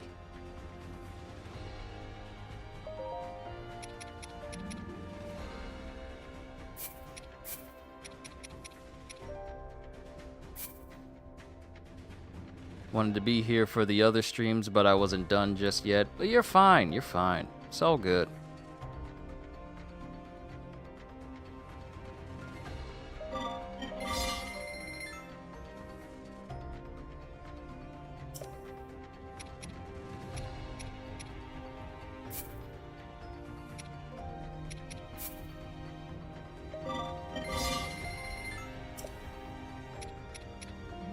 No, I meant this stream would be 4 more hours of you playing, which was meant to be something shorter. Oh, yeah.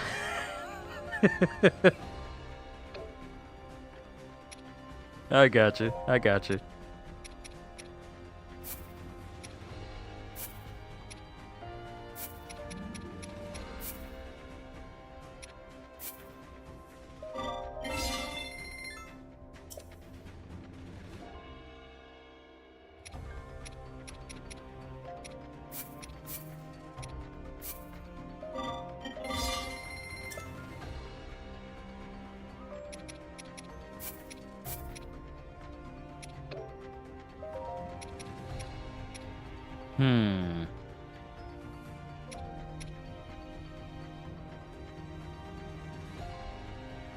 Can I get something that can coincide with the special attack rate?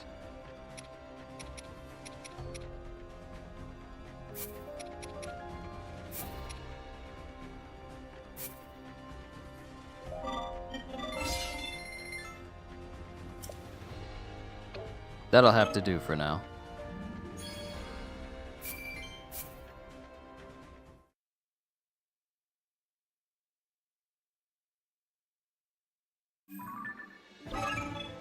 Whew. Defeat.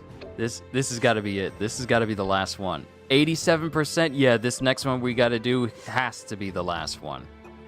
Defeat 1 Phantom Ganon as Pinnock and exploit. Really want to give the other games another shot now that I'm older and into the Zelda craze. Oh, there's nothing wrong with that. By all means. By all means, I second that. Defeat 1 Phantom Ganon as Pinnock and exploit 2 enemy weaknesses as Pinnock. The fact that they're giving me 1,000 rupees and a pure steel along with a diamond. Yeah, this is the last one. This is the last one.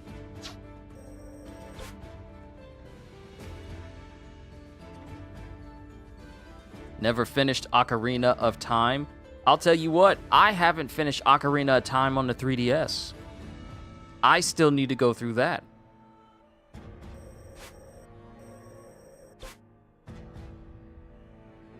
Okay, so this is a fated meeting. That's 77. That is 78. How long is this one? It took me 6 minutes to get through this? I want to say that this one was actually shorter. 8 minutes. No, I'm wrong.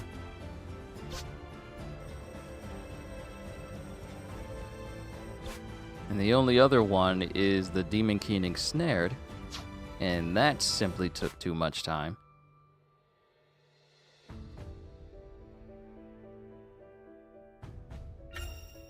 Yeah, we'll just go Time to here. make ready. And then we'll bring Zelda so we can get buffed by I'll do all her. that I can. I vow to protect you.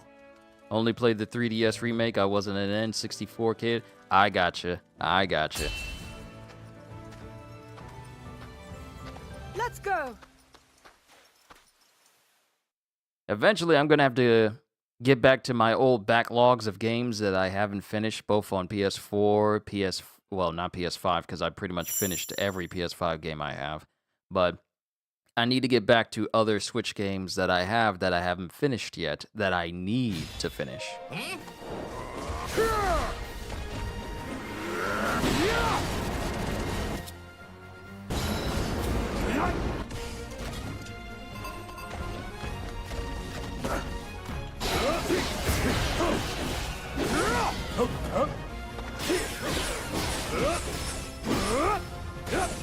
Lady Zelda! My turn then.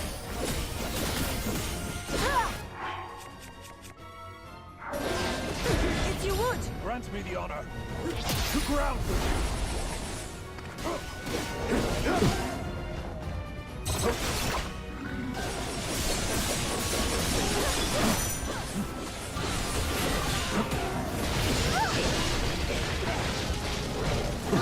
I'm here. Yup.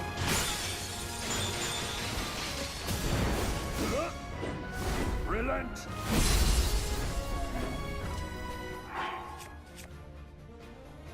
Okay, doing good exploiting enemy weaknesses. By force if I must!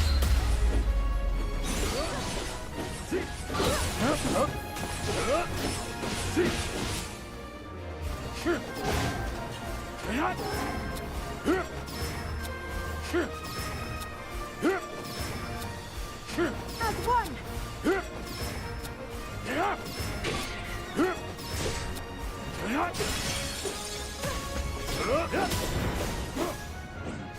Farewell!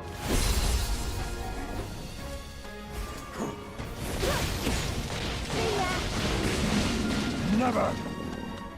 Yep.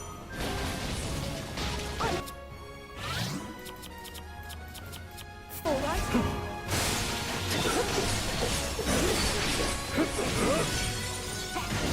Steel yourself.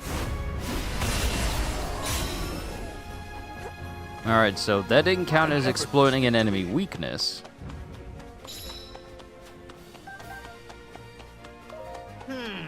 But perhaps beating the Silver Lionel will give me that edge.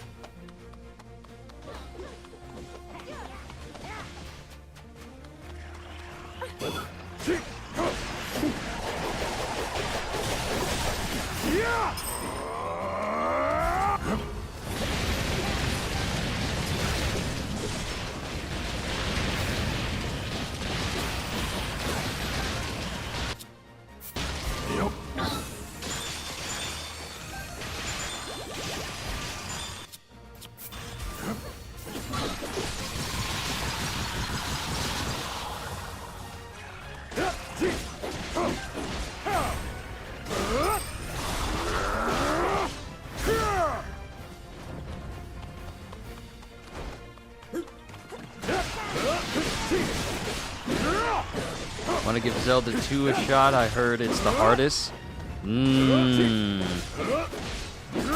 Preparations complete.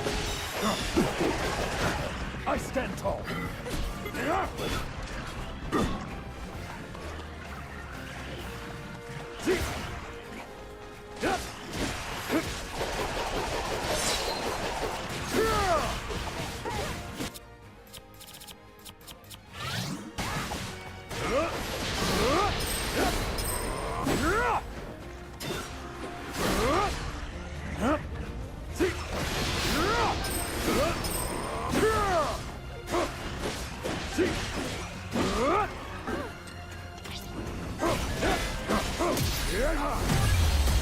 Alright, there we go. Lady Velda.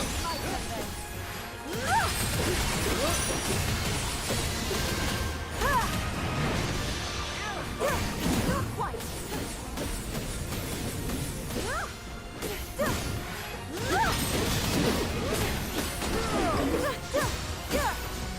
Sacred light. In support. Yeah. By my power.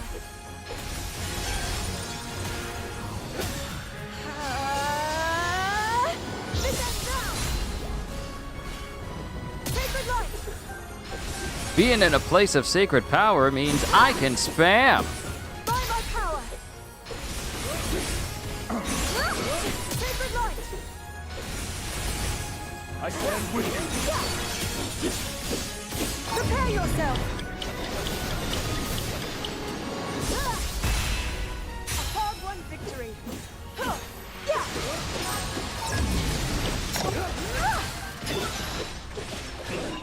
Onward. Grant me the honor.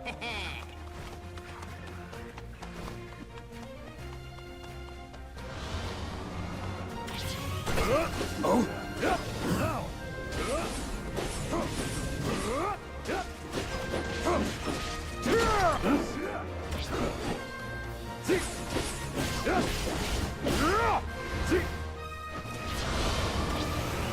Oh. To me. Yes. Perfect. Alright, let's go. The last battle I have to fight before I can say I can just start playing as everyone that I actually like playing. Because I'm going to be honest, if the game didn't tell me to do all these aside quests to play as all these characters, I probably wouldn't mess with them. This is like playing Pirate Warriors 3, but in order for characters to level up, you have to play as them. Never. Be gone.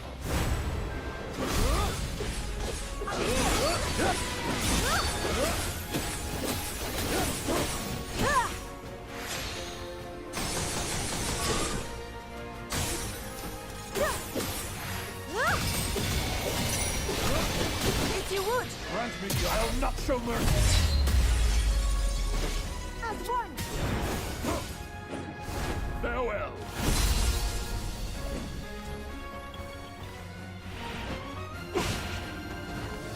A favorable partnership. There we go. Let's go, let's go, let's go.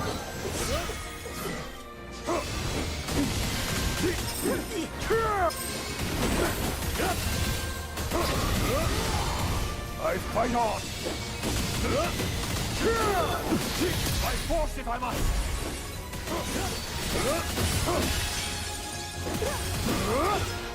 Steel yourself. Oh, we did it. Oh my goodness, we did it. It's done. It's over. It's finished.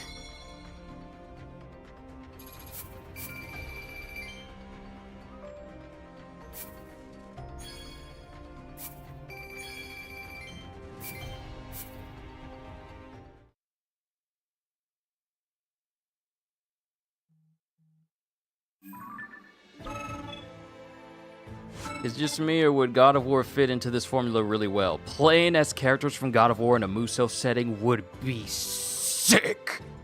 It would be awesome. That's it. That's it. Every last aside quest. Every single one.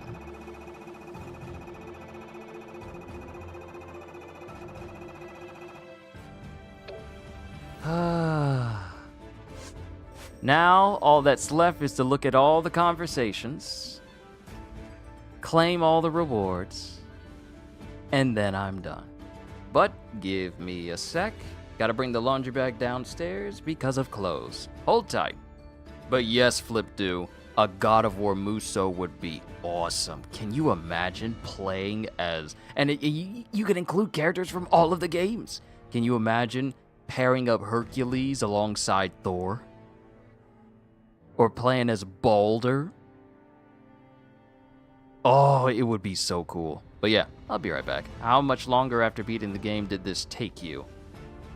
I believe when I beat the game, it was 121 hours.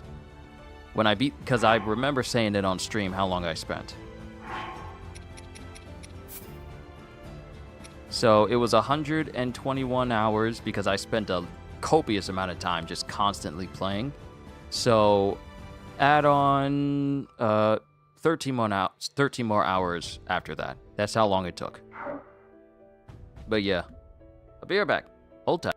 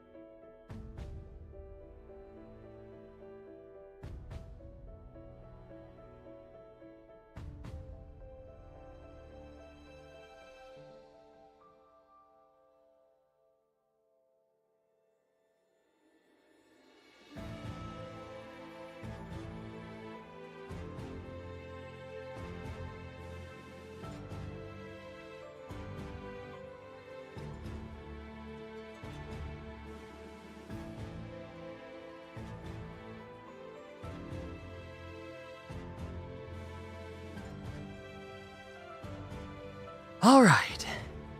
And Kratos being able to just destroy masses and doing finishers and stuff, being able to have all the various weapons for him would actually be bliss. It would be.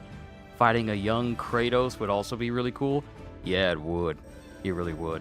Okay, let's move on to these. No, I said I was going to save Zelda for last. So let's take care of all these extra people off to the side. Let's take care of the Gerudo. With Sholani. Simply magnificent. Quite. Perfect timing. The sloppy joes are done right as I'm about to read. Be back again.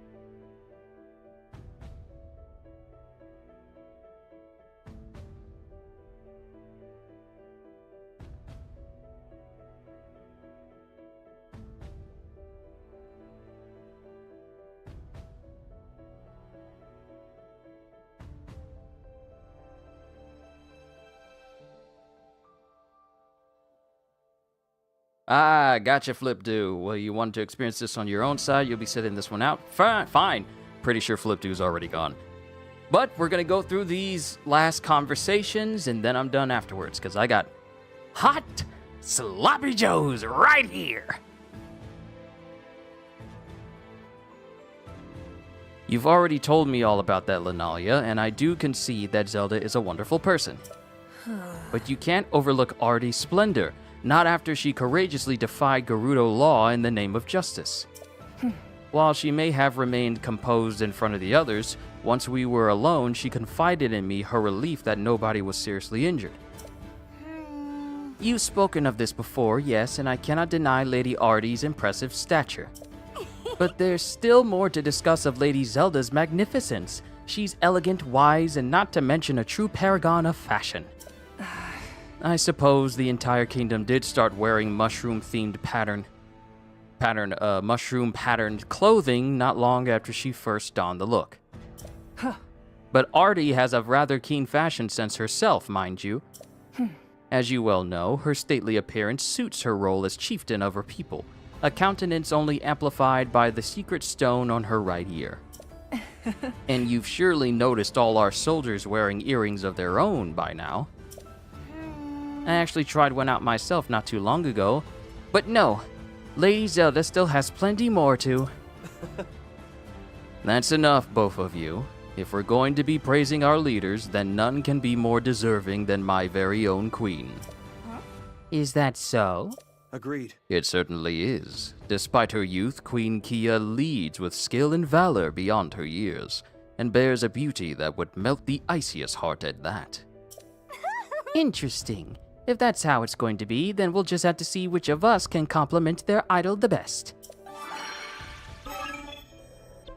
Next, Ronza! Not bad. How do you do it, Agriston? Yes.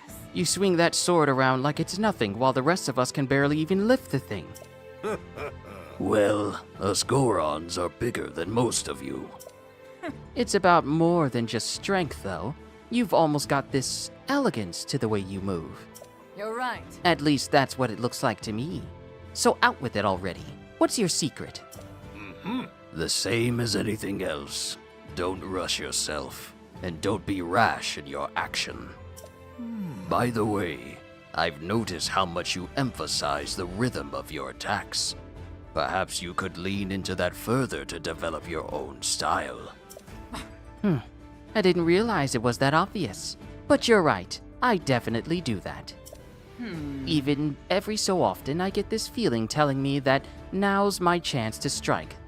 Though I'm still trying to figure out the timing of it all.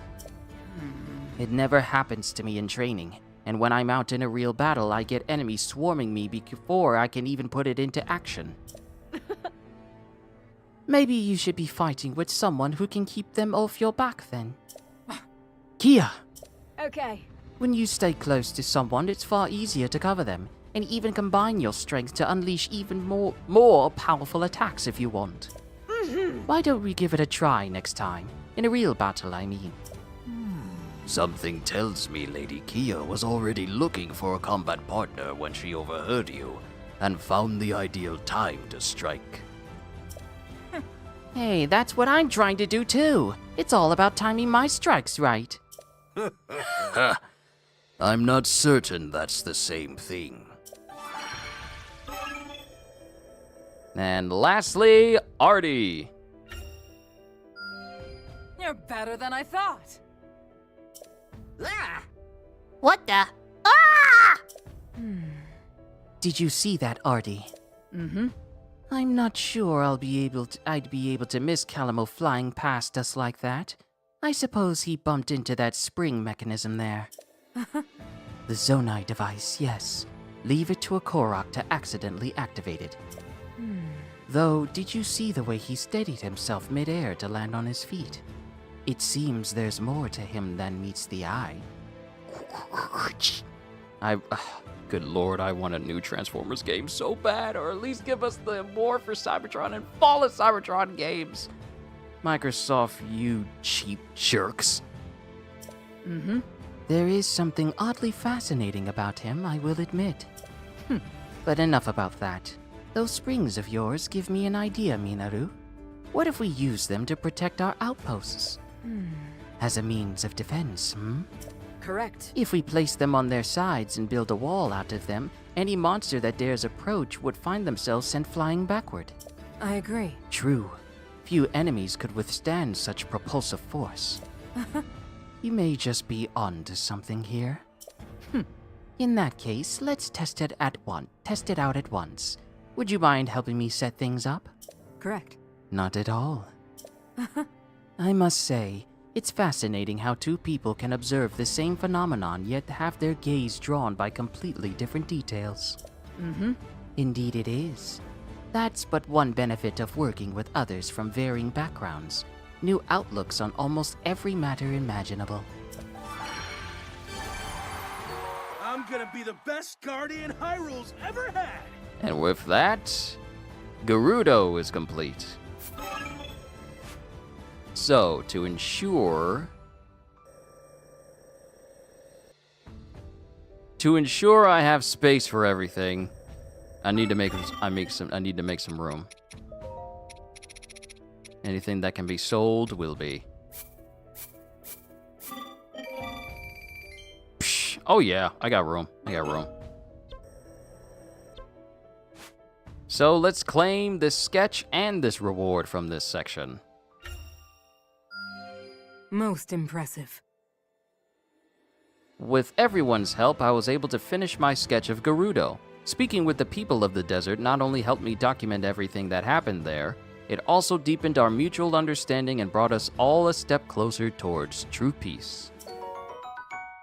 So we got Lanalia's sketch, and we got the Moonlight Scimitar. I have expected these to be unique weapons that you could only get if you complete this, but no, I already got a Moonlit Scimitar. But it's whatever. Alright, so that's the Gerudo. We got 2 more here, we got 2 more here, and we got 3 more here. Let's take out the 3 up here, and then the 2 more at Death Mountain, and then 2 more in Lanayru. And then the last one will be Central Hyrule, and then we'll be done, and I can call it a session. So that is Vents. Remarkable. Listen to this, Vince. There I was, just trying to relax, when my bud went and ran off again. I'm sure he's just out there beating up monsters or something, but I'm still worried about him. I know exactly how you feel. Ravika's more of the fly off first, explain later type himself. Oh yeah? Guys always seem kinda uptight to me. Are we even talking about the same person? Ravika's got a real reckless streak, I'll tell ya. One time, he vanished without a trace and left the whole village panicking, only to come back that same night carrying an armful of diamonds. And all he had to say for himself was, "Think you could make a bow out of this?" I racked him over the coals till dawn after that little stunt, trust me.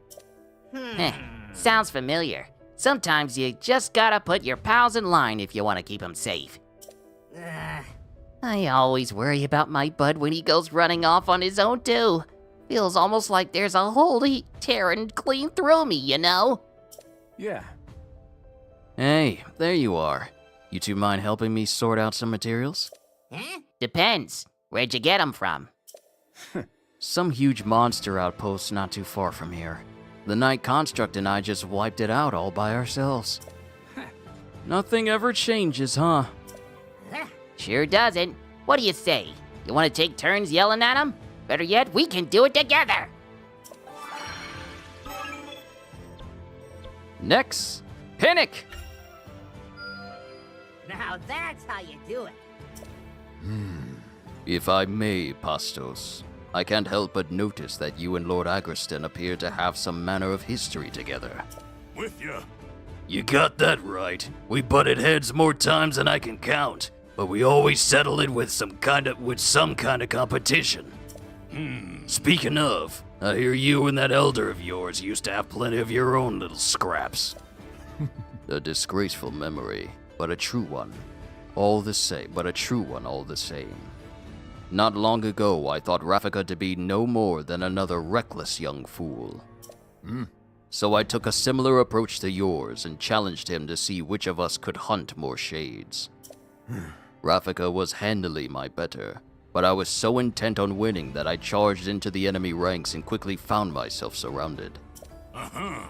You're usually pretty good at cutting through enemy lines, too. Guess there's a fine line between doing it right and doing it wrong. Indeed there is. I had never known such shame in all my life, but Rafika refused to gloat or rebuke me for my failure. Instead, he asked that I teach him my techniques, that he might use them himself. In that moment, I lost every ounce of my desire to best him. Precisely. Granted, he still has much yet to learn, but I know he bears the potential for greatness. And in truth, I believe him to be the finest leader in all of Hyrule. I'm not so sure about that. With ya. You want to talk leadership? It's gonna be tough topping Aggreston. I wouldn't be following him if he wasn't the best around. How dare you? I'll have you know. It would seem you two are more alike than you realize. Aggreston! How long have you been listening to us? Oh, long enough. It's good to see you're making friends, Pastos. How about you make friends with my fist? I'm starting to think neither of us can ever hope to best our leaders. And lastly, Rafika.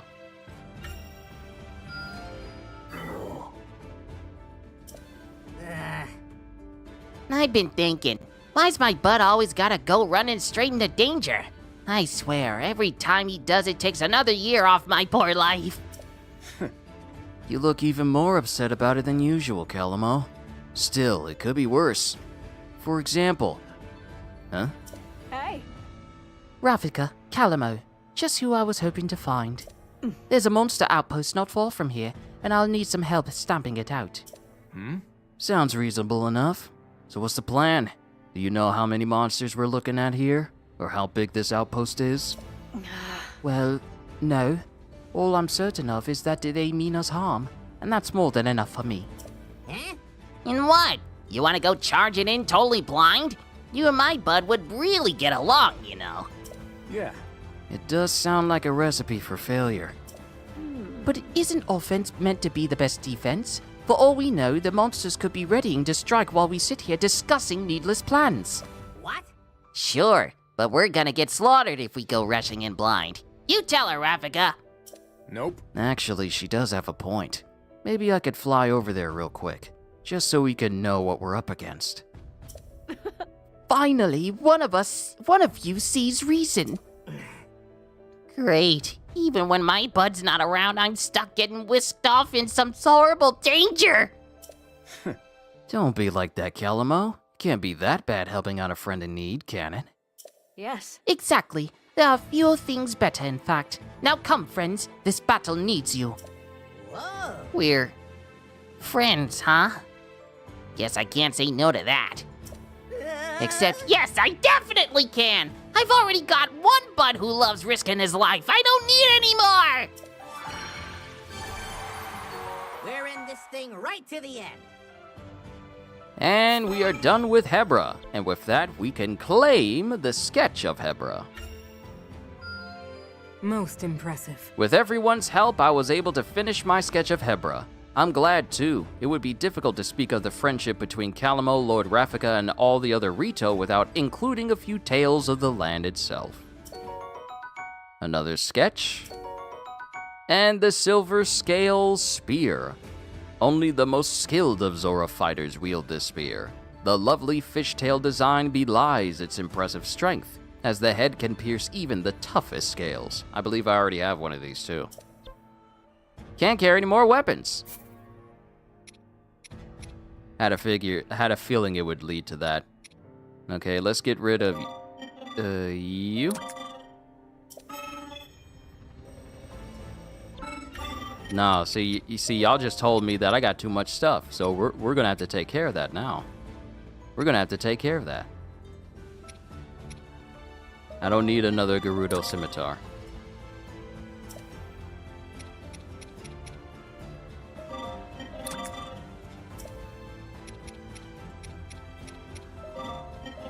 I frankly don't need doubles either.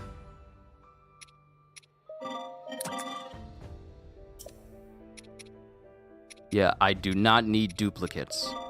There's not enough characters for me to just switch them in between. Just keep one weapon on one character and leave it at that.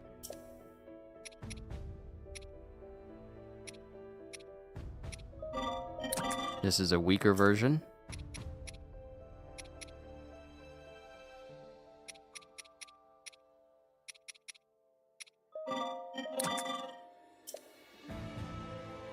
Alright, I am going to run out of space for Zonite Steel. So let's enhance some things.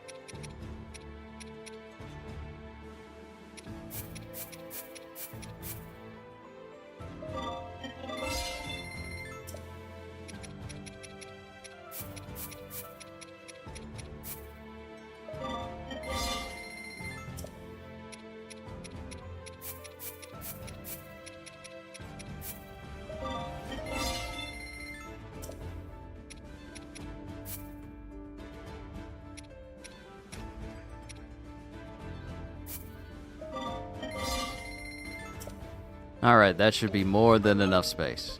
Alright, back to the rest. We only got 2 more for the Zora and 2 more for the Gorons.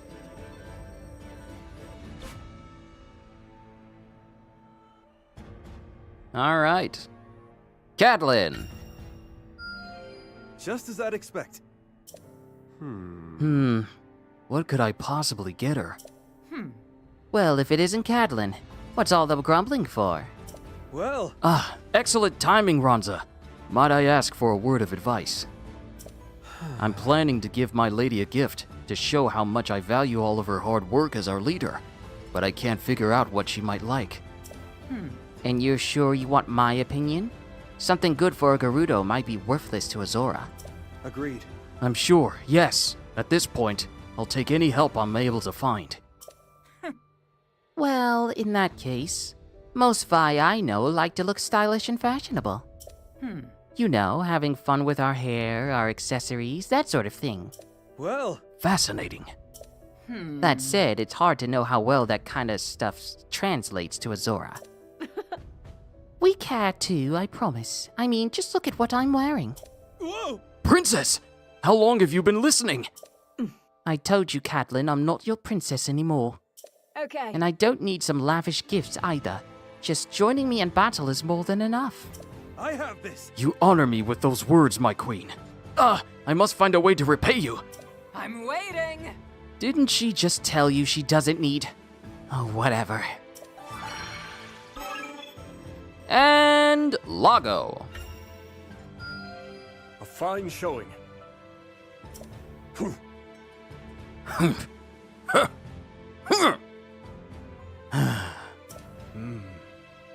Training again, Lago. Your devotion knows no bounds. Of course. Ah, King Rauru. I fear you've caught me in a rather difficult moment. In truth, I lost much of my edge when I laid down my sword.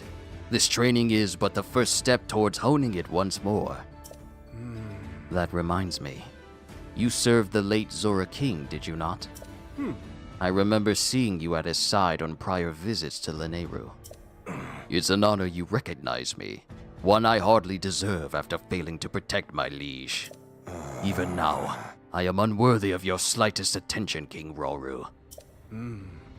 Raise your head, Lago.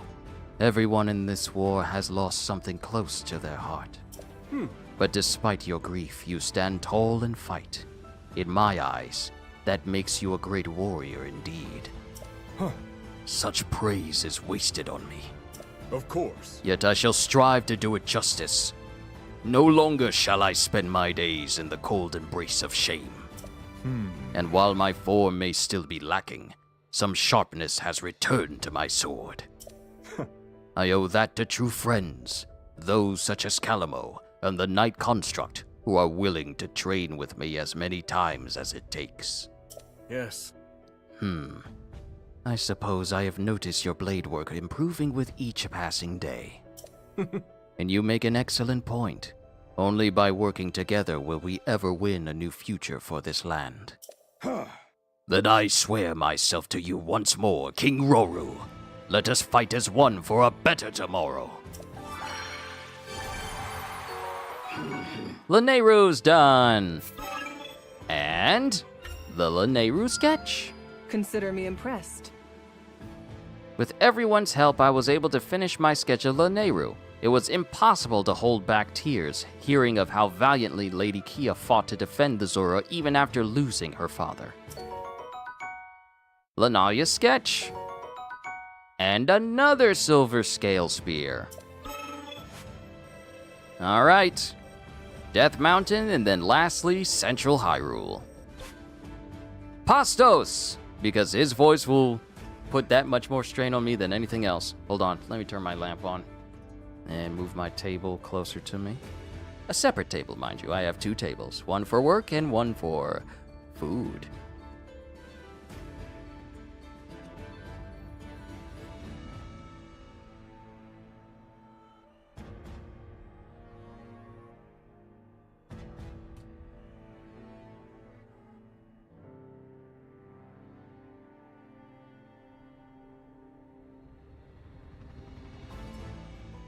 I'm sorry, I had to take a bite.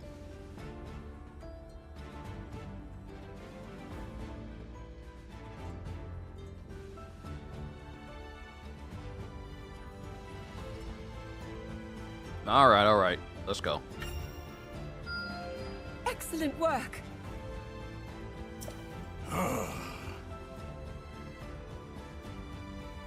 Hold on, Pastos, let me swallow this food.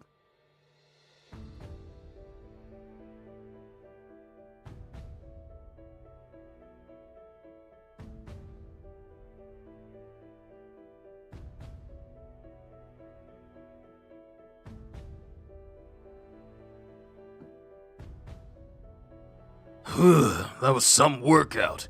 Can't believe that king wants us crashing his mock battle like that. Wanted us crashing his mock battle like that. I know Agriston's trying to get all buddy-buddy with Hyrule, but he's gotta know when to say, you need something? Ah, it's you. I was just hoping I'd have the chance to thank you for aiding us in our training. Sure, it was nothing. The name's Pastos, by the way. Not that you'll ever need to remember a decrepit old Goron like me. Decrepit?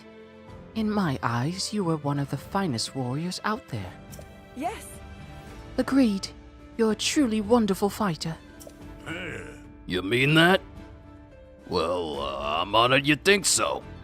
With ya. But it was nothing compared to the two of you. I mean, you practically move like the same person. Impressive, was it? I have to admit, we'd never actually practiced that technique before today. Still, with all the training we've done but together, it's only natural that we've grown attuned to each other's rhythms. What if I could pull that off with Agriston then? Nah, what am I even thinking? Anyway, you want to eat some rock roast together? What? Sorry? Right. Forgot you all don't eat that stuff.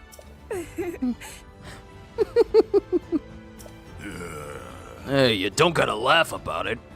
Granted, I should have thought before asking the question. That's not it, Pastos. You just reminded me of a friend of mine from back home. Yes. He always used to suggest I try a bite as well. And one time I actually took him up on the offer. Oh. Did you now? Well, would you look at that? Good to know I'm dealing with a real expert in Goron culture. And Bratton. That's great, Goro. Huh? Hey, Artie! You know all sorts of stuff about the Gerudo Desert, right? Correct. I am the chieftain of its people, Bratton. I should hope I have such knowledge. Great, Goro! Can I ask you a favor then? I want to know all the tastiest rocks you can find out there. I'm sorry? That's right. Well, you see, rocks are my favorite food in the whole wide world, so I'm trying to find out the tastiest kinds in each part of Hyrule, Goro. I suppose one of my people has mentioned a mushroom-shaped rock she saw in the dunes. It appeared pliant at first, yet refused to even budge. A mushroom, huh? I bet that would go great with a prime rock roast. Oh, my mouth's watering just thinking about it. But whatever you do, don't eat the rocks you find near the desert's entrance. The stack of tall, slender stones with the large ones resting on top. I'm having a hard time imagining what that looks like, Goro. It's rather difficult to explain, yes, but know that my people use that structure as a watchtower to spot incoming dust storms. It's very important. Okay, I'll try and be careful. Yep. Most of the time, I just toss whatever rocks I find straight into my pot here and chow down. But I promise I'll keep an eye out for your tower. Pot? Ah, so that's what your helmet is. Sure. Yep, I got it from that construct back at camp for doing such a good job in one of our recent battles. You speak of the one known to trade for various items, yes? My people say its information has saved their lives on more than one occasion. That's the one, all right. By the way, it feels like you're always talking about your people. Amazing. You must be a great listener and an even better chieftain if you've got this much to say about them, Goro. My title has nothing to do with it. The Gerudo are simply more precious to me than anything else. And that's it for Eldin. For the good of this kingdom. And let's claim this. Most impressive. With that Goron's help, I was able to finish my sketch of Eldin. To hear him tell it, everyone living on Death Mountain still spoke of the day Calamo and the Night Construct came to their rescue against the terrible beast in the crater. We got another sketch, and an additional stone masher, of which I could possibly give to Pastos, so I don't mind giving this copy to Pastos. Last but not least, Hyrule, Central Hyrule itself, and I believe I can get all of this done before we hit 5 hours, so let's go. So we got Kino, Calamo, Typhon, and then Zelda. So let's start with Typhon, then Kino, then Calamo, then lastly Zelda. Not bad. I have to admit, our battles have been a bit easier now that everyone's getting stronger. I can't deny that. Folks learn fast when they're fighting tooth and nail just to stay alive. With ya. Times like these, you don't even have to train to pick up all sorts of new stuff. Good point. When I was still just a fresh recruit, I remember spending entire days learning a single basic technique. The worst of all was trying to get good at parrying attacks. This man is speaking to me personally, because that's still where I falter. They made us stand in place for hours, you know, taking hit after hit with our shields until we finally got it down. Maybe so, but your grip on the basics is what keeps you shining brighter than most out there. You ask me, all that shield practice more than paid off. Huh? I never thought about it that way. In that case, why don't we give our recruits a lesson of their own? All they have to do is wait for an attack and then push it away with their shield. I'd bet they'll be almost as good as me after a few hundred attempts. Slow down there, pal. I'm not sure we got the time for that. What with Hyrule looking the way it does. Yep. Oh, Pastos, there you are. Have you seen my... Hey there. Bratton, perfect timing. Come on over and join us. Yes. We were just talking about how hard it is being a good soldier in these difficult times. If you stop and analyze the situation, you'll find... this sounds kinda complicated. I think I'll just keep looking on my own. Goro. Then that's Typhon. Next, Kino! Tremendous work. Is something the matter, Kino? That was quite an exasperated sigh. You heard that? Did you? It's nothing important, I assure you. It's just that we have so many incredible warriors in our army. It leaves me wondering what kind of difference someone like me can truly make. Of course, I want to help as much as I can, I want to help as much I can, but I don't know if I have the experience to do so. I understand exactly how you feel, but you shouldn't discount yourself just yet. Yes. Back where I'm from, the knight who served as my personal guard was around the same age as the two of us are now. Huh? Really? He must have had some skill to find himself in such an important role. Actually, it was persistent hard work that helped him rise above the rest. He never let anything go to his head, while always putting a tireless effort towards his training. To be perfectly honest, nobody else made me feel as safe and reassured as he did.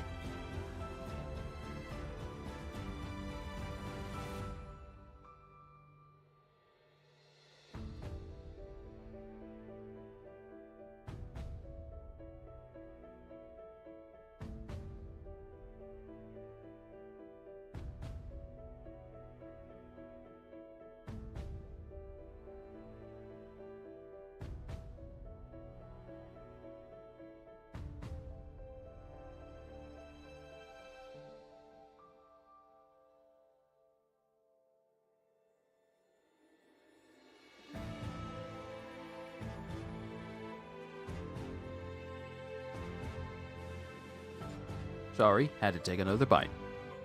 To be perfectly honest, nobody else made me feel as safe and as reassured as he did. Good. My lady, I see now how foolish I've been. All this time I've been wasting complaining what would have been better spent on training instead. That's the spirit, Kino. I'll be cheering you on every step of the way.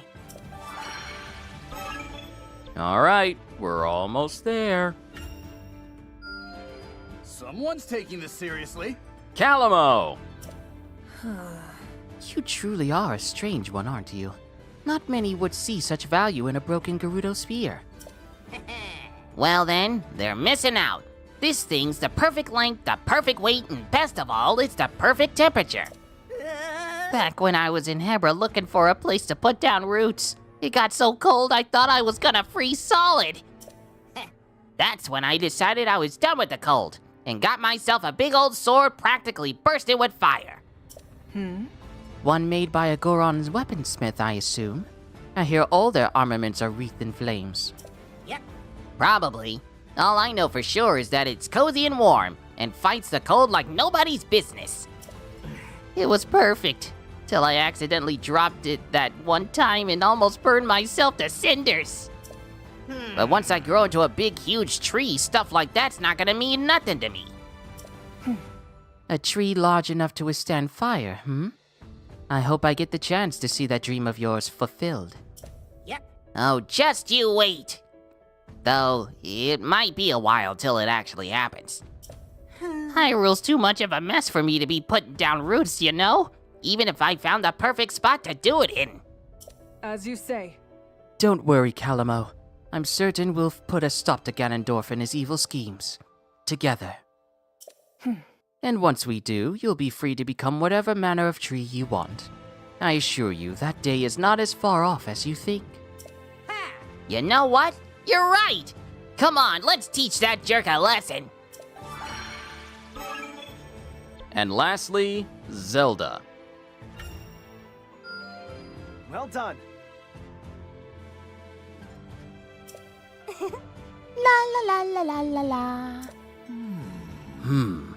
I've heard that song before. Wasn't King Rauru humming it himself earlier? Exactly. Oh, yes. He often sang it at our banquets back at the castle as well, accompanied by the most stunning dance in the world from Lady Minaru. One day, when we can enjoy such nights again, maybe you could dance with her, Lady Zelda. I wonder. Me? I'm not sure I have the skill for that. I only ever took a few lessons as a child, after all. Oh, don't be ridiculous. You'd be just perfect. And whatever props or costumes you might need, I'll get them for you. Well, if Lady Zelda plans to participate, perhaps I'll take a note from King Rauru's book and sing a little something myself. I can't claim to be especially proficient, but I have been told my voice can shake the very earth we stand upon. My. That sounds wonderful, Agriston. Exactly. Doesn't it? Though we might need to build a sturdier stage, if you're really the Earthshaker they say you are. In that case, I'd be more than happy to lend a hand. I only hope such a day can arrive soon. Yes. As do I. Once this war is finally over, I'll have to ask Minoru to teach me to dance in earnest. Excuse me. Would you mind if I join as well, Lady Zelda? Of course not. Though I didn't realize you were interested in getting on stage yourself. Exactly. Oh, I'm not. It's just that Lady Minoru's dance has been passed down through the centuries from the time of the ancient Zonai. I was about to say Zora. And if I can figure out the meaning behind its movements, I'll be one step closer to unraveling the mysteries of their lost civilization. There's truly no end to your curiosity, is there, Lenalia? Lenalia.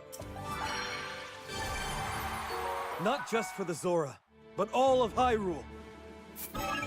That's Hyrule completed, and let's claim this final reward. Simply magnificent. With everyone's help, I was able to finish my sketch of Central Hyrule. I can still vividly recall the day we lost Queen Sonia, and how we fled through its fields to the temple in Tanagar Canyon while monsters swarmed all around us. We got Lenalia's sketch, and then another Elite Guard sword. And now we can claim this final reward. Reward: Lenalia completes her murals. I plan to create murals that speak of our struggle against the Demon King, so that those who come after us are prepared for his inevitable return. I'll first need to travel the lands to draft sketches of things that we think of the things we've encountered, though, and I'd like everyone's assistance if that's all right. Finally. Now that's how you do it. With the sketches of every region finished, I finally managed to complete my murals. It's quite a relief to know that the story of our fight against the Demon King will be remembered for centuries to come. I can't thank you enough for the help, everyone. My sketches are finished, and it's all because of you.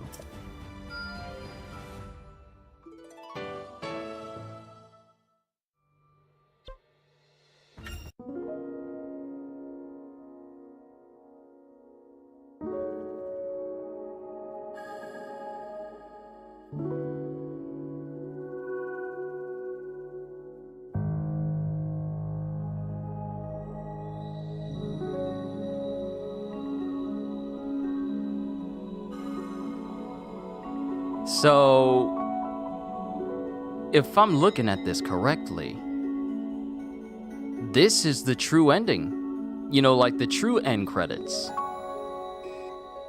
And it's illustrating all the major battles we took part in. Because I don't remember. Yeah, this wasn't the same credits we had when I finished the game earlier. So these are basically the events of the game put into mural form. Ooh, I like this. I'm gonna let this play. I'm gonna let this play while I eat. Enjoy, everyone.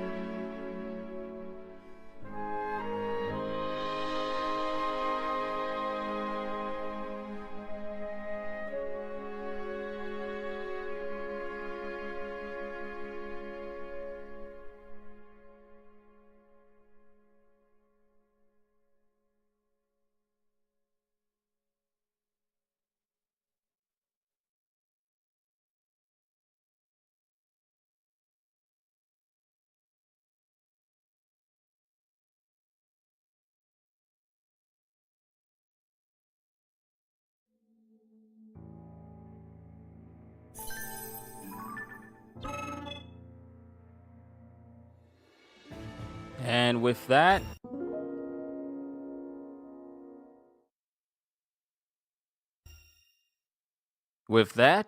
we completed everything in the game.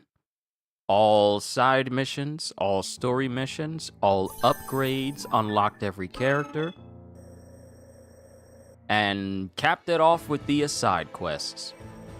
Ladies and gentlemen, this was a momentous occasion, and I just want to say thank you for sharing this moment with me at 134 hours worth of play. We are done with Hyrule Warriors for the time being. So now, since everything has apparently been unlocked, now I can say what I want for the next couple of updates to bring to the game. I want a playable Queen Sonia, and I want a playable Ganondorf. Not Ganondorf before he becomes the Demon King. No, I want prime power Demon King playable Ganondorf. That is what I want. Everything's done, everything's completed, the map is laid bare for all to see. I've completed every service, every challenge, every chapter, every quest, everything is done. So when they do these updates, I want a playable Queen Sonia because she has sync up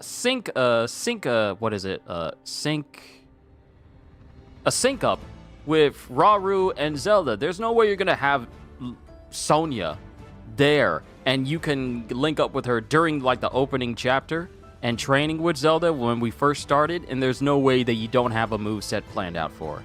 But when it comes to playable characters, I want Queen Sonia and Ganondorf. Because for Ganondorf, one, it'll be Prime Ganondorf, the one that was so overpowered that even his emancipated body was still powerful enough to be a problem for everyone like hundreds of years later. But I also want him playable because it continues the tradition of having Ganondorf playable in all Hyrule Warriors games. He was playable in Hyrule Warriors, in the original Hyrule Warriors and Definitive Edition. Calamity Ganon was playable in Hyrule Warriors Age of Calamity. And I want Prime Demon King Ganondorf to be a playable character for Age of Imprisonment. It would be the ultimate power fantasy to play him at the peak of his power. And I want to reiterate, I don't want this to be Ganon when he's, not powered up by a secret stone. No, I want him with his long red hair. I want him with his robe. I want him with his gloom powers. I want all of that. I want that with Ganon. That is what I want. So I hope that is what they are doing on top of everything else they're doing for these updates. But, ladies and gentlemen, that's going to be it for this session. You were here. For everyone who managed to stick around for the entire thing, I just want to say thank you. This took a lot of time, but I want to say that I've enjoyed every single moment of it. And being able to entertain all of you as I play through Hyrule Warriors Age of Imprisonment at 100%, I have to say that this is yet another worthwhile purchase for my Switch 2, and I am so grateful to having shared this entire experience with you. But I'm done for this evening. I'm going to rest because tomorrow is Wednesday, and I'm going to rest on that whole day if they don't release a One Punch Man chapter, but who knows? I don't know. Well, we'll find out at some point. But you've been a wonderful audience. Thank you for sticking around. You didn't have to. You really didn't have to, but you did. And I just wanted to say thank you. As this channel gets ever closer to 6,000 subscribers, and we are just so dangerously close, I just wanted to say thanks in advance. Hope you all enjoyed. Can't wait to see you all in my next video. Like, comment, and subscribe if you haven't already. Even check out my Patreon because I am always looking forward to entertaining you. And because I know you're coming back anyway. Have a fantastic day, and once again, as always, later, peoples!